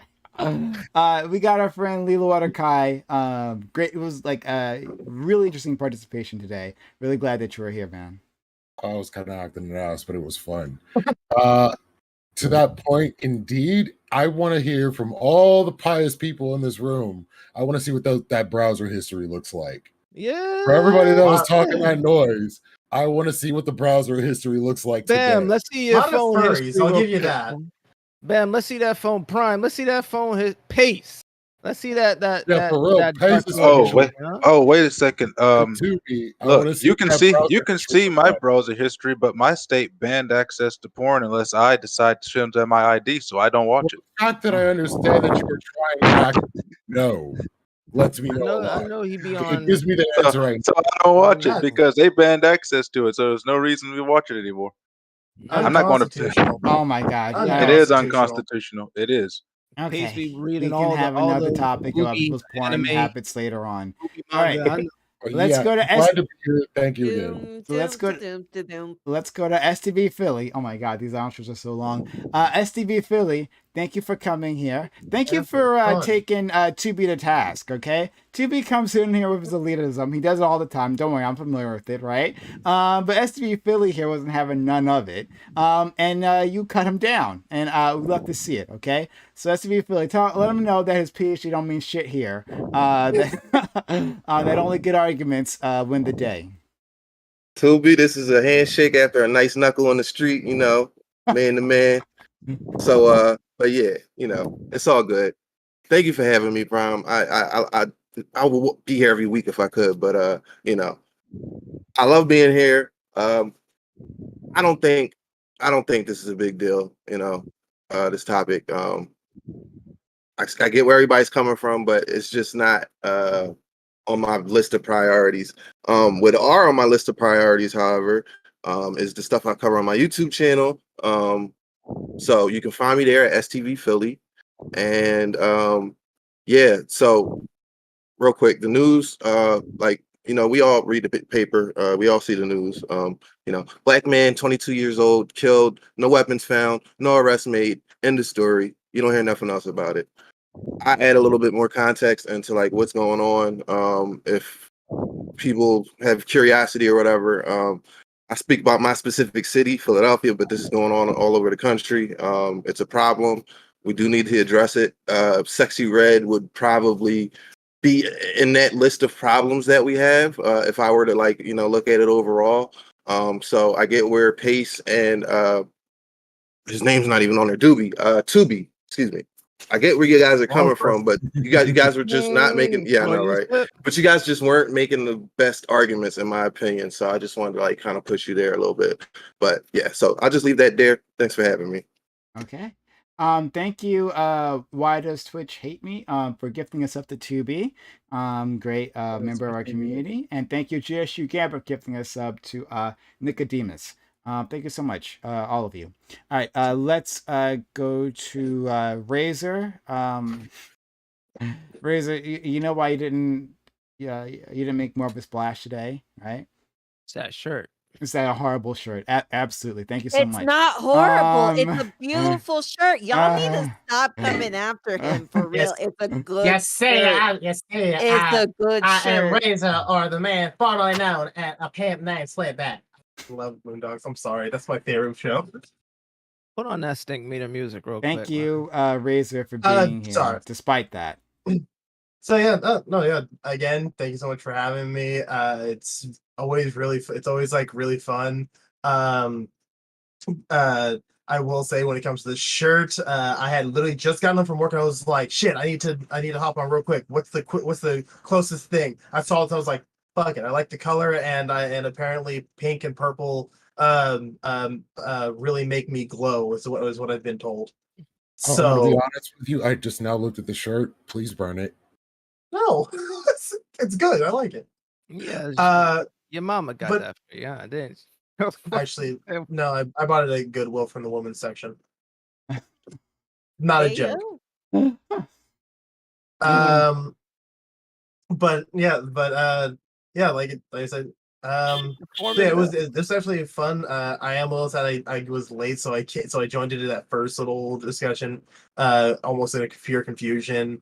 I have already forgotten the majority of it, other than it's saying that Florida is racist. So whatever.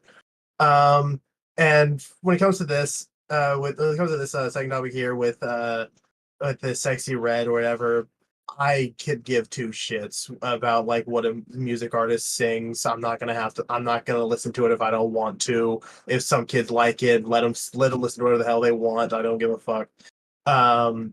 And as long as the person singing said music gives good message to the kids outside of their music, I don't care. If if they're doing something good, I don't care. Let them sing whatever. Let kids listen to whatever for now when it comes to music. Okay. Follow me. Yeah, follow our friend Razor Sharp Gaming. Thank you so much for being kind and joining us, and for supporting the channel like you always do. Seriously, shout out to you. It means a lot. Let's go to our friend DQ Debate Queen. And she was MVP. With throwing out there, and she did it with passion. She brought up how women were treated in history. And I love that she did that. It started a great conversation and wouldn't have had it without her. So thank you so much for being here, DQ. Thank you for having me. Of course, I love being on this panel every single week. This is also like the highlight of my week every week. Yay! But I'm the debate queen. Everyone called me queen, and please come follow me over here on Twitch and on YouTube. And why aren't all y'all men subscribed to me? Support Black women. You know, that's what y'all should be doing. Lethe is subscribed though, Misogyny doesn't just but exist the in rest history. of us, It Massage but no exists but war. the for rest of us, subscribers. Massage okay. no war, man. You Okay, know. don't commit no misogyny on me. Okay, Yeah, that's man, right. I That's sprinkle right. it on But everything I eat. yeah, come follow me, I come support I me. got you. I do this panels with Lethe on Wednesdays, this on Thursdays, and then on Fridays I talk about Islam. So if you have any questions about Islam or want to know something more, then please like come and follow me on Fridays. And then during the week I just play Fortnite, which is always fun with my gang. So Mhm. and thank you Razor Sharp for the subscription. I appreciate you. Hey, Razor Sharp is a real one. Like, when he says he's going to do, he's going to do it. So thank you, Razor That's Sharp, right. again. He plugs And my shout out to panels DK. better than I do. He's a great guy. Look, and he has like any great man, he has his flaws, and he wears them on his body. All right, thank you all so much for being I'm wearing here. the pink one next. Oh my god! Thank you all so much for being Do it, here. Razor. To my panelists. To my audience, we're gonna have open walk on panel where you, yes, you're sitting at home, may participate. So if you want to say anything, that wasn't said previously, want to give your 2 cents, that's your time. Or if you want to talk about something completely different, we can do that on open walk on panel. Instructions are in chat to join in. Okay. So I'm thanks all for being here. We're going to go to open walk on panel. Anyone here can join us, but if not, that's okay. Thanks for spending your time, your energy, your knowledge, and your passion with my community. I know they appreciate it just as much as I do. Have a good one. Bye. Right. Love y'all. Okay. All right. Sorry. Okay. E. All right. That's my face. Yeah, that was a lot of fun.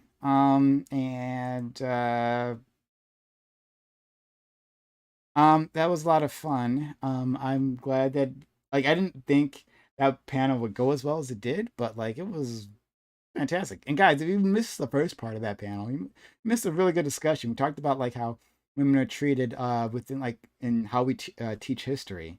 And it ended up being a really, really good discussion. Like I'm really happy that happened. I mean, we stumbled upon it. Well, I can't say like I can't with that topic, but we stumbled upon it, and it was really divisive. But really interesting. I think it was interesting points on all sides. Come through, all black everything. We have some of the most interesting conversations, but people don't watch this one as much as others. Yep, I think that should change, honestly. Okay. So thanks all for okay, Jeff, why are you coming at razor sharp? Like that. Telling him he made garbage arguments. Let's not come at razor like that. But anyway, yeah, so I'll give you guys some time if you guys want to be a part of the walk on panel. Again, instructions in chat, exclamation for open.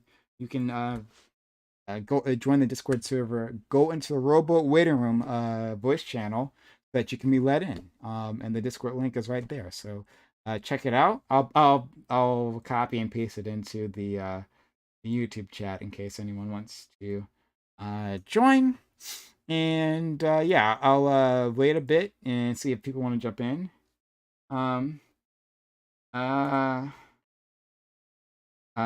Get them all got to sleep, but this was hell of fun. Bye. Yeah, too bad I didn't say bye to that JoJo person who was watching the channel. She was in YouTube. Sorry, it was a commenter, and she was really fun to talk to. We got some great commenters. But yeah, let's see if people are going to join in. And that's me right there. That's me. I'm here. So if people want to join in, I'll give you some time to do so. If not, we'll then just cut things off. Joined. I'm earplug. BRB getting another. Sorry. Uh, Jeffrem, are you saying you want to be a part of it? If so, I need you to come into the waiting room. I'm not sure if that's what you were trying to tell me though. But yeah, join in, guys, and we can have a discussion about anything you'd like. Um, we were talking at the very beginning about like the very beginning of the stream. We're talking about the Barbie movie and how I actually want to see it. I want to check it out. It sounds like there's an interesting conversation around it. And I like to be a part of that. And I think, oh God, I'm gonna watch more of Sexy Red's music. Just putting it out there. I'm gonna watch more of that. I don't think it's gonna get any better though. I don't think it's getting any better. I think Palantown is probably the epitome of her discography there.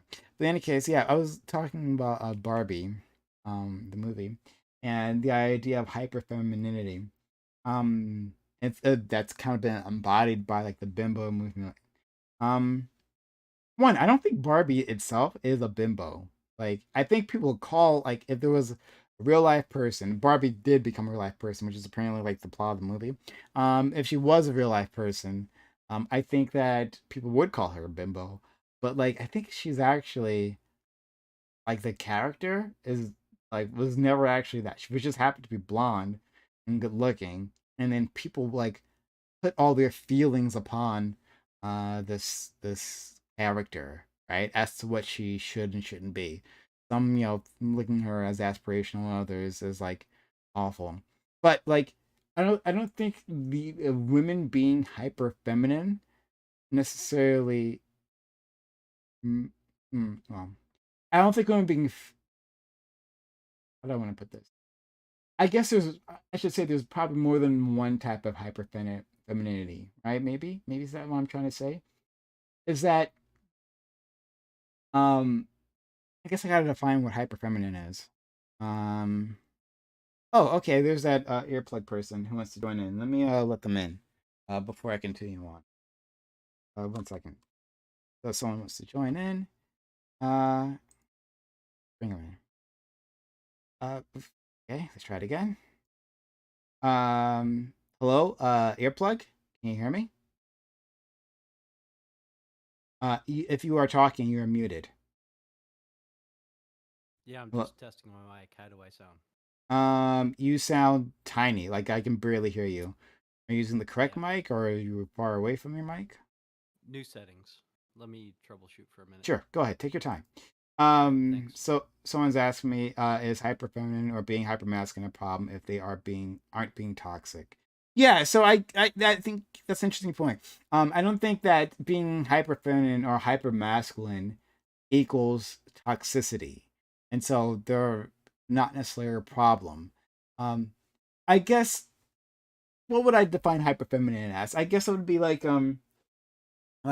really leaning in to like the Western idea of like what a feminine woman is, like, with like the makeup and the dress and the nails and the heels and like and the daintiness, right? Like the perceived, I don't know, and not weakness isn't the term I want to use, but it's going in that direction that like women like are more like yielding, I guess maybe I want to say, while men are like more dominant, like submissive, I guess maybe I want to say there's a submissiveness.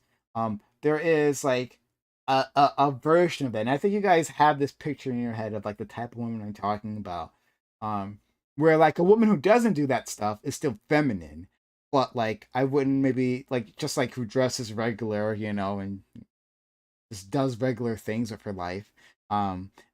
She's certainly feminine, but she may not be like hyper feminine. I don't know. But in any case, like yeah, I don't have a problem with hyper femininity. I don't think there's anything wrong with that, and I don't think those type of women should be insulted.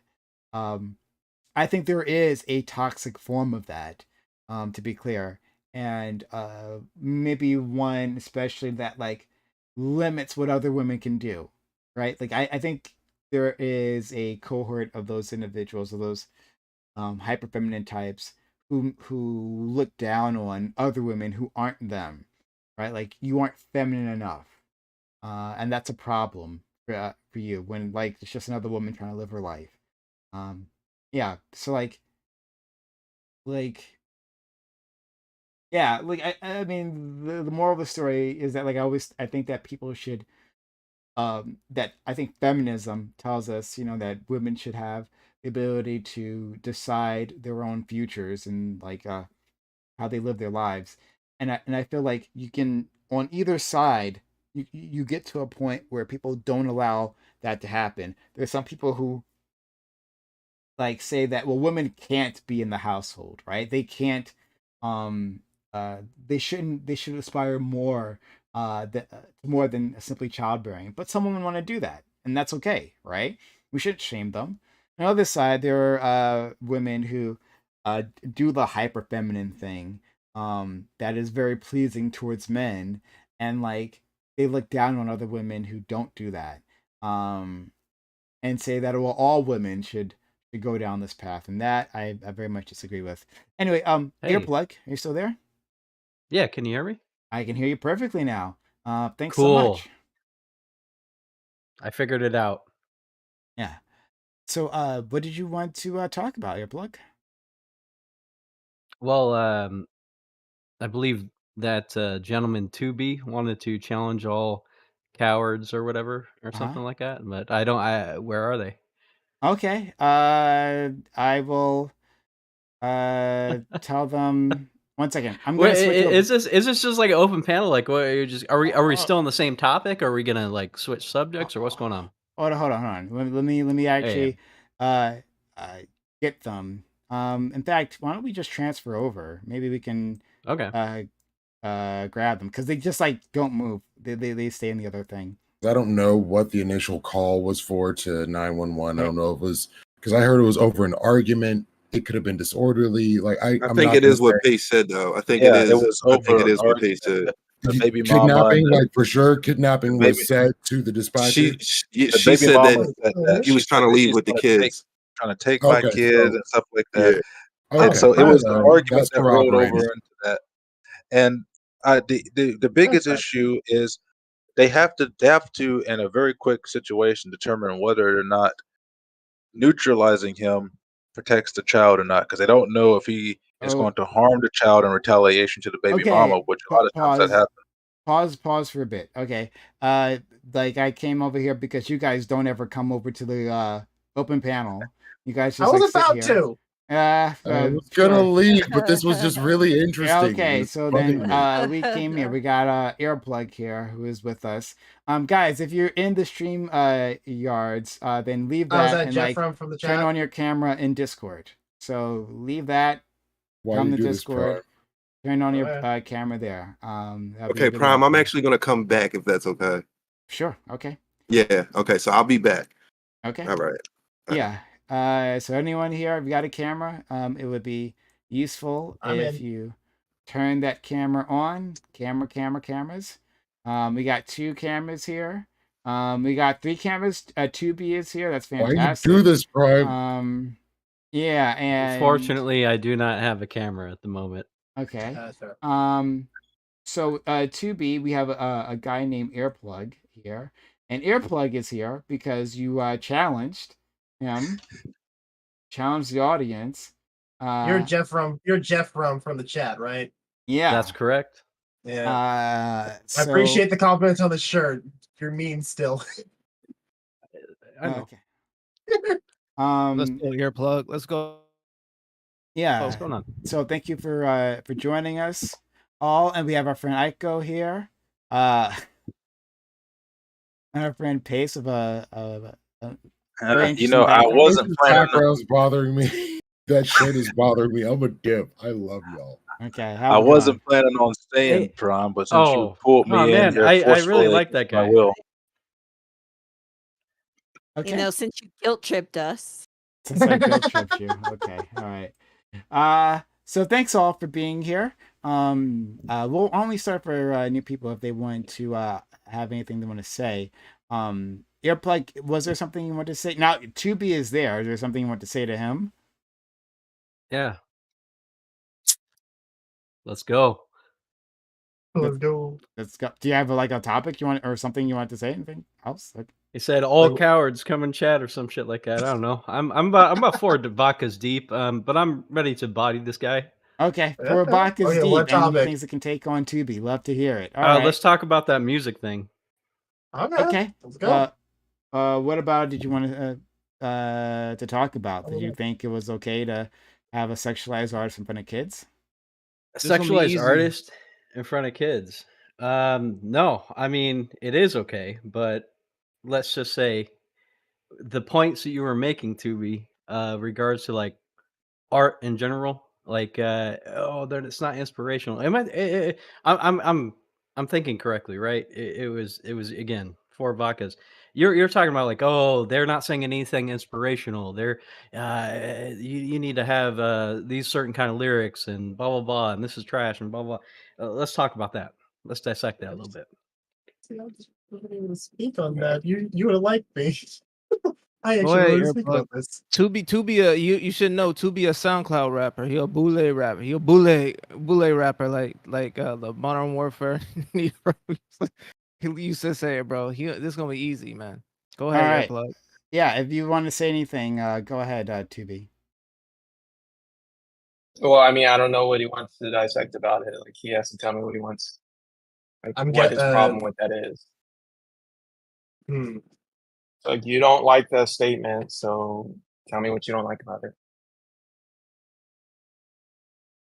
Do you think all art has to add value? I think if you're gonna invite an artist to an institution that's supposed to be promoting long-term goals like being educated, right? Education is the long-term investment to promote a long-term successful person's development. Then yeah, I think the people that go to that place should be inspirational. Yeah, You think everyone that's that just my speaks at a high opinion. school Yeah, has to be inspirational? I think everyone that speaks to the youth who are in an environment that's trying to promote their long-term success, yeah, they should be inspirational. What if you want to do something that's just fun? Then I think they don't necessarily have to be. I guess it depends on like what the goal of what you're trying to do is. If you want to have an event for the kids and they're just supposed to have fun or whatever at the event, yeah, that's fine. I still think it has to be within reasonable bounds though. So like these are children who are at oldest, if they started school like a year later or whatever, 19 years old. So they've just entered adulthood. But unless you're gonna have age exclusive event, yeah, I don't think a bunch of 17-year-olds, 16-year-old, 15-year-olds should have music that's super sexually explicit like that. Like, I just think that's not good. It's not responsible. What if you're a straight A student and you want to do hood rat things with your friends? No, why would I support that? That's dumb as fuck. No. Ooh, Hood there's rat plenty things? of No. It's fucking Wait. stupid. there's plenty of Okay, media. what would in- what would you consider that Well, actually? Let's let Earplug go because I just want to hear what you say. No problem. there's plenty of media. We're gonna talk some media like films, books, TV shows, and things that we're exposed to in high school. At least I was. I graduated 07 for context. From the couple school years older itself than that wasn't necessarily, completely wholesome. However, there was something to gain from it, right? Wasn't Yeah. Catcher in the Rye banned a while ago in schools because they had a scene with a prostitute in the book? Sure. Like the fact, regardless, how did you interact with that media? Did you interrogate it at all, or was the professor just like, yeah, here you go, just do whatever you want with it, and whatever it tells you, like, just do whatever. So if the book says, sleep with a kid or whatever, yeah, just go do it, fuck it. Sleep Or with did a you? kid? Where the hell is that coming from? Well, the I'm saying prostitute. if the book has any kind of morally, what some people would say morally Repugnant. degenerate or irresponsible or whatever activity in it, was the professor, did they just give you the book and they're like, yeah, fuck it, don't think about it at all, just follow it, or did you interrogate it intellectually for the purpose of like some assignment or something? I mean, more or less, the students who wanted to engage with the material on that level did, but most of us just use SparkNotes. Let's be real. Okay, well then I would say your interaction with that is highly pedestrian, and you didn't get a lot out of that anyway because you didn't even read the text. So whatever kind of effect it could have had exerted on you, it didn't exert it anyway because you didn't interact with it in any meaningful capacity. It'd be like that person coming to the school and you heard from like a huge distance, like the murmurings of what their song was about, but you didn't hear it in any depth. And you didn't talk to her or anything. So I would say that's also highly pedestrian. A Thank you, lot of Odin, highly for pedestrian the people sub. graduate high school every year, and they turn out to be just fine. I'll tell you that Yeah, right but we're now. not talking. But what I'm having a problem with isn't a pedestrian interaction. It's not pedestrian for the students to be in What's front your of that problem, person. then? What's your issue? I'm saying Because I don't think this was presented as educational material, right? This was just Down something on those that subs, happened at the. just turn it Yeah. into a capitalist inch by inch. It What? was, yeah. I'm No, sorry, don't- I didn't hear you. No. Keep going, uh, earplug. Go ahead. please. All right.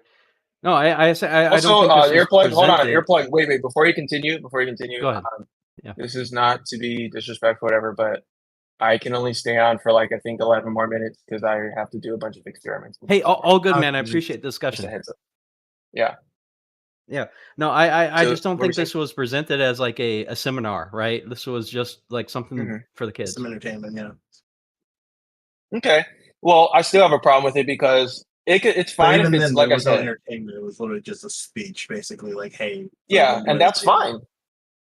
Well, I was when we were arguing about it, when I was voicing discontent with this, We it thought was that was under the I thought she performed the song that Prime linked us, yeah. Why didn't which was just you totally know that?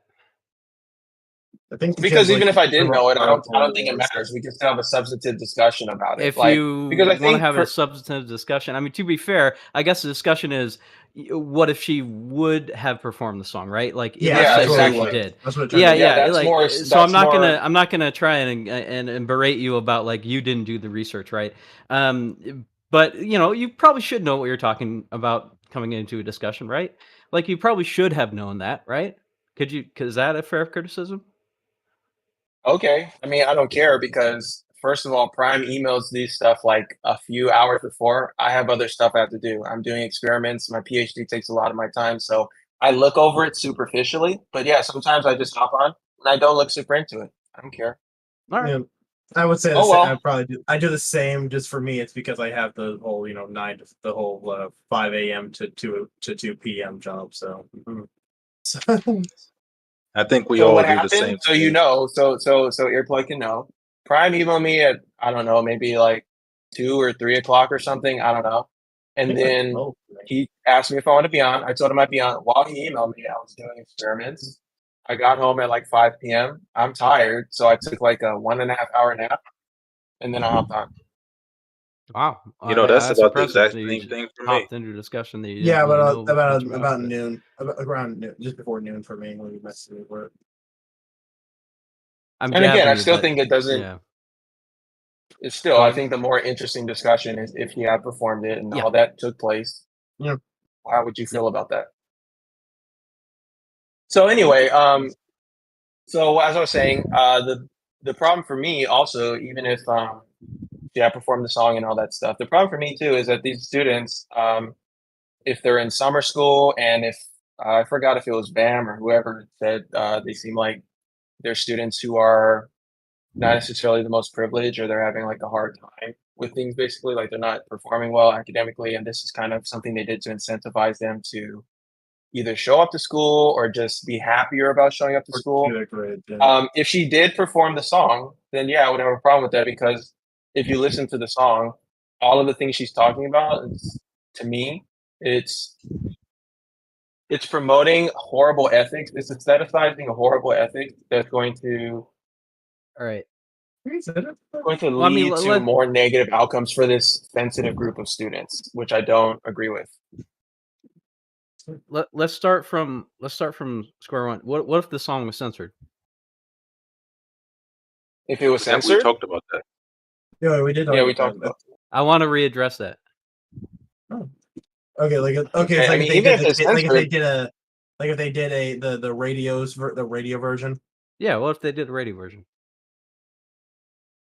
What'd you say? Even if it was censored. I mean, I guess what the problem that we brought up is that, like, for this particular song, censoring it would be like half the words. Like, Yeah, you would just have to not sing the song. it would be not singing the song. It's really Even if you censor it, I still don't care. I still think terrible. I think it's a terrible piece of music Well, for this technically- group of students to experience if they are What- as whoever. Technically, for whoever technically for radio edits, they replace the words with other words. So even if they replace the words with other words, the ethics is communicating are terrible Yeah. for this set of students. I I don't get like the what you're ethics. saying. Fuck it. what I'm trying to like touch back on is like, do you think the song itself should not have been performed, or it's the person performing it? Like, I want to address that. No, the a song. little bit The more. song. The Okay. person. Yeah, it's Like the I said, song. I think the most valuable thing was for her to go to school, talk to the students, tell them about her experience. That's inspirational to the students, and that means a lot to students because they relate to where she comes from and who she is as a human being. For me, when I do like science outreach stuff, the children relate to me more than other people who are, for instance, like white or Hispanic, because when I talk with them, I speak with a certain vernacular that I would like my black family. And they relate to that. They're like, oh, wow, he talks like how I talk. That acts as a point for them to really connect with me. It seems super trivial, but it really allows them to connect with me. They open up to me about certain things about their culture and their experience as black people in my locality. And they don't open up to other people that are engaging in the same activity with them. They're leading them in the exact same way. So the fact that she comes from a similar environment to them, that is extremely powerful. That she's achieved success and a bit of notoriety and all that stuff. To me, that is the value of her being there. The song, I don't think is valuable. Got you, but you don't think the high school kids, like, just on the daily, probably listen to horse stuff like in their personal lives, and you think that Why should the school reinforce that? reinforce? What? Yeah.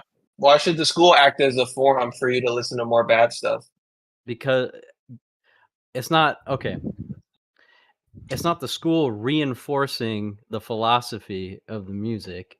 It's the fact that she's a popular artist that the Mhm. high school knows that probably the kids enjoy, right? Let's get them in here. Let's have the kids have a fun time. I guarantee you, probably 3 or 4 people signed off on who was going to perform that day. Barely anybody knew who they were. But that's aside from the fact. I'll Okay, tell well, you the this, when same it, problem you have with eh, me about not knowing whether she performed or not, you should have the same problem with them for signing off on that without knowing who she is. So I you, don't. you I'm shouldn't sure even be okay with it either.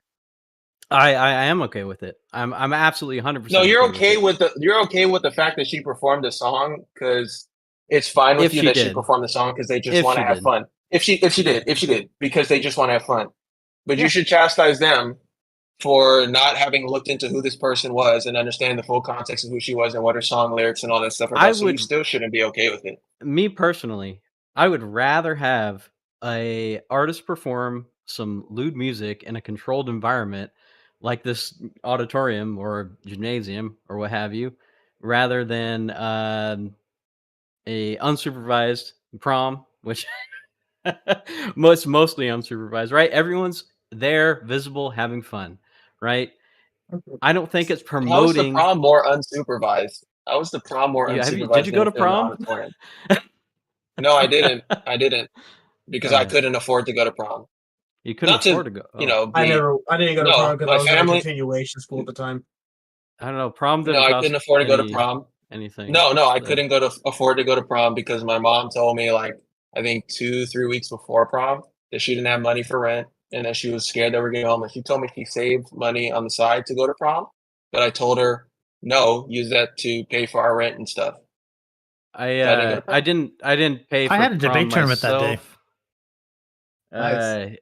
I don't think anyone. I It was did. just kind of like a party that everybody went to that no one had to pay for. This is the first time I've ever heard someone paying for prom. So Oh, I because had usually to- I I had feel to like pay for people prom. pay. tickets. you have I feel to like pay people for pay for prom. suits and they pay for like a couple of things to go. And to prom. beyond It's that, like I had to two. pay for like the venue. Yeah, you like, have like to pay for your tickets, ticket, your dress, like, whatever. Get your Corsage. hair done, did it. the limo. we had we Yep, had we get your had hair it done, your nails done. we had it in the gymnasium. It was kind of like I don't know. It was not a fancy big deal. It was just kind of Yeah, a we went dance. to a hotel. Okay, I think for most people, Yeah, we prom went is to a a fancy hotel. big deal. I think for Yeah. most people, prom is a fancy For big me, deal. I've That's only when gone people to get nice I was suits going to and normal stuff like that. dances. Yeah, we went to a I've gone hotel Yeah. ballroom. So, but in any case, it doesn't matter. Like, Oh man, So I feel like so I've missed out on a separate life that.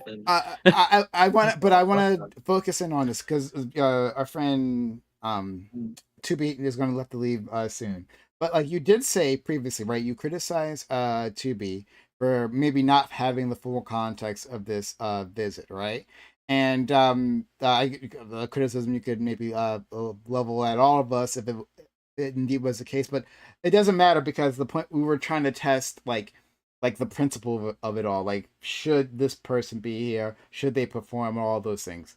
In any case, right, you said specifically that like you should understand the context before you discuss something, right? Fair enough. But also, like, how can you all then say, well, then it doesn't matter if 3 or 4 school administrators sign off on an artist that's going to perform in front of school children, high schoolers, but school children, and not have a feel for who the hell she is and what kind of music she performs. If that was the case, and we don't know that is the case, but in your scenario it was, and you were fine with it, how can that possibly be the case? Because generally, I trust the public to kind of filter out people that are too like out there, right? When an artist typically is like, what do you call it, too extreme or too out there, like let's say a Gigi Allen, if you're familiar, like everybody knows that you shouldn't bring Gigi Allen to your high school. Like that's a person I that, don't know. yeah. So if I was a school administrator, Well, and Gigi I don't, Allen is dead, unfortunately. Yeah, Well, fortunately, it's a actually, he very was a piece notable of punk shit, but act. yeah, Yeah. yeah, he but he any, is he's dead, but but in any case, no. But I'm a school yeah, administrator, and someone sure. suggests Gigi Allen, before they're dead, and I don't bother to look into it, and I just I rely on my sense of like the of like the musical zeitgeist, right, to guide me. Sure. I haven't heard this person. I haven't heard anything bad about them, so I'm gonna sign off. Would that be acceptable? Yep. No, you should be fired Oh, why? because you Why? didn't do your due diligence. So then you agree They with Okay, Tubi, just huh? genuinely why did why it. is that a consequence though? Say you didn't do your due diligence with Teletubbies performance. Teletubbies. Teletubbies. Because the Teletubbies, if you don't do your due diligence, the worst that's going to happen is you're going to witness some kind of weird, cute looking creatures come and perform something that's friendly to basically people of all ages. But if you don't do your due diligence with like Chief Keef or with Gigi Allen or whatever, why is that why is that of consequence? Right? You said they should get fired if they don't do it with Gigi Allen. Like, why should they get fired with them? And I'm pretty sure you know that they shouldn't get fired if they didn't do their due diligence with Teletubbies. Right? Yo, Not doing your due diligence for a Teletubbies performance, I I think that's a little bit of an embarrassing comparison. That's a little dishonest, No, I it's an think. extreme comparison so that you can acknowledge why one thing is of consequence, right? Like why you should fire someone if they don't do their due I diligence with a understand what you're certain. trying to say, but let's engage with what I'm trying to say, I am right? engaging with you. I am Saying engaging that with whether due diligence hinges on a Teletubbies as opposed to Gigi Allen, right? I So don't understand why this is let so complicated. It's no, it's not it's a complicated. substance. It's why is it okay? Then just answer. Why should the person be fired if they don't do their due diligence with Gigi Allen? So they show up, and then what's the consequence of that? Because whatever the consequence is, it's severe enough that the person should be fired. Yeah, because there's probably gonna get because Gigi Assume no Allen's one's probably gonna harmed. Assume throw no one's a harmed. piece of shit at a student, Okay. and Teletubbies is going to offend nobody and be Okay. lame. So if Gigi Allen didn't shit on any of the students, would you still be okay with that? Then would the person not be fired for not doing their due diligence? If Gigi Allen came to the high school, grabbed the microphone and said, "Hey, everybody, I hope you have a great day. Here's $20 No, no, no. He for gave a everybody." Gigi Allen Eh, performance. He just didn't shit on someone. If it was a Gigi Allen He peed on performance the with no stage. nudity, Shit on scat, the stage. blood, and knife fights, then sure. I'm scared to look up Gigi Allen now. Yeah, me 'cause I've never too. heard Oh, that name. what the Isn't it fuck? the woman who peed on a fan while Oh singing, my god, Ezzy. or is that somebody else? I know. G- I thought that was. G- I No, thought that that's was R. somebody else, Kelly. Ezzy. No, that's I know Ezzy's not. That's somebody else. That's But I think that's the female performer you're talking about. Anyway, I also have no idea who this so person yeah, was either. Conan, I just want to get this in before our friend Tupi has to leave, right? Like, Tupi is trying to focus in on like what is the actual issue here, right? He's trying to distill it, and he's using hyperbolic examples to get there. So, like, the point is, we can see that with these artists, there is a consequence, right, to their being there. That there is a message that will be sent. If you say that if you initially tell us that it doesn't matter that for Sexy Red, this particular artist, that they didn't do the due diligence, right? If that was the case, they didn't do the due diligence and allowed that in, right? But that happens to be okay. But then you make some artificial line to say this person, Gigi Allen, who I haven't heard about, from what I'm hearing, it sounds like they were horrible. That would have been a line too far. But in both these cases, there's ignorance on behalf of the bureaucrats, right? And the dividing line here is that you think that one artist is beyond the pale, that they have done they do something, their messaging or their behavior is something not appropriate for children. Okay, well then all our friend 2B here is saying is that Sexy Red is beyond their dividing line, that their messaging, their quote unquote artistry is of no value and certainly not something to be promoted by a school, just like you would feel about Gigi Allen. It's really that simple. Ear plug. Yeah, I think the dividing line that 2B and I disagree on is that the call to action. There's no call to action from the artist as far as like this is how you ought to act. It's just music, right? I was listening to everyone was listening to. I was growing up some form of who's that metalhead? You're the metalhead, Razor, right? You know the lyrics of metal music, most metal music. Some of them are great, but most of them are pretty god awful. Let's be honest, right? And there's if you were you would probably not oppose I don't know Opeth or something performing at a high school or whatever. But you know there's a lot of heinous stuff that they sing about. However, there's no call to action there, right? There's no you should do this. I don't think this is a Sexy Red is saying you ought to act like me, right? Every celebrity kind of brings with them that air, right? There's always that air of like, I'm popular and famous, I'm sexy, blah, blah, blah. But, you know, this has been going on since before boy bands, right? You know, this is something that's existed forever since celebrities were a thing. We're never going to get rid of that. It's just entertainment, it's just fun. Gigi Allen, on the other hand, is someone who like actively lives the lifestyle and encourages other people to be like him through his actions while actively harming others, right? It's not just singing about shaking your ass or whatever, about what color your booty hole is. That's just stuff that's going to exist, all right? Deal with it. It's fun. We've always had this kind of thing. I don't think that, the dividing line is, yeah, go ahead. I think I had mentioned that during the thing, like when it comes to it just being music or something.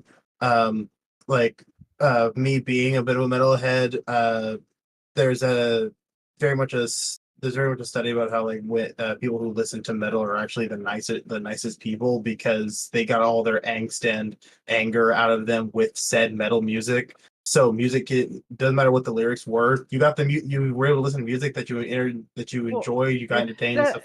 Yeah. Go ahead. Sorry. Yeah. No. Yeah. And that's You just ended up. It didn't matter what the message in the song was. You got your angst out. You got like your joy. You got your stress taken care of because the music. You enjoyed the music.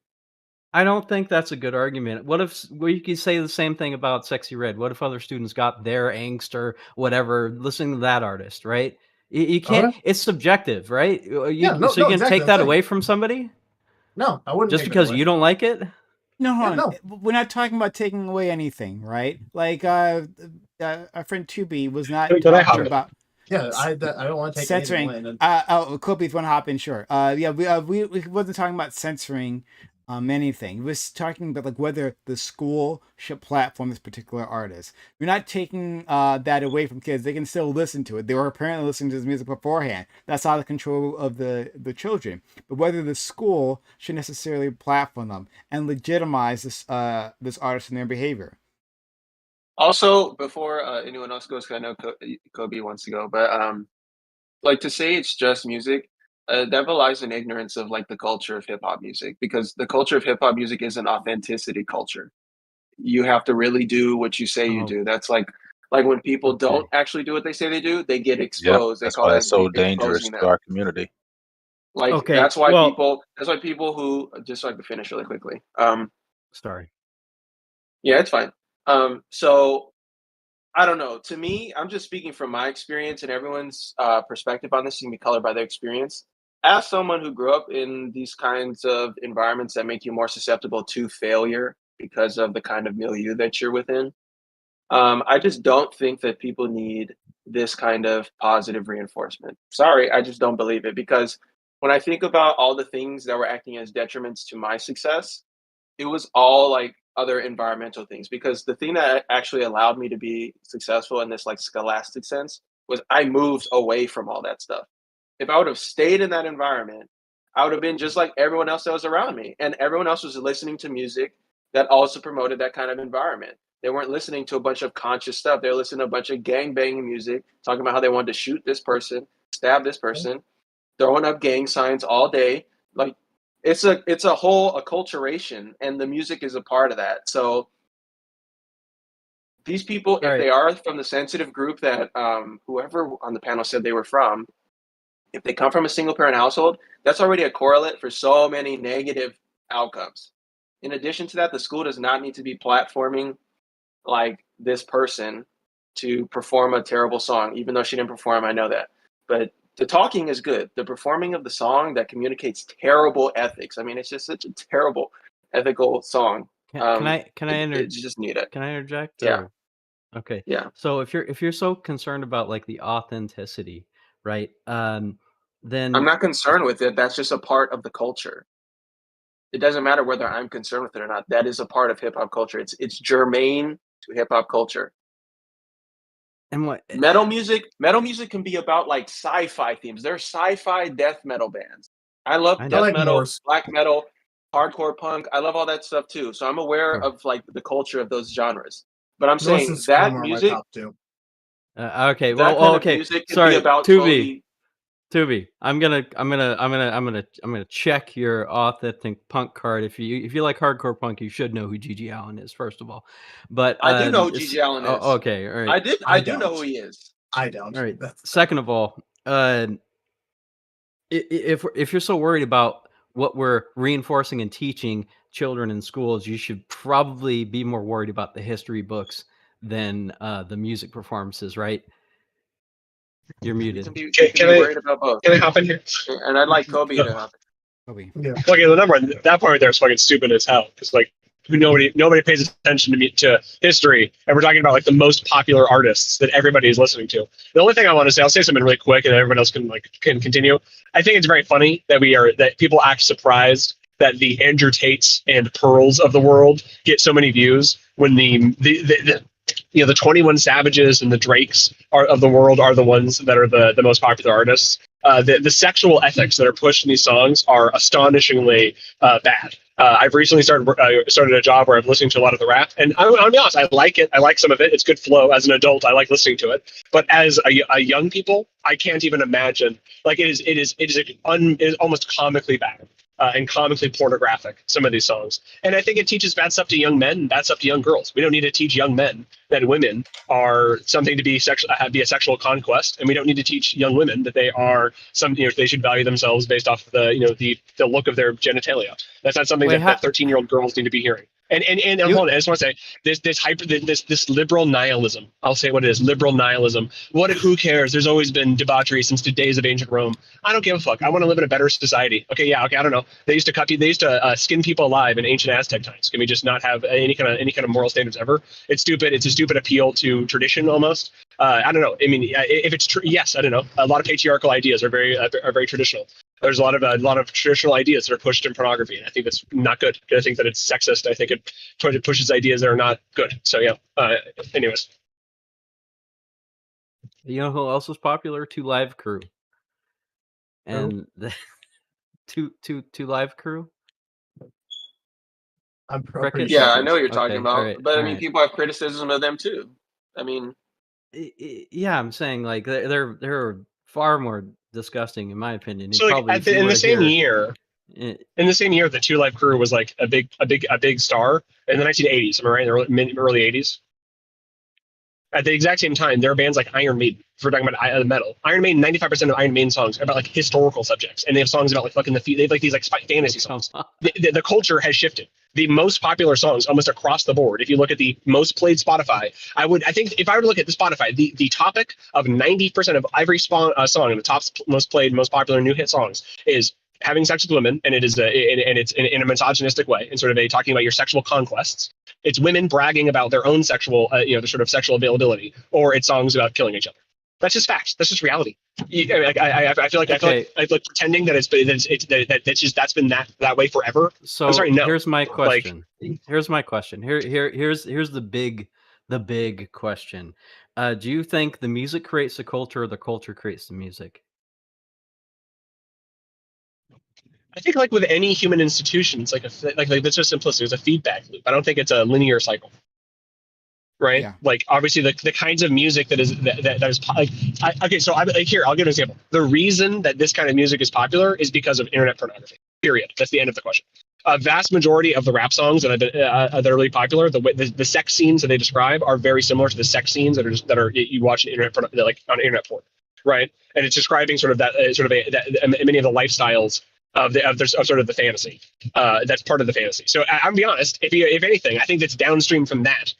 So if you really want to get into it, but I mean, yeah, it's also a feedback loop in society in general. The reason that internet pornography is misogynistic and is about women or men dominating women and there's so much violent pornography is because we have a patriarchal society. I don't think that's an innate to pornography to be violent towards women.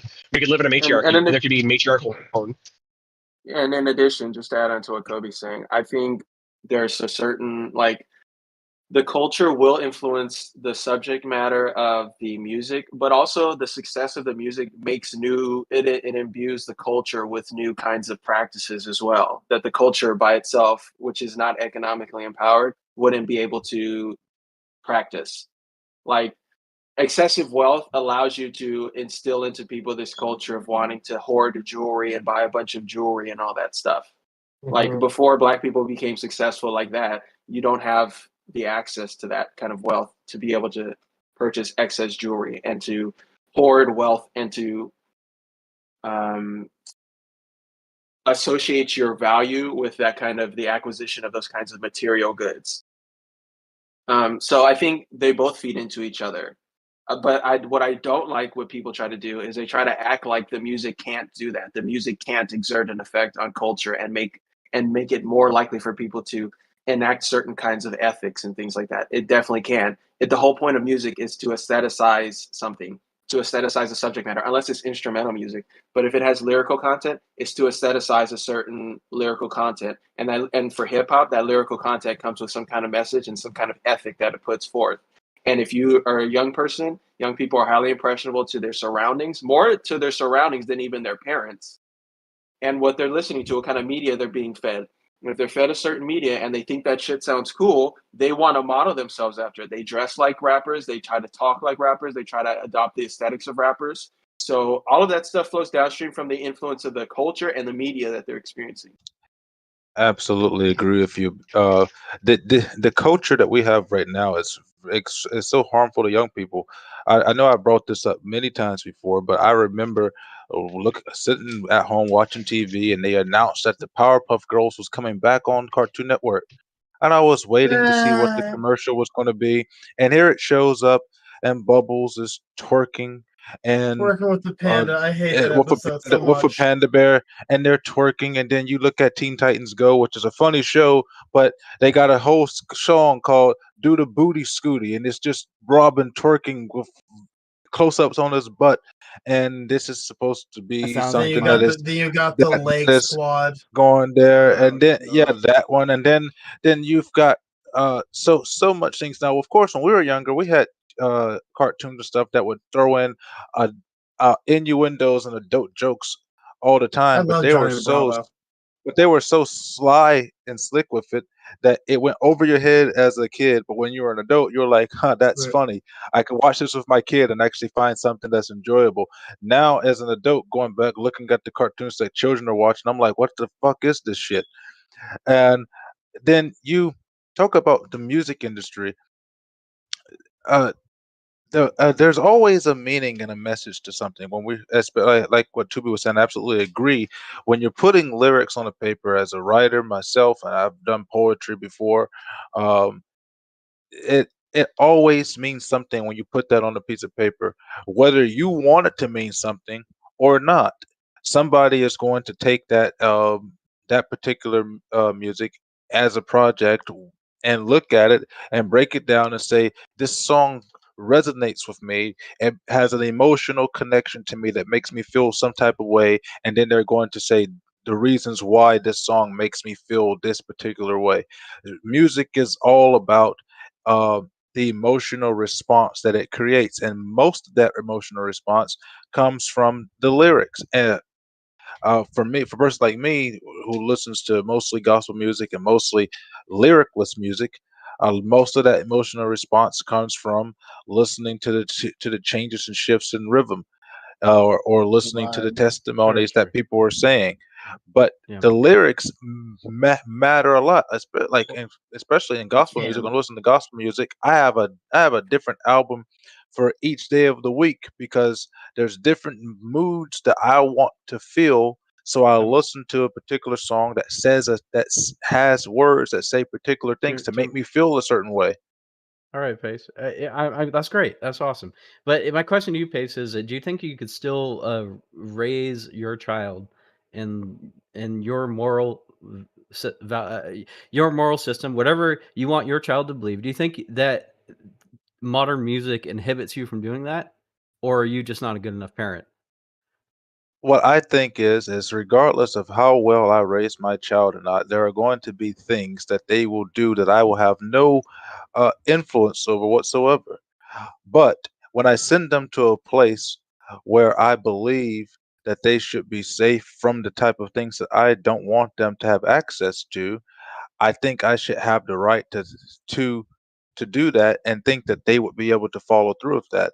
There are many things and many influences will be in my child's life that I will not have any ability to control because I'm not going to be with my child 24/7. I can Yep. hope that what I teach them will lead them down the straight path. And so long as they are under my care to the age of 18, they will follow the instructions that I have so long as they're within my presence. But when they are old enough, which is paying their own bills to make their own decisions and lead their life the way that they want to, I've done all I could. They're an individual person. They're an adult. They can make the decisions from there. But when they are living under my roof, under my rules, they will follow the rules that I set while they're in my presence. What they do outside of my realm of influence, I can't determine. I mean, you trust your kids, though, right? I would absolutely trust my kids, but at the same time, as a parent, I would also be very cautious about the events that they're going to, and I would ask questions about it. And if I think there's something sketchy about these circumstances, regardless of whether I trust my child or not, it's a matter of whether or not I trust the institution that they're going Do to, you or do I you trust the trust people that they're your hanging out with. children? Do you trust your children to grow up to upstanding adults that live within your moral code, or no? Or do you think they're just going I to be would. pulled aside from whatever influence I would floats in try. front of their I face? would trust my children to grow up and use the skills that I've taught them to develop the life that they want to live. Once they are out of my house, I've done all that I could do. I've raised them in the way that I think they should go. I've given them a, a set of skills that I believe that they can use. And once they are out of my household, it's up to them to take what I've taught them and the skills that I've instilled in them, and lead their own life, whether they go down the path that I want them to or not. It's not up to me. I wanna ask something to the panel here. Mhm. Uh, I might make this a larger topic. Let's see. Um, do you think that twerking is any different than Elvis gyrating his hips to the audience? No. No, because you have to also think about it. Twerking has a long history in the Black community. That's something that's come directly from Africa. So we know there's a direct link. So it's the exact same thing. It's not really any different from Elvis, gyrating. It's the same Well, they gyrating used to movements you have censor. in They twerking. used to censor Elvis. That was the whole purpose of that in the beginning. They used to censor Elvis. They wouldn't show any of his performances from the waist down because of the gyrating. Is that a Uh, good thing? and Uh, I don't think it was a good thing because of, again, constitutionally speaking, as a person who believes in freedom, if people are accessing this on their own televisions and stuff, and they're doing it in their own setting, and they're paying money to attend these venues and stuff. It's not happening in a school or something like that. Uh, they have the rights to be Okay, able to see whatever sure, they want to sure, see. sure, But sure. if it's being Uh, sponsored by an event that other people are paying for, then it's different. so hold I'm on. sorry. Can I Oh, interject real quick? no, Pace. hold on. I wanna finish my point here. Sorry. Go And ahead. no problem. And I also want to get our friend Ike out in because I really want to hear what he has to say. But I you gotta get brought myself going. You have a good one. okay, have a good one. You brought up how like there's apparently twerking in the new Powerpuff Girls cartoon. I didn't get too far in that one, so I didn't get to see that episode. But I didn't watch it at all because of that. Because of the preview showing them twerking, I was not interested. There's no reason for kindergartners to be twerking. well, hold All right, on, Prime. because there Go are ahead. other children's cartoons that I've seen where kids emulate Elvis. And like I've seen like on Nickelodeon, right? On that a sketch show, all of that. I've seen people like, like rotate their hips just like Elvis, or they're copying Elvis. And that not being a problem. So like is there a difference between these two things where a person is highlighting their genital area? That's what Elvis is doing. That's what twerking is doing, right? So like what's the difference here? There Before you is none. answer, I have to leave. Thank you all. Thank you, Earplug, for showing up. I hope you guys have a good night. Have a good one. Thanks, Subi. All right, somebody has a smoke alarm that needs their battery changed. Yeah, Who is it? that's Pace, and it drives us up the wall. But we'll just have to deal with it. It's a ghost, as Kai said. Pace, please, please, man. I know it drives me up the goddamn wall. But Pace, answer the question, then I want to go to Iko. Yeah, like I'm saying that it it doesn't make a difference. The difference in the case is uh when we were younger and you were seeing those type of things happening on the TV, that wasn't pervasive in our music and things like that for us young people to see all of the time. Whereas today, when I go to young parties, young people's parties, and for my own family members, heaven save them, and I'm and the most popular song for my for my kindergarten age nieces is WAP. That's a that's a problem, and the twerking and things like that, where they're doing lots of butt motions and things like that. And the Powerpuff Girls, when I was growing up, was supposed to be a testament to women and all of that stuff. And they had problems. I think they had problems even allowing Miss Bellum to be in the new Powerpuff Girls thing because they said she was too sexual. But they were allowing twerking to be in there. Uh, so there's not a real major difference in it. The only difference in it is the overtness of it and how prevalent it is in the culture right now. Okay, let's go to Iko, and then we can let an earplug and anyone else who wants to jump in. You can go a lot further back than Elvis. So Like, for instance, I've taught Shakespeare at all levels of high school.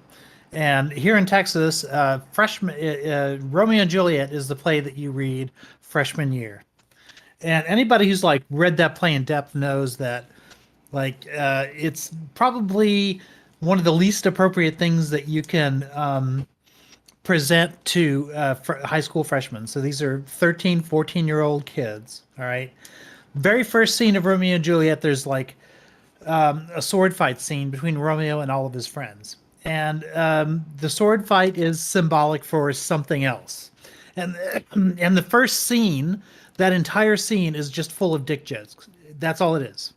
And that's just Shakespeare's form of humor.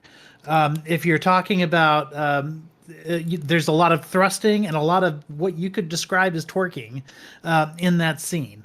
And if you explain it in a way that sort of like um, informs the kids on like what this scene is really about, it's about as inappropriate as any like 21st century song lyrics that you can think of.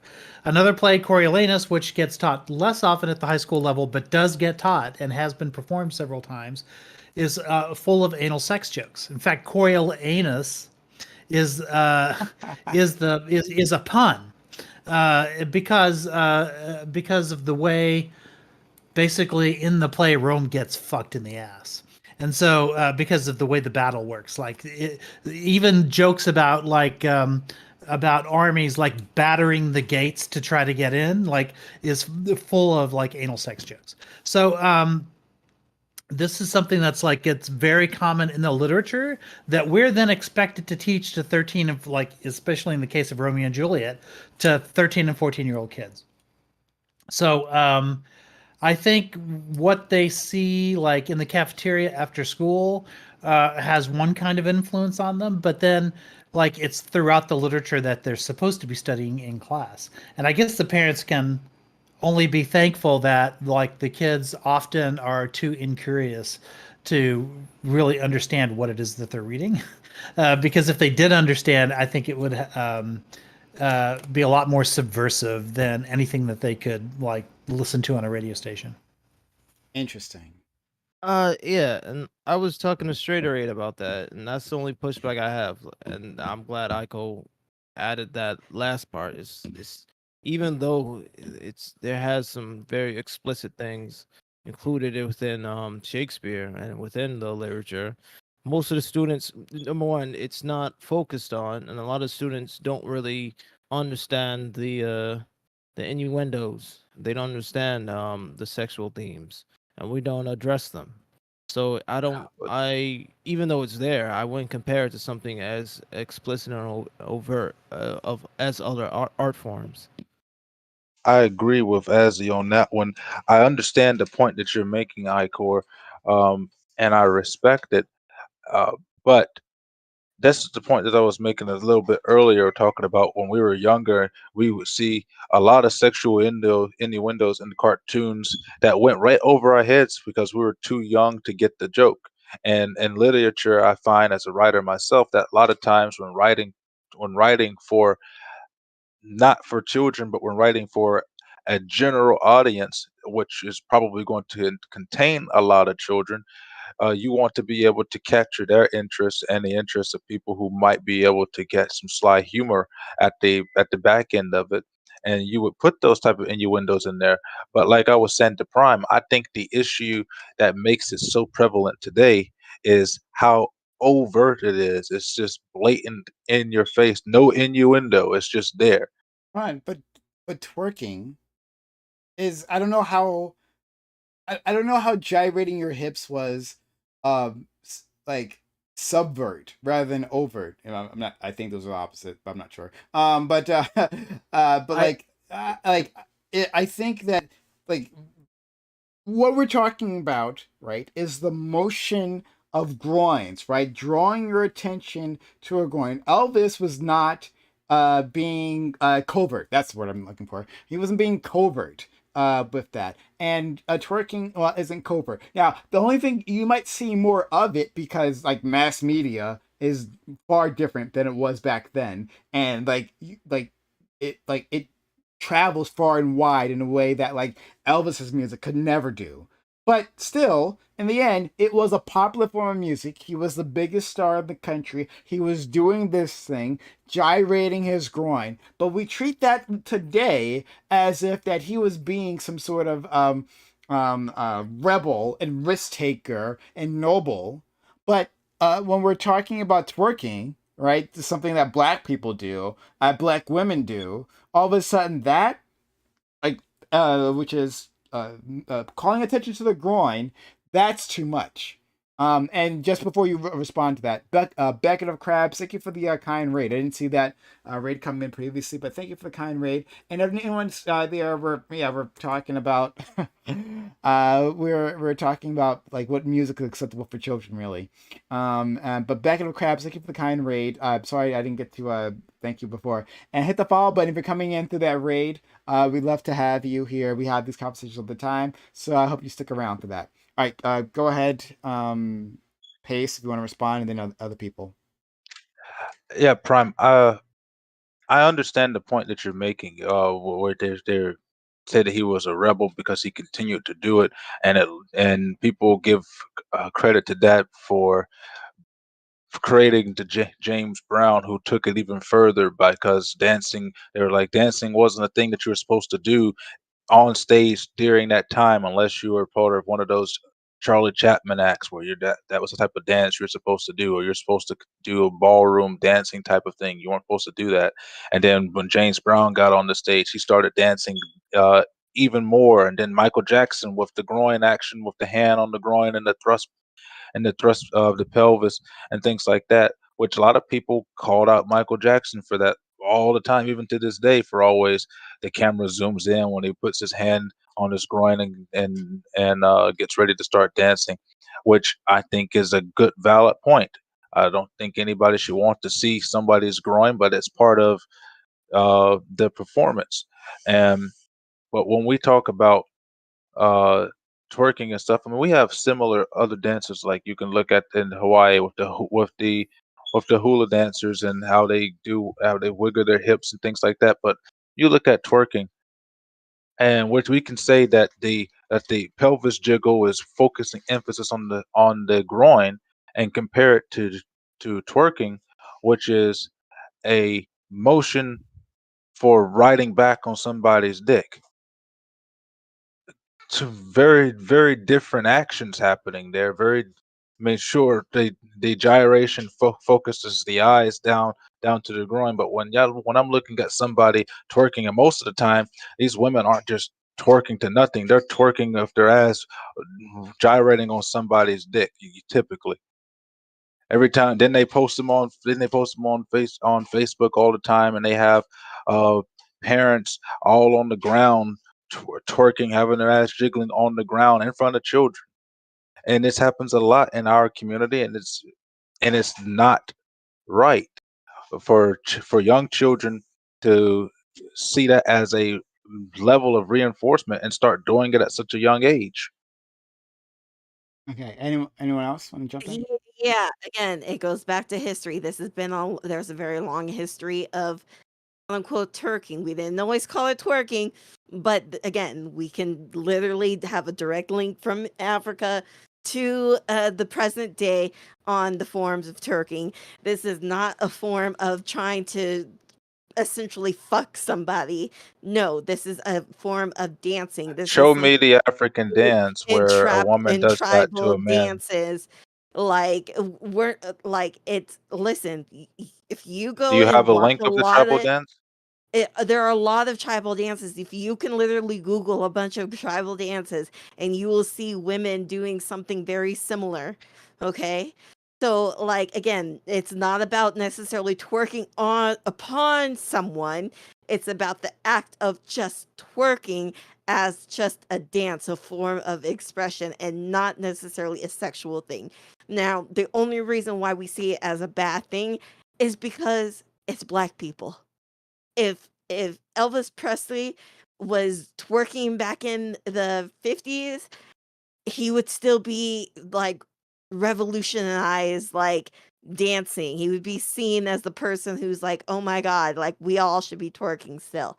They Like, censored him no, until the I hippies I got don't no, think involved. that's but fair. no, but like I said, the thing is, the only reason why it's seen as bad is because black people do it, and because black I equals bad. That's Simply not put. true. I don't think that's correct at all. I mean, And No. it's I not brought correct up at the all. example. I brought up the example of like Marilyn Manson, right? Do you think Marilyn Manson was just like widely accepted and praised because he was a white guy or whatever the hell he is, Serpent Man? Um, but you think that was like celebrated? No, he got blamed for the Columbine shootings. You know, like he in part, it's not black equals bad. I think the perception that twerking is sexual is not just because there's black involvement. It's culturally, it's American culture, and you could argue that American culture is racist and so on and so forth, and which I agree to a certain extent. However, I mean, we have a certain perspective. Even, over here, Pace is here saying like, show me the dances, why is this not sexual, right? And I think that's the perspective of a lot of American people. It's we perceive as a culture, ass is sexual, right? Big ass is sexual, and you're going to put that in somebody's face, that's perceived as a Hopefully. sexual act, right?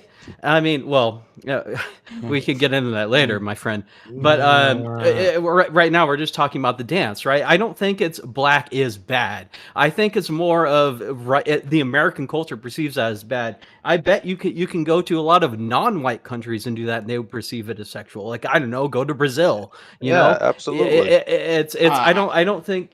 I'm Yeah, not sure Brazil would look at it the same. To be fair. well, there's a difference between sexual and erotic, right? And you There is.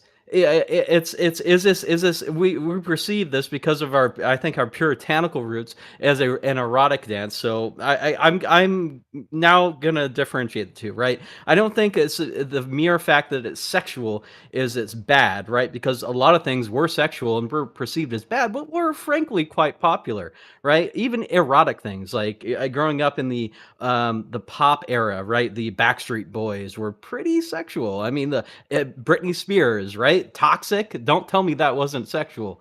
Erotic. That was absolutely erotic. However, I don't. I think it was chided just as much as the twerking is today, right? I don't think it has to do with a race thing so much as it does our puritanical nature as Americans. we And that's can my view position. it we can So view it through the lens of race, but I, again, like even there's a delineation between the cultures within black and brown and even Asian races. There's a lot of dances in Asian culture that look a lot of similar to like a lot of the African, the Xhosa, the Zulu. A lot of their dances look similar too. And like they could be like stark naked, and a lot of people won't find it like erotic. But if you're looking at it through an American lens, where like you include we wear clothes, our clothing is different, our culture is different, we may have puritanical roots, we look at it and we see erotic. But then you go to a Caribbean Day feet in like Brooklyn or the Bronx, or you go to the Fet, or and they're like police officers are getting twerked on. That's a whole different thing. So it's not even about the dance itself, it's about how the dance is being used and how the dance is being utilized in media. okay. When women twerk, not all women. So let me be careful. When certain Caribbean artists, and I see it all the time in the boys chat, right? They share certain Caribbean artists, certain Caribbean women, and not even just Caribbean, just women. A lot of women, female artists in general, when they twerk, they're even look at Janelle Monáe, when even she has like kind of like moved her branding and moved the way she portrays herself and the way she dances. That stuff is sexually explicit, and it markets to a certain audience. It's to bring in a certain views to get like certain likes and clicks. I That stuff don't I brings in think wanted money. to I so. wanted to say It's There's a not two always culture two on it. about things. likes and I clicks. wanted to say Come on. two things. One, because Brazil got brought up, and then I'm gonna respond to what as you just said, at least part of it. One, okay. So I believe it was in Brazil that came up with this. It might have been Colombia, but I'm not sure. But there's It was so long ago. I don't remember the name, but the dance was called like the bunga bunga dance or something like that, right? Like, and this thing is on YouTube. Um, and it's not even really a dance actually at all. But basically there is a woman. She brings you up on stage, right? And there is this like thumping song, and she like sits you down so you are like sitting down on your butt, right? And like face forward, just like, yeah. And she gets on you uh with her legs over your shoulders and her butt directly in your I face. know which one you're talking about. You know what Yeah, I'm talking about. yeah, And I've then seen as that the before. music it thumps, right? She just like slams her butt Like, in as hard as she can. as hard as she can. As hard. Yeah, And yeah, just yeah, yeah. so Yeah, that's the but thing like that I said, that's happened. all Hold, hold different. on, But that's all let me different finish. Let me finish though. my point. So, I went to Columbia and I got that done. That was amazing. Amazing point in my life. Nice. I seriously did that. Nice. That was amazing. But beyond that, to back to what Azzy was saying. Talking about like the cultural differences. I think that's fair. Like there is a thing that Caribbeans do. Carnival, Daggering. right? I don't know what you're talking about. But Carnival, Daggering is a dance, though. daggering is a dance. Oh. Okay, fair enough. Daggering. Oh man, it was amazing. But anyway, yeah, Carnival. And like it's like a huge party, right? It's like Mardi Gras, but like better. And like more sexually explicit. Like they got these like parades, and they have these women walking out in outrageous outfits, right? And I wonder if that would be acceptable here, right? And the outfits you see those women, a woman like walking down the streets, and it's oh my, it must be heaven on earth. You're welcome, by the way. Well, New York Okay. has like That's like Catholics that did that. What really? like Okay, I'll have to go into that. sense of Yeah. like some have like carnivals, like mini ones within the city and stuff. So like stuff like that does happen here, right? But like I said, like it's a difference when it is being used as a sexual thing, like where you're dancing with someone or someone's getting a lap dance or something, than when it's just a dance on its own. Like Yeah. that's it. So I I think that's really disagree. what the distinction is there, is that yes, it can be sexual, but it's in the context in which you use this dance. Wait, peace. And how I do just most people use the dance? There's some people who say, "Hey, let's just get up." Or, like you could be at a family outing and they're just like having fun in their living room, or having fun like at the repast, or the or they're having fun like after the wedding and everybody's just dancing. But like, come on, I feel like we have to be we have to be honest there. When we see, you know, twerking, it's, we're not just talking about the instructional Paula Abdul, with Zoe on Sesame Street teaching people how to twerk and tap dance. We're talking about music videos. We're talking about the Caribbean like festivals. We're talking about the parades. We're talking about we're not just talking about the instructional educational twerk. We're not talking about that.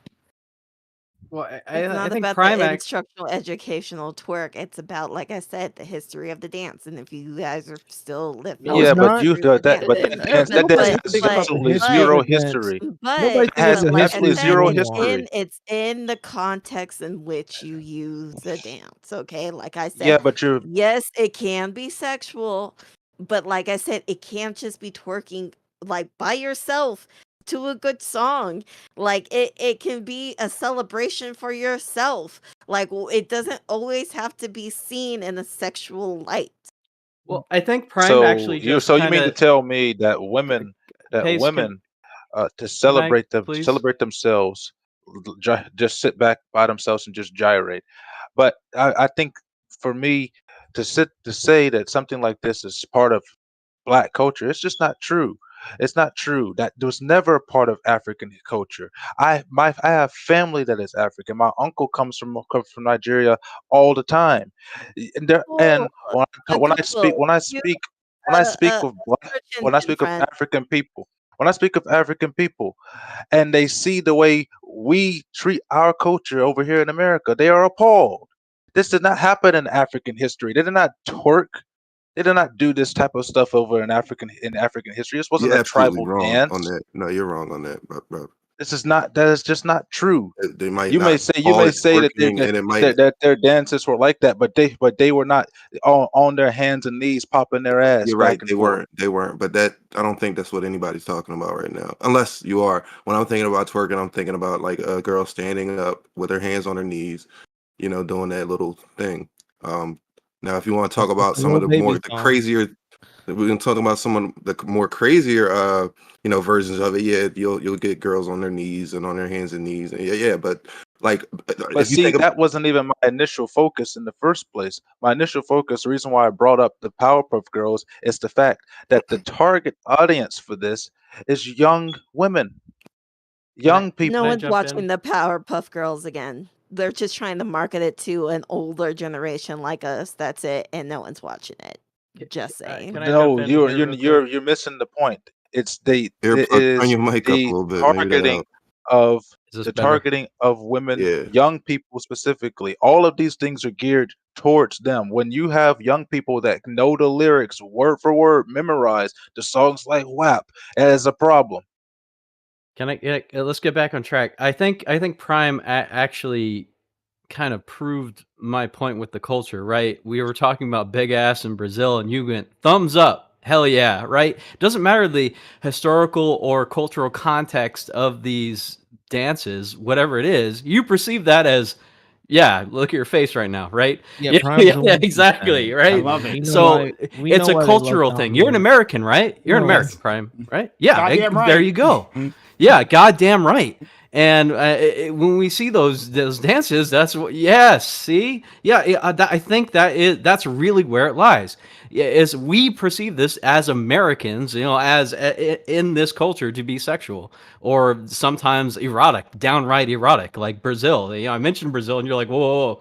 Like, hold up, Brazil. I need to mention this for a minute. I need to talk about my experience of the ass being put right in my face as like a cultural dance or whatever. It's like that may not be erotic or sexual in another culture, but as Americans, we absolutely perceive that as erotic or sexual, right? So I think that is the point, right? So when after I got off the panel, I went and took a shower. But like after I got off, I was kind of like just thinking about this in my head a little bit, and like, why don't I care? Why isn't this a big deal to me? And we can sit here and try to intellectualize this argument all we want, but when it comes down to it, the matter of the fact is, black boys, but black kids in general, are the least likely in this country to graduate high school, percentage wise, on average. So who are we going to get mad at here in this situation? Who are we looking to blame? Okay, so we kind of agreed, I think, that we can't blame the artist, right? And we kind of agree. Well, I think we fully agree that we can't blame the students. So the blame would have to be on the administration. And when I put myself in the administrator's shoes, what I'm looking at is, how do I get these kids to participate, to come to school, to do what I need them to do to graduate high school? And if part of that means inviting an artist that obviously they all love, like that not only are they fans of, they literally like love this person. Like you saw them how they were. Now, okay, we all know the song's horrible. We all know that's all trash. We agree there. But what is the harm being done here? And when I try to like reconcile this in my head, I can't find it. I really can't. If they're listening to it anyway, if this is like a part of the culture that we need to expel, I don't think a after end of summer school, talk or whatever she did there, whatever she was there for, I don't think that is going to solve the problem. So if I'm putting myself in the administrator's shoes, this is like when you're weighing your pros and cons, it's like that is the harm is not there, I don't think, and nothing that you guys have said has convinced me that this is going to harm the children. Well, yeah, because you're not asking the right questions. This is what I was trying to allude to in my tongue-in-cheek comments with my facetiousness. I was trying to say it's not it's not the music in and of itself. It's the culture. You need to shift the culture, or you need to present the good stuff in the form that the culture can receive. That's why But what if the kids don't you care ever about heard the of good stuff? well, What they do we do will. right now, though? I understand what we aim to do. I understand what, like the ultimately in our, utopia, we wouldn't the kids would not be listening to violent or sexual music. The kids would not be watching violent movies. The kids would not be on their I'm talking phones about all day in our utopia. What are you talking utopia. about? Well, you're saying like what I'm saying is I understand what like we should be doing, but what like at this moment can we do? Like I said it. I if said you it brought already. Jill My Scott, very last thing. or some, some gospel singer, do you think the kids would show up like that? Do you think they would Well, care? that's Would why that they be got any Christian hip. incentive? But Have you ever heard of Christian hip hop? You ever heard of I did. Yes. CHH? Scott. Yes. Have you ever heard of vocabulary where they're taking up history and they package it in hip hop? My question is, would the kids care? Have you ever heard of like greatest battles of history on the rap battles of history where they're on My YouTube question is, rapping would the against each other? kids care, Yeah, Azzy? they my care. question, my Nobody's question No, listening to would Christian be, They're the hip hop, target audience. dude. They show up to the concert. boring. Yes, It's so yes, yes. boring.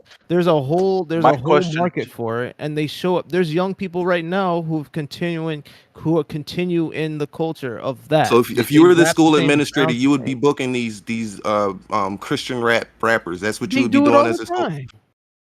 And so, There's a guy named Alex Jean who's a new he's a younger generation who's a new mhm. artist, and he packaged everything. It sounds exactly the same, but the message is different.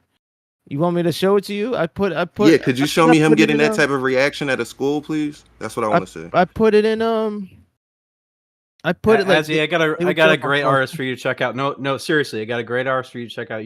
You should go look up Uncle Adams. He's a great rapper. You should check him out. I don't know. It sounds weird. STV.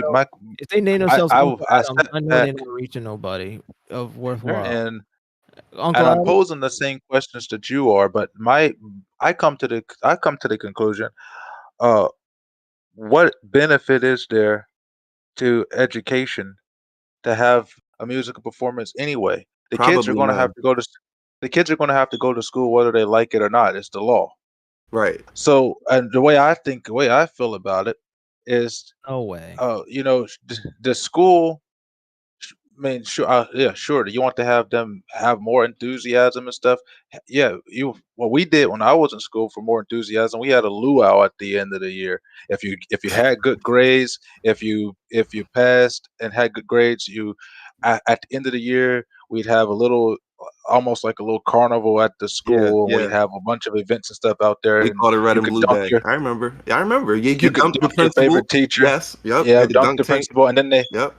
they had that money machine that where they put the money in there. It blows up, and if you had good grades, you were the first one in there. They got the chance to catch some money. But Pace, that was middle Uh, school. That was middle school. We're talking about like high school but kids who I'm are saying in way more high likely to school, drop out. Have you heard Right. of Dax? in high school, Have it's the you same heard of thing. But see, this is my problem with that. People talk about they're way more likely to drop out. Look, I am for the education of young people, but I do not believe in holding back the education of others for the sakes of few. If Can you those prove that that's people, happening though? I'm sorry to yeah, cut you off, yeah, but we like, can. We yeah. can prove that it's happening because we can look at the statistics of grade point averages falling all across the country, particularly in big cities, particularly in areas that Black people live, where we're having 0% efficiencies in math, 0% efficiencies in reading and grammar and spelling. We're having 0% efficiencies in literature, and it's a problem. And we're just keeping these people in schools. And I saw this problem firsthand in my school. uh we had we had a lot of people in there. It was mostly Black school.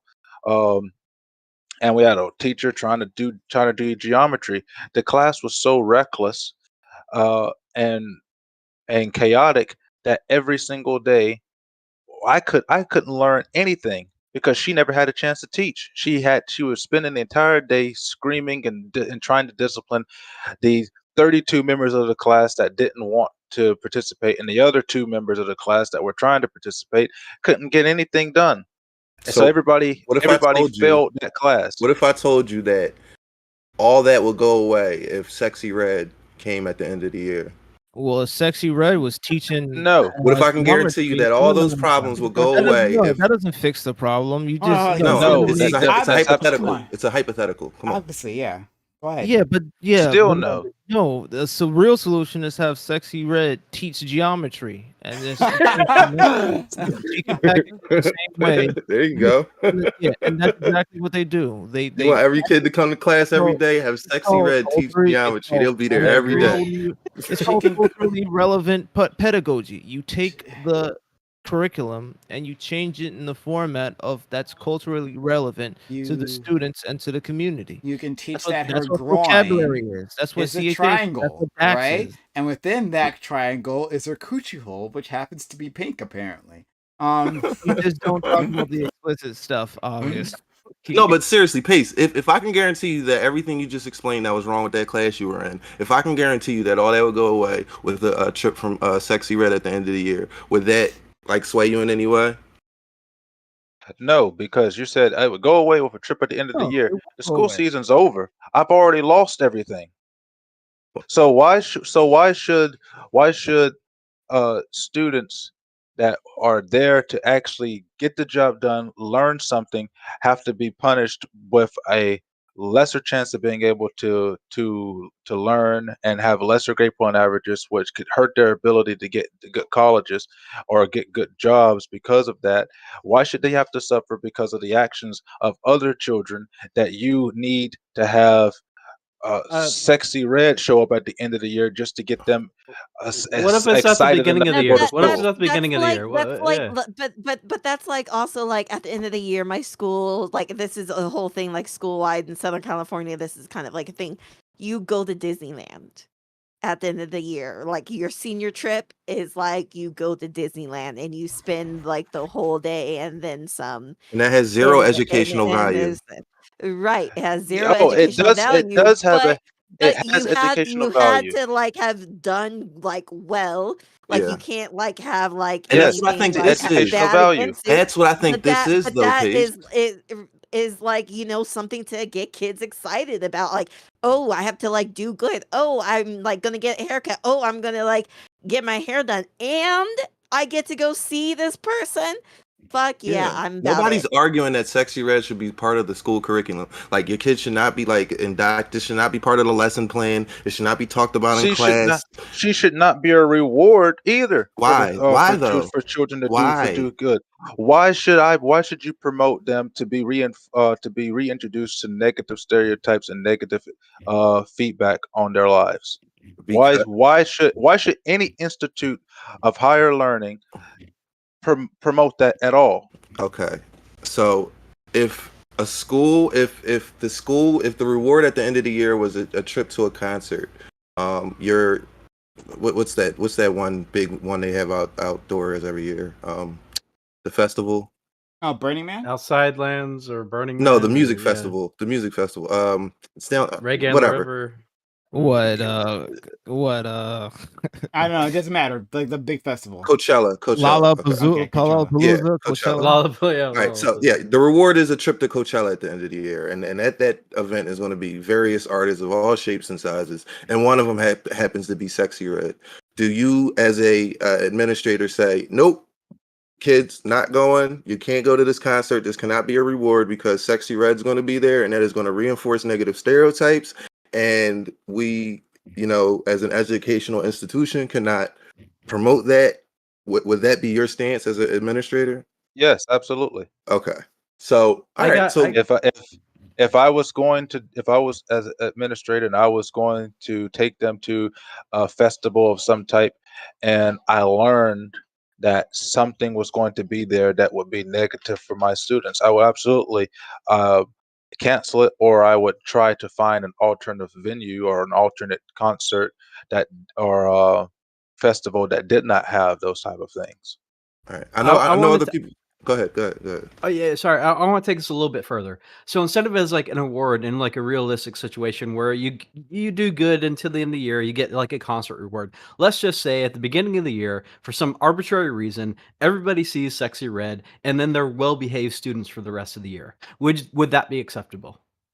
No, Why not?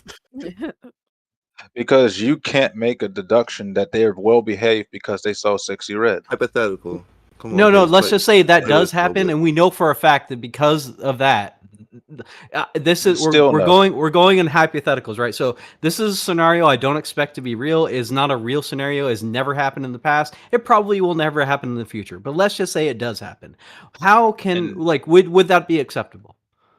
and the answer is still no, because you have to be like, even assuming that the hypothetical where they view the concert and then everybody behaves well.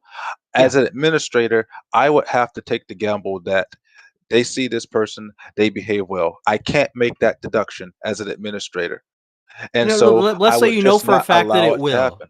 Let's say you know for a Still, fact for whatever still, reason. Let's use still, creative thinking and say the yeah, answer is I'm still no. interested in the why not. Like, if you know for a fact, I every already said student the is why going to not. perform at a 4.0 and be well behaved if Sexy Red performs, and you know that I for a already said fact. the why not. I would Yeah, not yeah, yeah. No, participate in any but as a part of because you said you administration. cannot determine that. That's why you said no. No, Let's say you no, can that's determine. not the why not. The why not I Okay, already said let me before. listen The why better. not, is, as an administrator, I cannot participate in anything that would be a negative reinforcement to my students.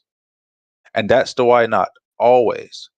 So it'd be a What net negative to be exposed to Trippy Red rather than being like a 4.0 well-behaved student at the end of the year.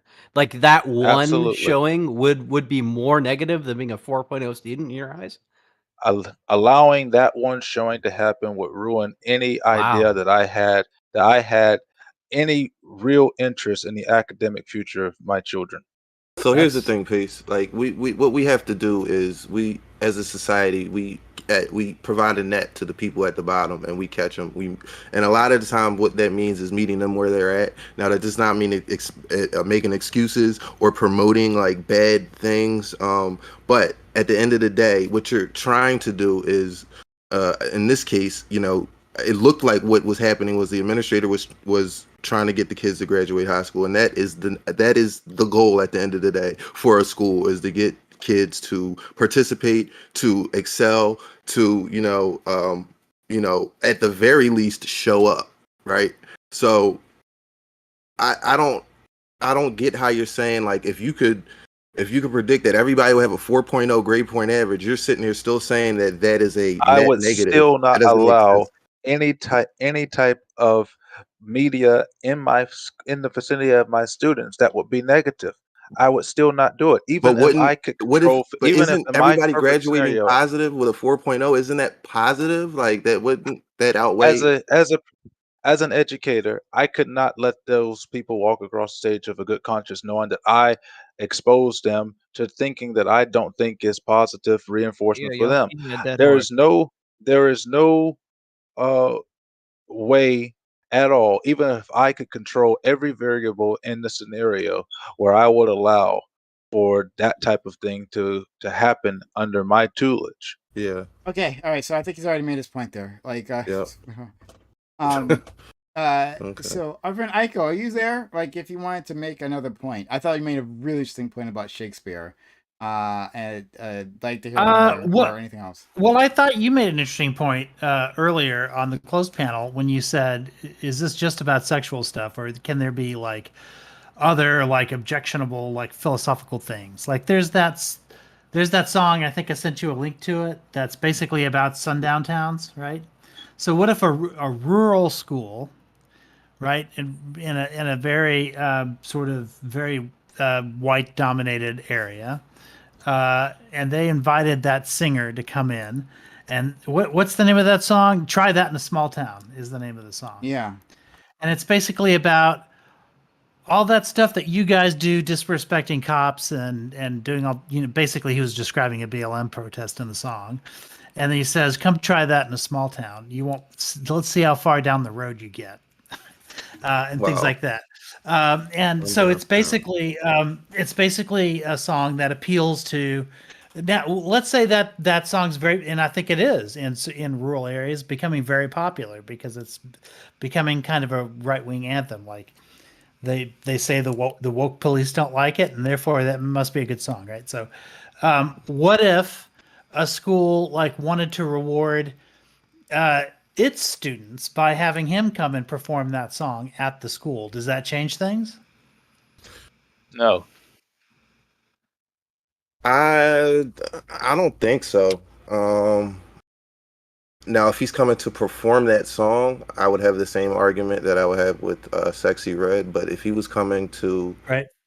if he was coming to give his life story, like how he, I, yeah, I mean, I would have to have the same.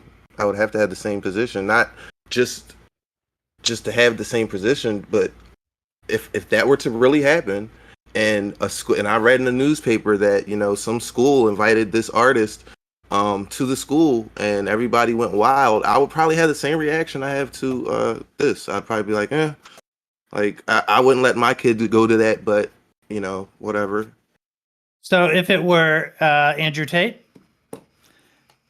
Andrew Tate. Andrew Tate's pretty inspirational. A lot of kids know him. yes, And he's especially appealing to 14-year-old kids. Exactly. Yeah, he's made a lot of money, right? And I'm not sure if he came from the bottom. I don't know his whole life story. But at the very least, he's at the top right now.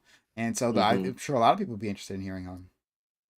He's sensational in a manner. Andrew Tate. So would it be more okay about so long hurting as he other doesn't? His message is like hurting other people and stuff, like and he's not a. But if he doesn't actually pimp on stage, if he's just there to give like an inspirational talk, he does a Jordan Peterson clean your room thing or whatever,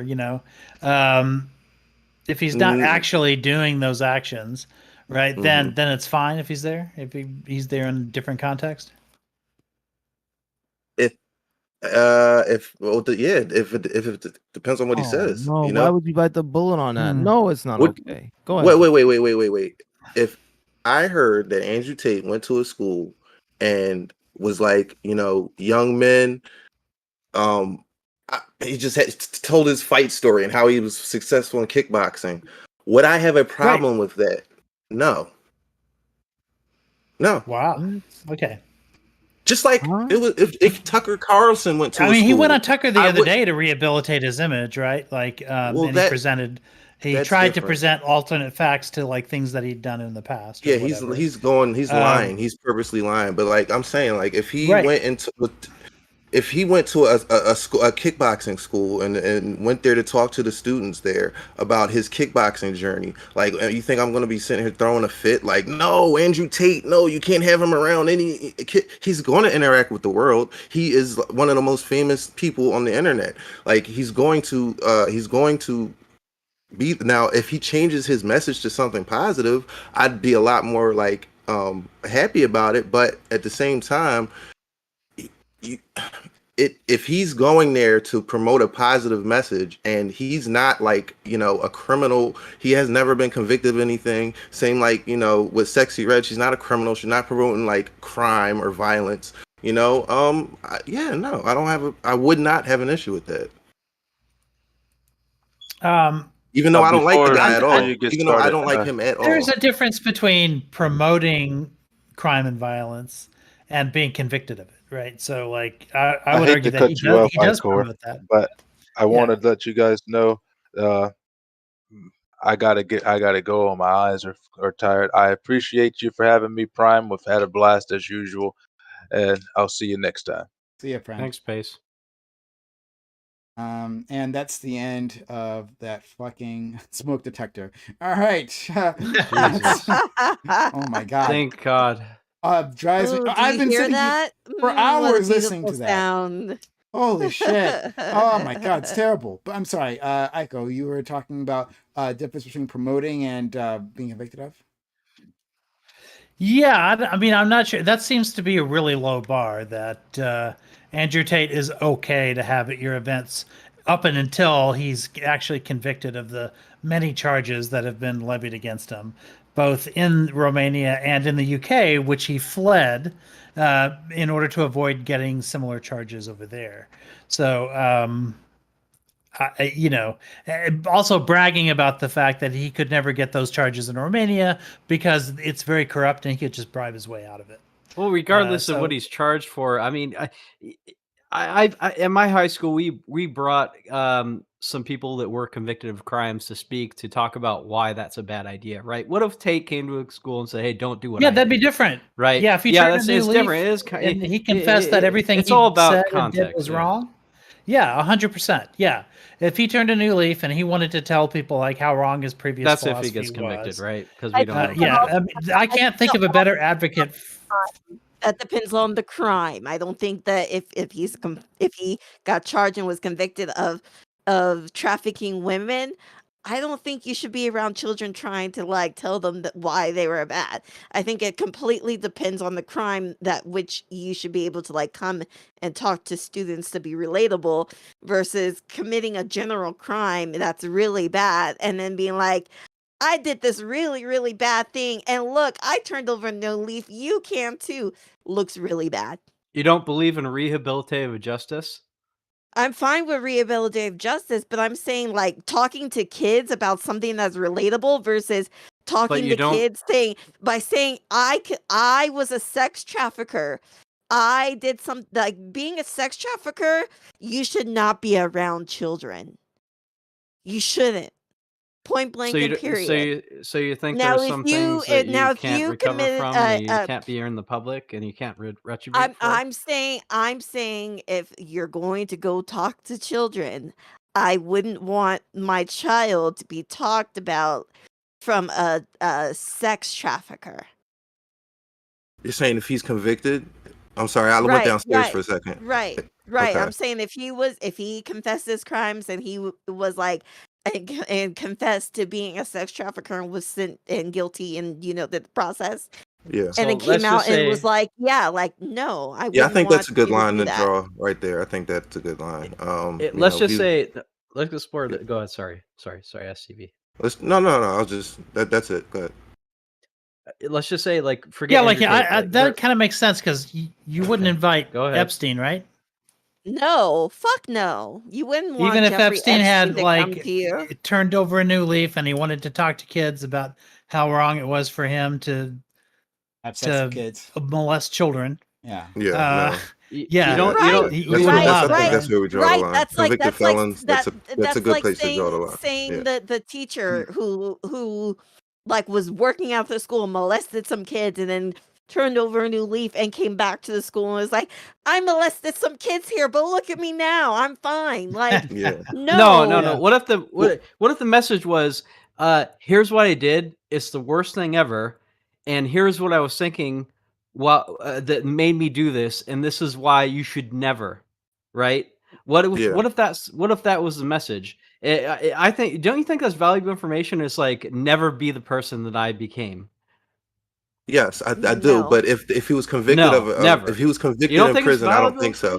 But But let's deal in reality. I want to engage with the Andrew Tate thing. And before you do that, just quickly, like, I just to sum this up, I don't think that kids, right, like, need to hear that. Hey, kids, don't become a pedophile. I think the rest of society, like high schoolers, I think society does a good job of telling everyone, don't be a pedophile. I don't think we need Epstein or anyone else to specifically come and tell them, hey, man, don't become a pedophile. Agreed. Ahead, but for Andrew Tate, here's why I would be okay with Andrew Tate coming with a positive message. Of course, I wouldn't want him coming with none of that like red pill garbage. Like, if he came really with some tangible advice to give these kids, here's why I would have to be for it, because where am I going to draw that line? Like, Ben Shapiro, in my opinion, is much more harmful for a child to listen to, for kids to listen to. But of course, I wouldn't have a problem if Ben Shapiro went to a high school. Now, if you start getting more extreme, like to Matt Walsh, like somebody like Matt Walsh or somebody, even though him and Ben Shapiro are on the same realm, Matt Walsh is more like hatred towards, trans people and stuff. So what could his message be other than, that? Like, I don't see what He could have what lots of good other that would things to do. say other than like how much he hates trans people, Like right? what? He's a Like what? Christian theocrat, and he Ben could talk. Shapiro's Jewish. No, Matt No. Walsh. Matt Oh, Walsh. Matt Walsh. Oh, sorry. It's No confusing. problem. Matt Walsh is I Catholic. did say Ben Shapiro too, so that's why you were Unfortunately. thinking of him. Yeah. Yeah. But go ahead. But yeah, he could talk about like how like we need more religion in schools, right? That like the secular teaching that you're having here isn't giving you the full story, that you like have to walk with God. He could give you a whole list of things that I'm sure that he's capable of talking about, other than like how much he hates trans kids. But maybe he can layer into that speech, like how like God has a certain plan for us, and there's some among us that don't Then follow you that plan. you But you he wouldn't say anything about for that gays. though. He wouldn't say anything about gays or anything. He would just say, I just think there's a But if certain your message plan." outside of this is like one of like wanting to harm communities, like I've heard some like horrific stuff come out of his mouth, like But about wanting to but then you eradicate. say Ben Go ahead. Shapiro is fine, and Ben Shapiro has said some awful things. He might have, but he doesn't advocate for awful things. I've heard him say some iffy things sometimes, but that's not what he They advocates. all He's a advocate for Things awful things, somehow love. he whoa, is. wait, no, He's a little wait. more cagey when he knows he has a mixed audience. That's the So difference between him and Matt Walsh. Whereas Matt Walsh yeah, never it's filters himself. he's But specifically like substantively, though, I think they're pretty much the same. It's just that like Ben Shapiro is like adapts his message to his audience more. Oh, okay. So I already stipulated that within this Yeah. hypothetical, right? Matt Walsh comes and he doesn't have to mention the trans community at all, or the LGBT community at all. But as a Christian or a Catholic, he can tell he has a message that God has a plan for us, and there are those out there who are not following that plan. And should they really be accepted within society? I don't know.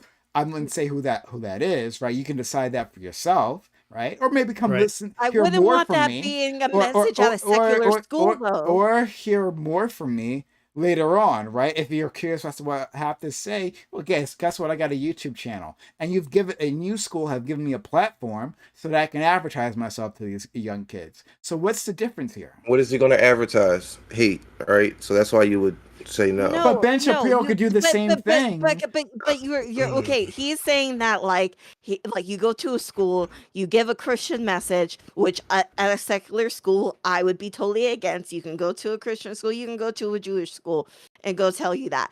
But I wouldn't want my kids to be exposed to like God has a problem, like a place for you, and I'm a good Christian. And Okay. now go visit my go visit my YouTube video, because now the school has given me a platform, and I've sat here in front of 800 students giving this platform, and now I'm gonna hopefully get 400 students going to my website today because of it or whatever. Okay. So all right, I got you, Queen. So what I'm just thinking about this in my head, like, because this is the first time I've ever like thought about this exact problem. So what I'm trying to parse in my head is, why would I be okay with Ben Shapiro and not with Matt Walsh? Why? Like, actually, let me be very clear. I would not want my kids to listen to any of these people we're talking about. Not Andrew Tate, Matt Walsh, Ben Shapiro. I would not want this message spread to my kids in any way. But what I'm trying to do here is figure out what would be best for society, right? Like, what would fit everybody as a whole? Like, what would fit the whole country, right? So if we were to say Matt Walsh can't go to schools and talk to kids, why? What would be the reason for that? Why would we say that with Matt Walsh? And why would I not say that with somebody like Ben Shapiro? And what I'm trying to do here is just parse that out in my head. So I don't have all my positions fully thought out. Fair enough. Yeah, so that's where I'm at with that. But so in this case, that's why with Matt Walsh, it's because of the explicit hate message towards trans people. Now with Ben Shapiro, it's like Ben Shapiro yeah, has explicit hate messages, for instance, to Palestinians, right? He said some he like did terrible. one I'm time, sure. yeah. Yeah, no, go ahead, go ahead. Not just I didn't one mean to cut you time. off. He's like an explicit Zionist. Okay, And okay. I got an interesting question. yeah. What? I mean, let's just say, fuck it, not Matt Walsh. Let's go. Nick Fuentes is going to speak at a school, and the topic is how to build a computer. And let's say Nick Fuentes is not Nick Fuentes, and you're the only one that Nick Fuentes knows that Nick Fuentes holds the beliefs that he does. Would you want your kid listening to Nick Fuentes tell your kid how to build a computer? Nothing political. If he's really But good you're at building a computer, yeah. if he's the best But you're at the building only a one who computer, knows he's like an actual like. Well, that Like, happens. That happens. Yeah. That happens in real life all the time, right? all the You'll time. have Yeah, but teachers I just that want. you I will just think have it's a warrant interesting. views. serving you at And McDonald's. here's and what'll not have happen a is some clue. administrator will find out, like their Facebook page gets exposed one day or Yeah. something, and No. it, like Police officers, that person loses his doctors. job. Like that happens. I'm not. Lawyers, That's not the question I'm right. asking. The question I'm asking is, he's not a popular. He doesn't have a platform. You just Yeah. know for a fact. You met this guy at a party, and this guy Yeah. you know for a fact is a Christian nationalist, white supremacist, whatever the hell, right? But he Like, doesn't publicly. He belief is doesn't abhorrent, express that. right? But he doesn't express Yes. it. Yes. And would you want your Um, kid listening to him speak? Well, if it was about building a computer and he was the Yeah, best at sure. building a computer, sure. Yeah. All right. I mean, if you can guarantee me that he's not going to I'm talk not going to about push any back of on that that. other I'm just shit, curious. I was just curious what your answer would be. I have no argument for or against. I just wanted to know what you. yeah, had if to you can, say. yeah, if you can guarantee me that he's not going to talk about any of that other shit, and he's just going to talk about building a computer, and that's it, and he's the best at building a computer, why wouldn't I? Well, yeah, I would. But Well, here's why. yeah, Here's just why. in that Because hypothetical. Yeah. so the teachers I'm talking about, they're not famous either. They just happen to have a Facebook page that somebody saw Sure. one time, and the administrator like sees it. But here's why. Like, let's say you bring him in just like to teach the computers or whatever, and he gets really good, and your school starts to like get a reputation because of the instruction that's coming from this instructor. And then later on, it comes out what this instructor's views are. It doesn't just taint him; now it taints the school, right? Because he represents the school. Because to some degree, the school attached its reputation to that person, so they have a fiduciary duty to Sure. I mean, we all have background checks, anyone who works in it, like in an educational institution, right down to the like substitute teachers who come in every day or whatever. Well, I'm not all talking get about like the background effects checks. on the We all institution. get our fingerprints done and all that. I'm not really talking about the effects on the institution and so on and so forth. I'm more talking about your perspective, like as a parent. Like, would you want your child listening to this person talk, and potentially, I guess what I'm really trying to gauge is like your perspective, your position on like someone gaining some empathy or like closeness to somebody who believes in something which is abhorrent, right? So like I said, no one knows this. Let's say he doesn't have a Facebook page, it's never discovered, right? Only you know because you met this guy at a party or whatever, right? And you say, oh man, this guy's beliefs are absolutely the worst. Would never, ever want anyone in my life to believe the same things that this person does. But they're just teaching about how to build a computer, so on and so forth. However, let's say your kid like, man, Nick Fuentes had really awesome things to say about the computer. Gee golly, and he gains empathy for that person or closeness to that person. That is the risk, right? Essentially, if you were to bring your child to that presentation or allow your child to go to that presentation. So I was kind of gauging if you think that's acceptable. Yeah, to like I Eiko's said, point, I I don't think think you're there's a taking that right risk or wrong answer. every I just day, want to all the see what time. how you'd answer. Yeah. Yeah, It happens. Yeah, all the well, I time, and live you in the don't real know. world. Yeah. I mean, I know that there are teachers all over the place that have abhorrent views. But let's say you and, did. That's really the factor. Yeah, but you're saying that I know. So what Yeah. I'm saying is, the fact is, in the real world, we're sending our kids to teachers who have abhorrent views all the time because it's Yep. just the numbers game. Like they've got, Yep. your kids are going to go through hundreds of teachers by Yep. the time they graduate high school. Some of them are going to. That's not my question. Have The really question is, bad for a views. fact. No, I would Yeah, not like let I said, Even if Okay, now we get it. Now, thank you, DQ, There. for answering my question directly. That's a real answer. DQ, go on, please. Look, I let's wouldn't, say because that if I know that, I would be like, well, fuck. That's who's gonna come in and do that. Well, I may need to go like speak to some people to let them know about this view, or like hold my child back that day, or like if there's a permission slip, I wouldn't sign it because I would know that this person should not be around children. Yeah, So and here's if those important views are something like Epstein's views, then you're putting your children directly at risk by allowing them to have that association, develop that relationship.